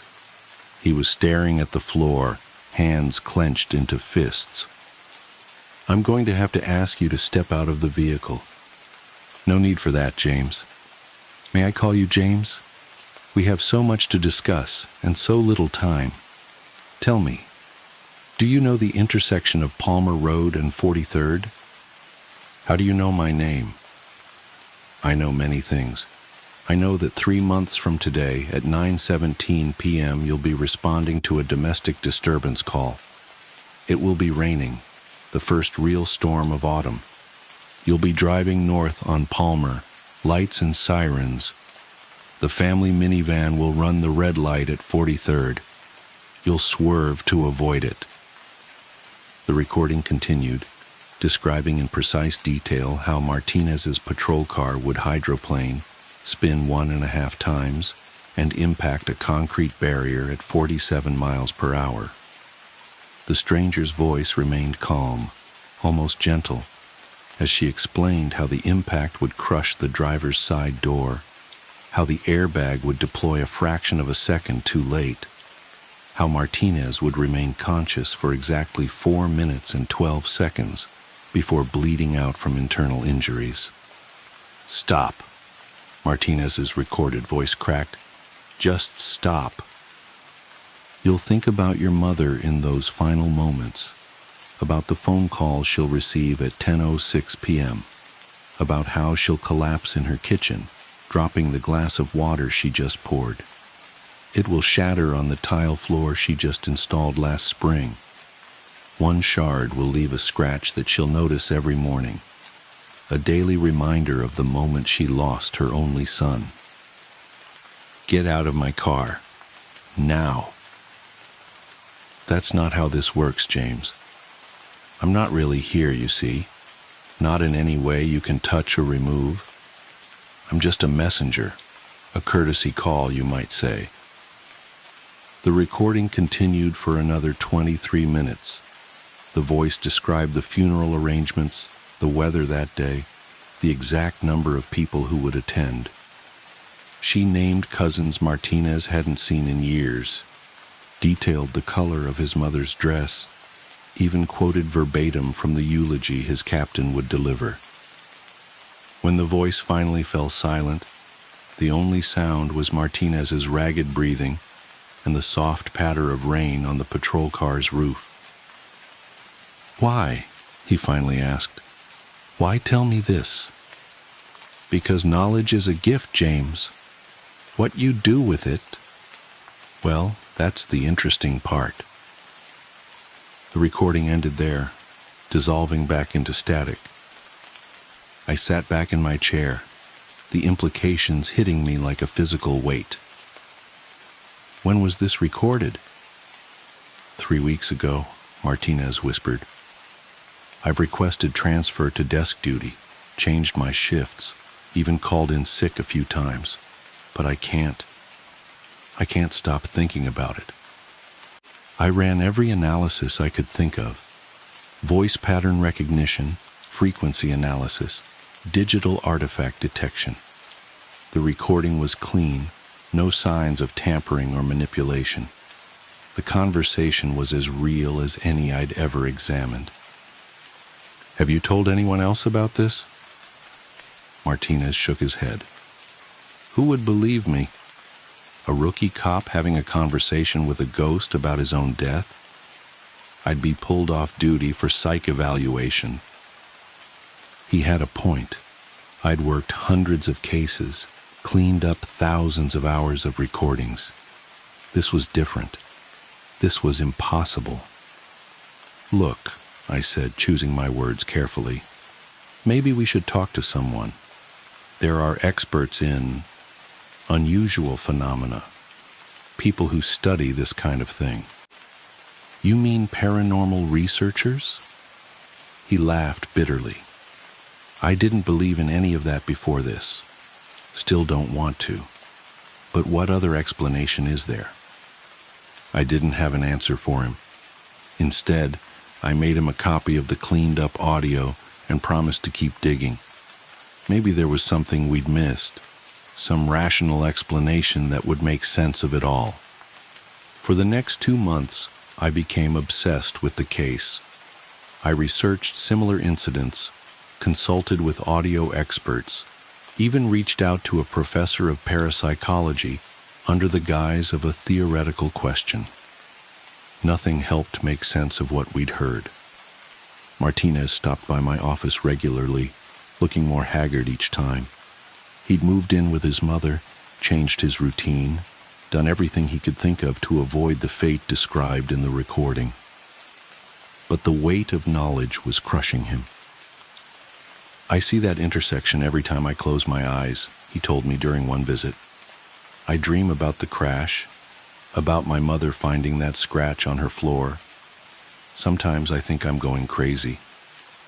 "Maybe you should leave town," I suggested. "Take an extended vacation. Get away from all this."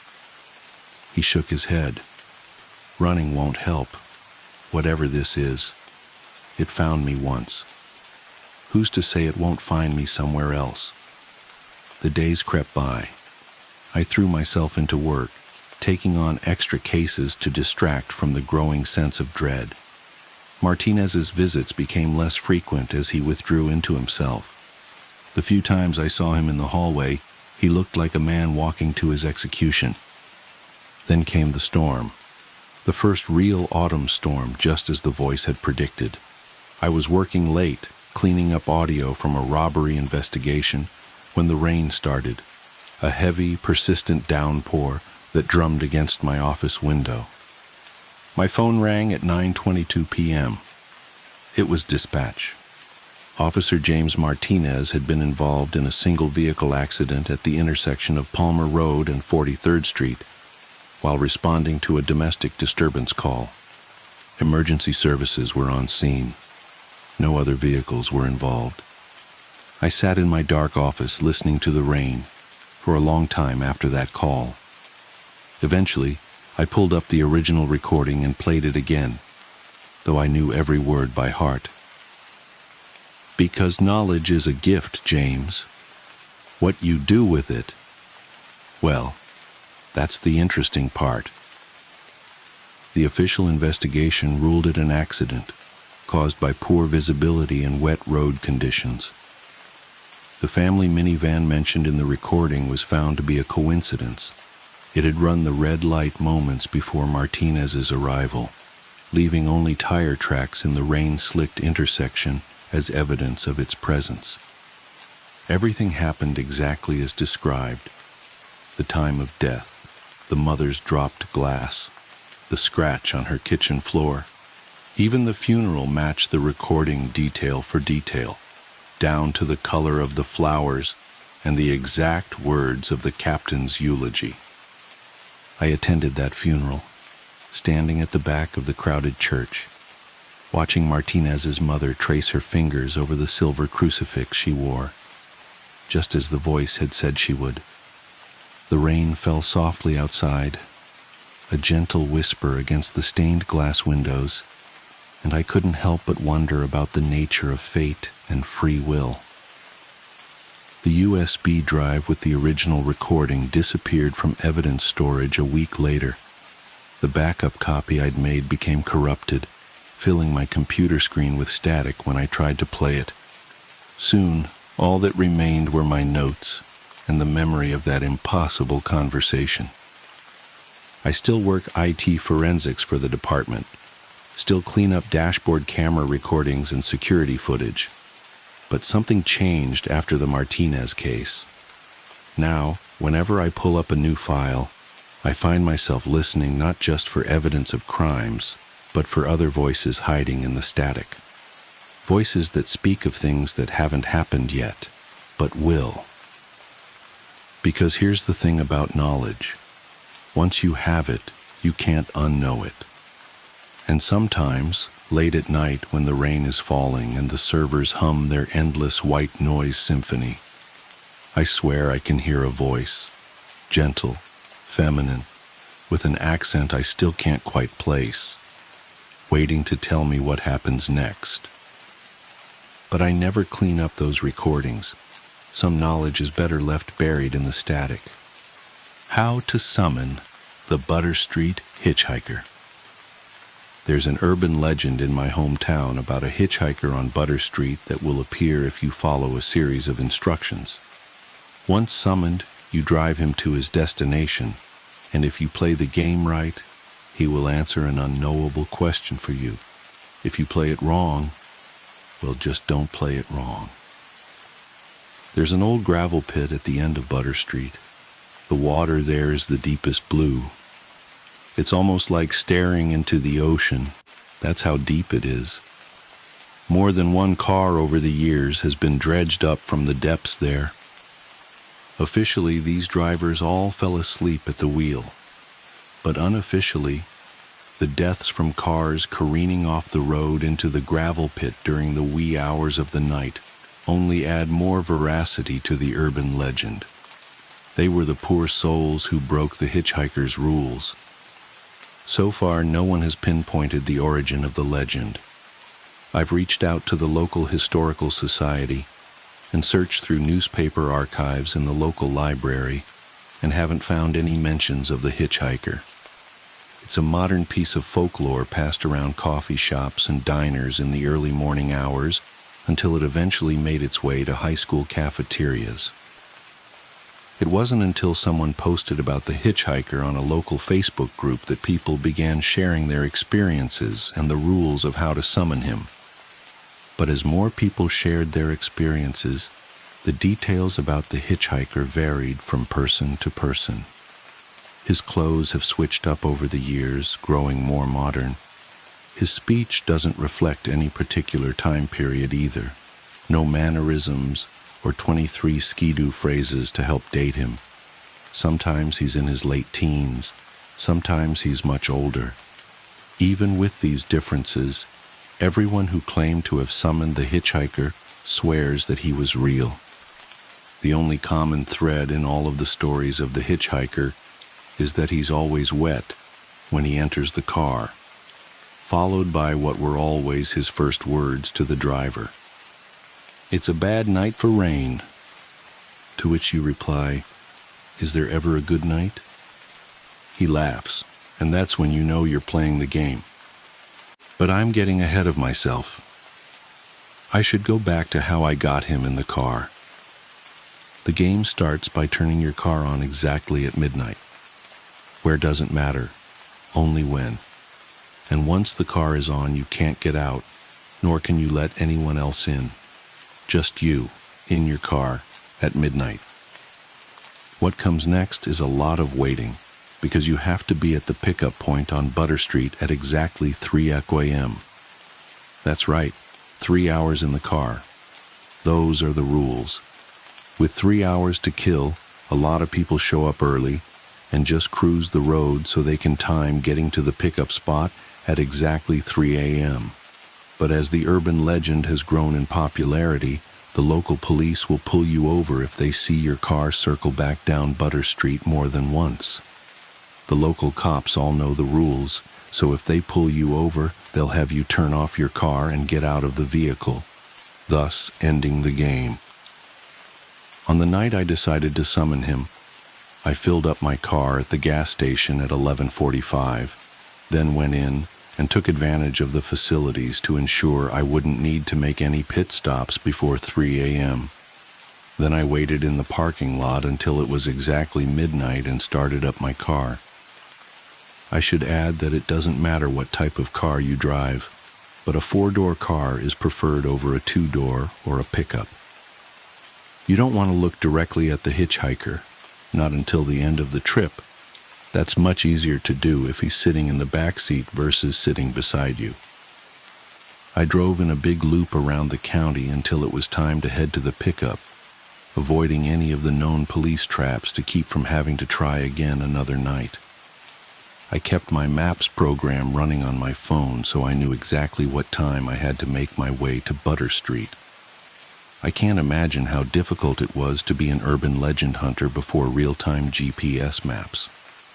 Side note, you can play with the radio on or off. It has no impact on the hitchhiker. Radio on is preferred if you choose not to engage him. He can get quite loud and belligerent if you won't talk to him. I pulled up to the pickup spot, stopped the car, and then followed the summoning instructions. The rules posted online had small variations, but attempts that contained the following actions had the highest rate of success. Leave the car on and in drive, but engage the emergency brake. Turn off everything but the car. Lights, air conditioning, radio, phone. Unlock the car doors 3 times. Roll down all the windows. Press the brake pedal 3 times. Turn the headlights back on. Wait 3 minutes. If he's not there by 3:03 a.m., then you did something wrong. With the lights off, I noticed a fog rolling in.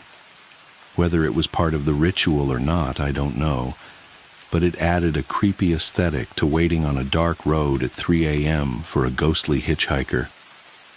Other than the idling of my Subaru, the road was still and quiet. I had even shallowed my breathing so I could listen for footsteps, giggling teenagers, other cars, but there was nothing. I never even heard the car door open. I only heard it shut. "It's a bad night for rain," a voice said from the back seat. I felt every hair on my body stand up as a chill ran up the back of my neck. Over my stuttered breathing, I could hear the steady drip of water from his pant leg hitting his shoe. I didn't turn around, but I stole a peek in the rearview mirror. He wasn't a big guy, maybe my height. He was dressed in a white Dr. Dre The Chronic t-shirt, a red windbreaker, and what looked like dark denim jeans. The rules said the mirror was fine as long as you didn't turn the lights on in the car. But never look him directly in the face, not until he's out of the car and ready to answer your question. I gathered up my courage to reply back, but the words stuck in my throat. I cleared and tried again. "Is there ever a good night?" A pause as I stared back in the mirror at the shape in my back seat. I held my breath, waiting. Then, after what felt like ages, I saw his hand slap against his wet knee as he laughed. I let out the breath I was holding as I disengaged the parking brake. "Hold up, put your wipers on, champ," he said. "With all that rain, you won't see the road." This was a scripted reply, part of the game. "Right, sorry." Also a scripted response. Despite his insistence on the rain, it was bone dry outside. Per the rules, I turned on my windshield wipers, setting them to their fastest setting. He settled back against the seat, laying his arm across the back window. "Mind if I turn on the radio?" I asked. This wasn't part of the game, but I figured it was best to ask and be polite. "It's your ride," he said. His voice was a smooth baritone. "One request, no country, please." "Sure thing," I answered. I put on a local top 40 station. I pulled back onto the road just as the clock hit 3:03. I stole looks in the rearview mirror as often as I felt comfortable while still keeping the car on the road. Luckily, this part of Butter Street was pretty straight, and not a lot of traffic. From his voice and the hand tapping against the wet knee in the back seat, I could tell he was a black man, maybe mid-20s, and dressed like he came straight from 1996. Nothing like any of the descriptions I read on the Facebook post about the hitchhiker. "Where you headed?" I asked. This was a scripted part of the game. "I'm headed to see my girl. I worked the late shift tonight, thought I'd pop in to surprise her." His response to this question was always different. That, coupled with the fact that the appearance of the hitchhiker seemed to shift, led many to believe that it's not the same spirit every time. I pulled up at the stop sign at the end of Butter Street. "Yeah, you want to make a right here," he said. I followed his orders, turning right. Other than following them, the destination and directions were irrelevant. The ride goes until 3:33 a.m. when he tells you to pull over. "So what's your story, man?" he asked. A scripted prompt, but how you reply was completely up to you. Some have ignored talking to him altogether, which apparently is not recommended. Some have shared a little out of politeness. Others have talked right up until drop-off time, filling the air with their own words. The more you talk to him, the more he talks back. It doesn't impact the game, it just makes the journey a little more interesting. Even though I'm driving a ghost, his voice is disarming, making him easy to talk to. I have a day job that pays the bills, just boring office stuff, but in my spare time I like to explore urban legends and haunted places. Go out looking for proof of life after death. Ah, for real? Damn, that sounds spooky as hell. Unscripted reply. He leaned forward, putting his elbows on his knees. In the rearview mirror, I could see the sleeves of his windbreaker were shredded. What's the scariest thing you've seen? Take a right up here. Unscripted. I wanted to say, besides this, but I held my tongue. All indications from everyone who has played the Hitchhiker's game say that he was unaware of his situation. He's just a passenger getting a ride to his destination. Attempts to get him to recognize his ghostly predicament do not go well, so I do not advise bringing it to his attention. I took the next right as I continued my story. About 2 years ago, I was on an overnight ghost hunt at the Ohio State Reformatory. It's an old prison up in Mansfield, where they filmed Shawshank Redemption, I said. I figured if he was from the 90s, he might remember the movie. So there's a group of 6 of us on the tour, and we're over in the administration wing, and I felt this hand press into my back, like it was guiding me forward. Oh, hell no. My ass would be gone up out of there. I ain't even playing. Unscripted response. It's about this time that I realized that all of the street lights were off. Not just the lights on the streets. Everything was dark. Granted, it was the middle of the night, but we drove past a Taco Bell that was open 20 minutes ago when I passed by on my way to Butter Street. Now it was completely dark. Not a single car in the parking lot. That's the second thing I noticed. No cars. We've driven 15 minutes without passing a single car. Not only were there no cars on the road, there weren't any cars in any driveways or parking lots. As we rolled by a Ford dealership, the entire lot was empty. It's like we'd stepped completely out of reality into a different one. So what did you do? Unscripted. I've got his interest, apparently. I continued the story. I turn and look, and no one is behind me, but I can smell rose-scented perfume. Apparently one of the ghosts there is the wife of the warden. She was killed when the warden's gun went off by accident. It fell out of the closet, went off, and shot her in the lung. That is crazy, man. But I can feel why she might be hanging around still, you know what I'm saying? Like she's got some unfinished business and shit because her life was cut short like that. We rode in silence for a bit. I don't know for how long. I tried looking back at him in the mirror, but he hung to the shadows. Then I felt his cold breath against my neck, sending shivers up my spine. Could you imagine what that's like? He said. Unscripted. What do you mean? I replied, also unscripted. Having your life cut short like that due to the careless act of another human being? That's pretty messed up. Unscripted. My heart thudded against my chest. Did I mess up? Did I not follow the rules? Did he... He laughed and sat back in his seat. I'm just playing, man. You need to relax.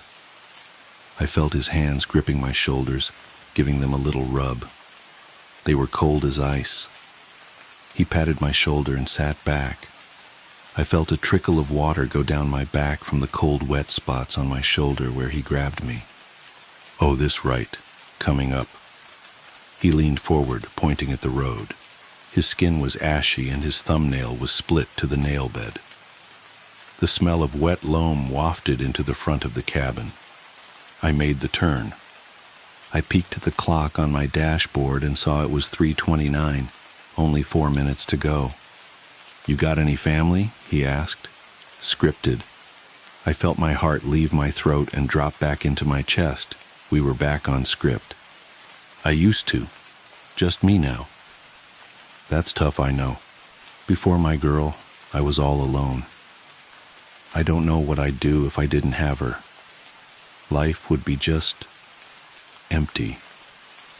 Unscripted. A quiet stillness followed, like he was hit by a pang of remorse. For a moment it was so quiet I wasn't sure if he was still back there, but then I felt his wet, cold hand clap me on my shoulder. "But don't worry, man. You seem like an okay dude going out of your way to help a young man like myself on a rainy night like this. I'm sure you'll find someone. Just takes time." Unscripted.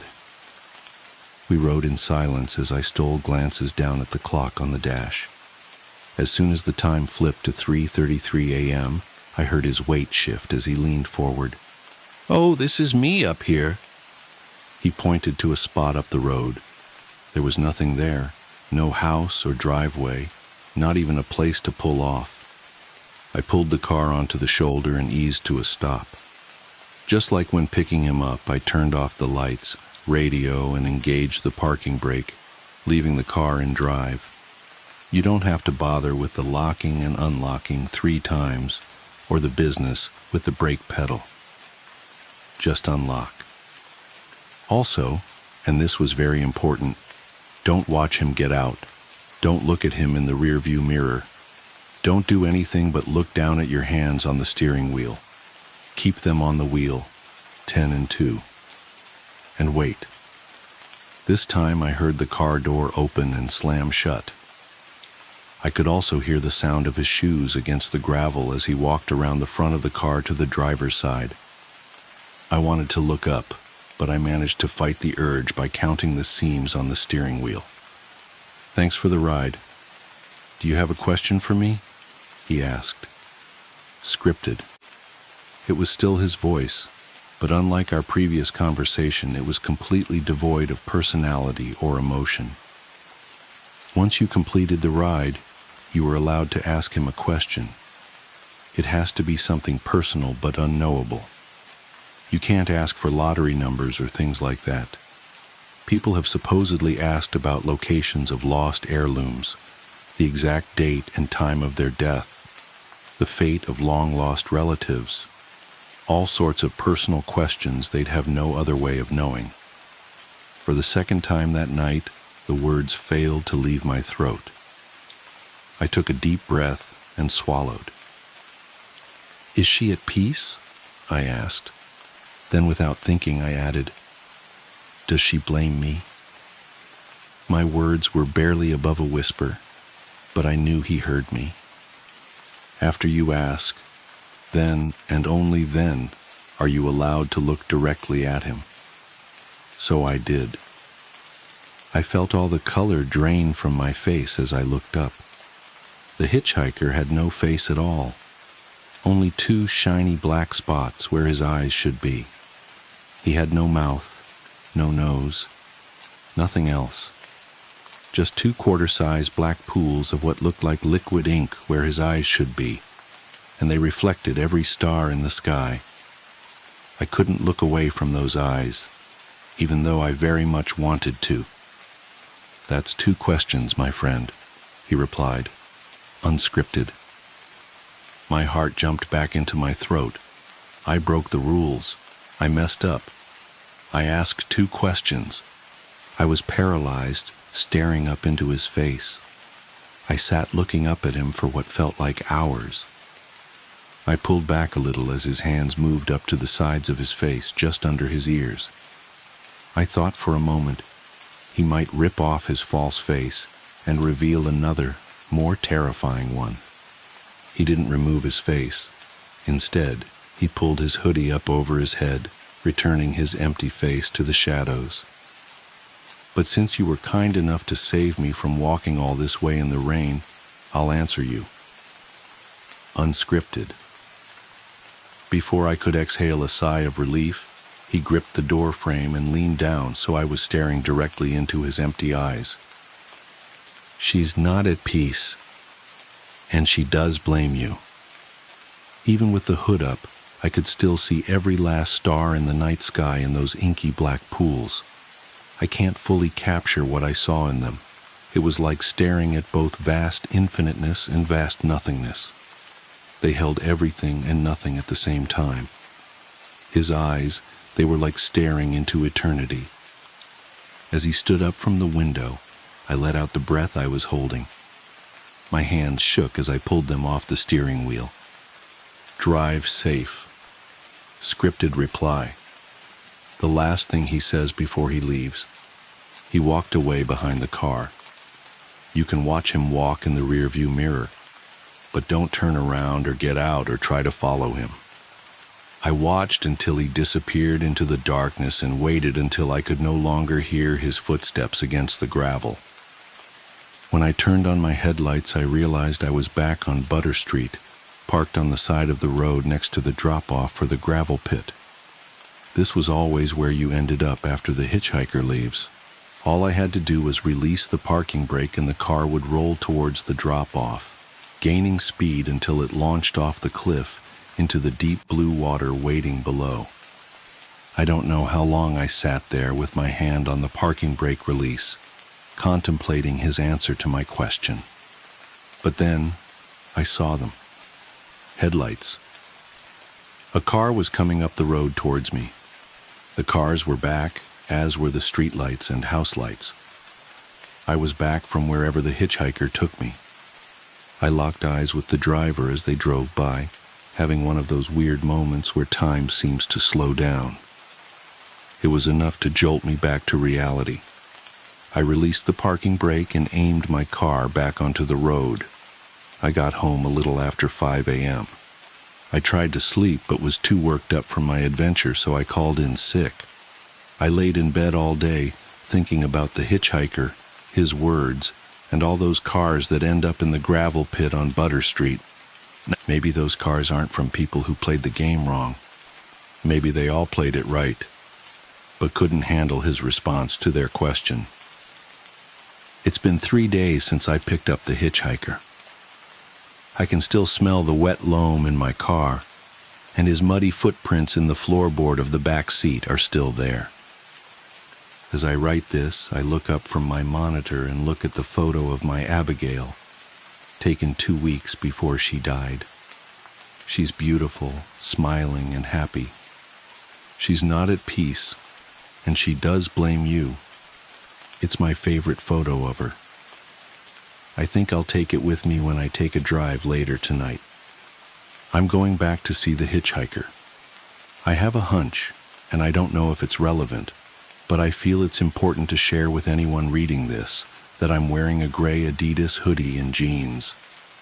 If somebody out there reading this picks up the hitchhiker later on and sees something similar and get in their back seat, well, then I guess we've solved part of the mystery.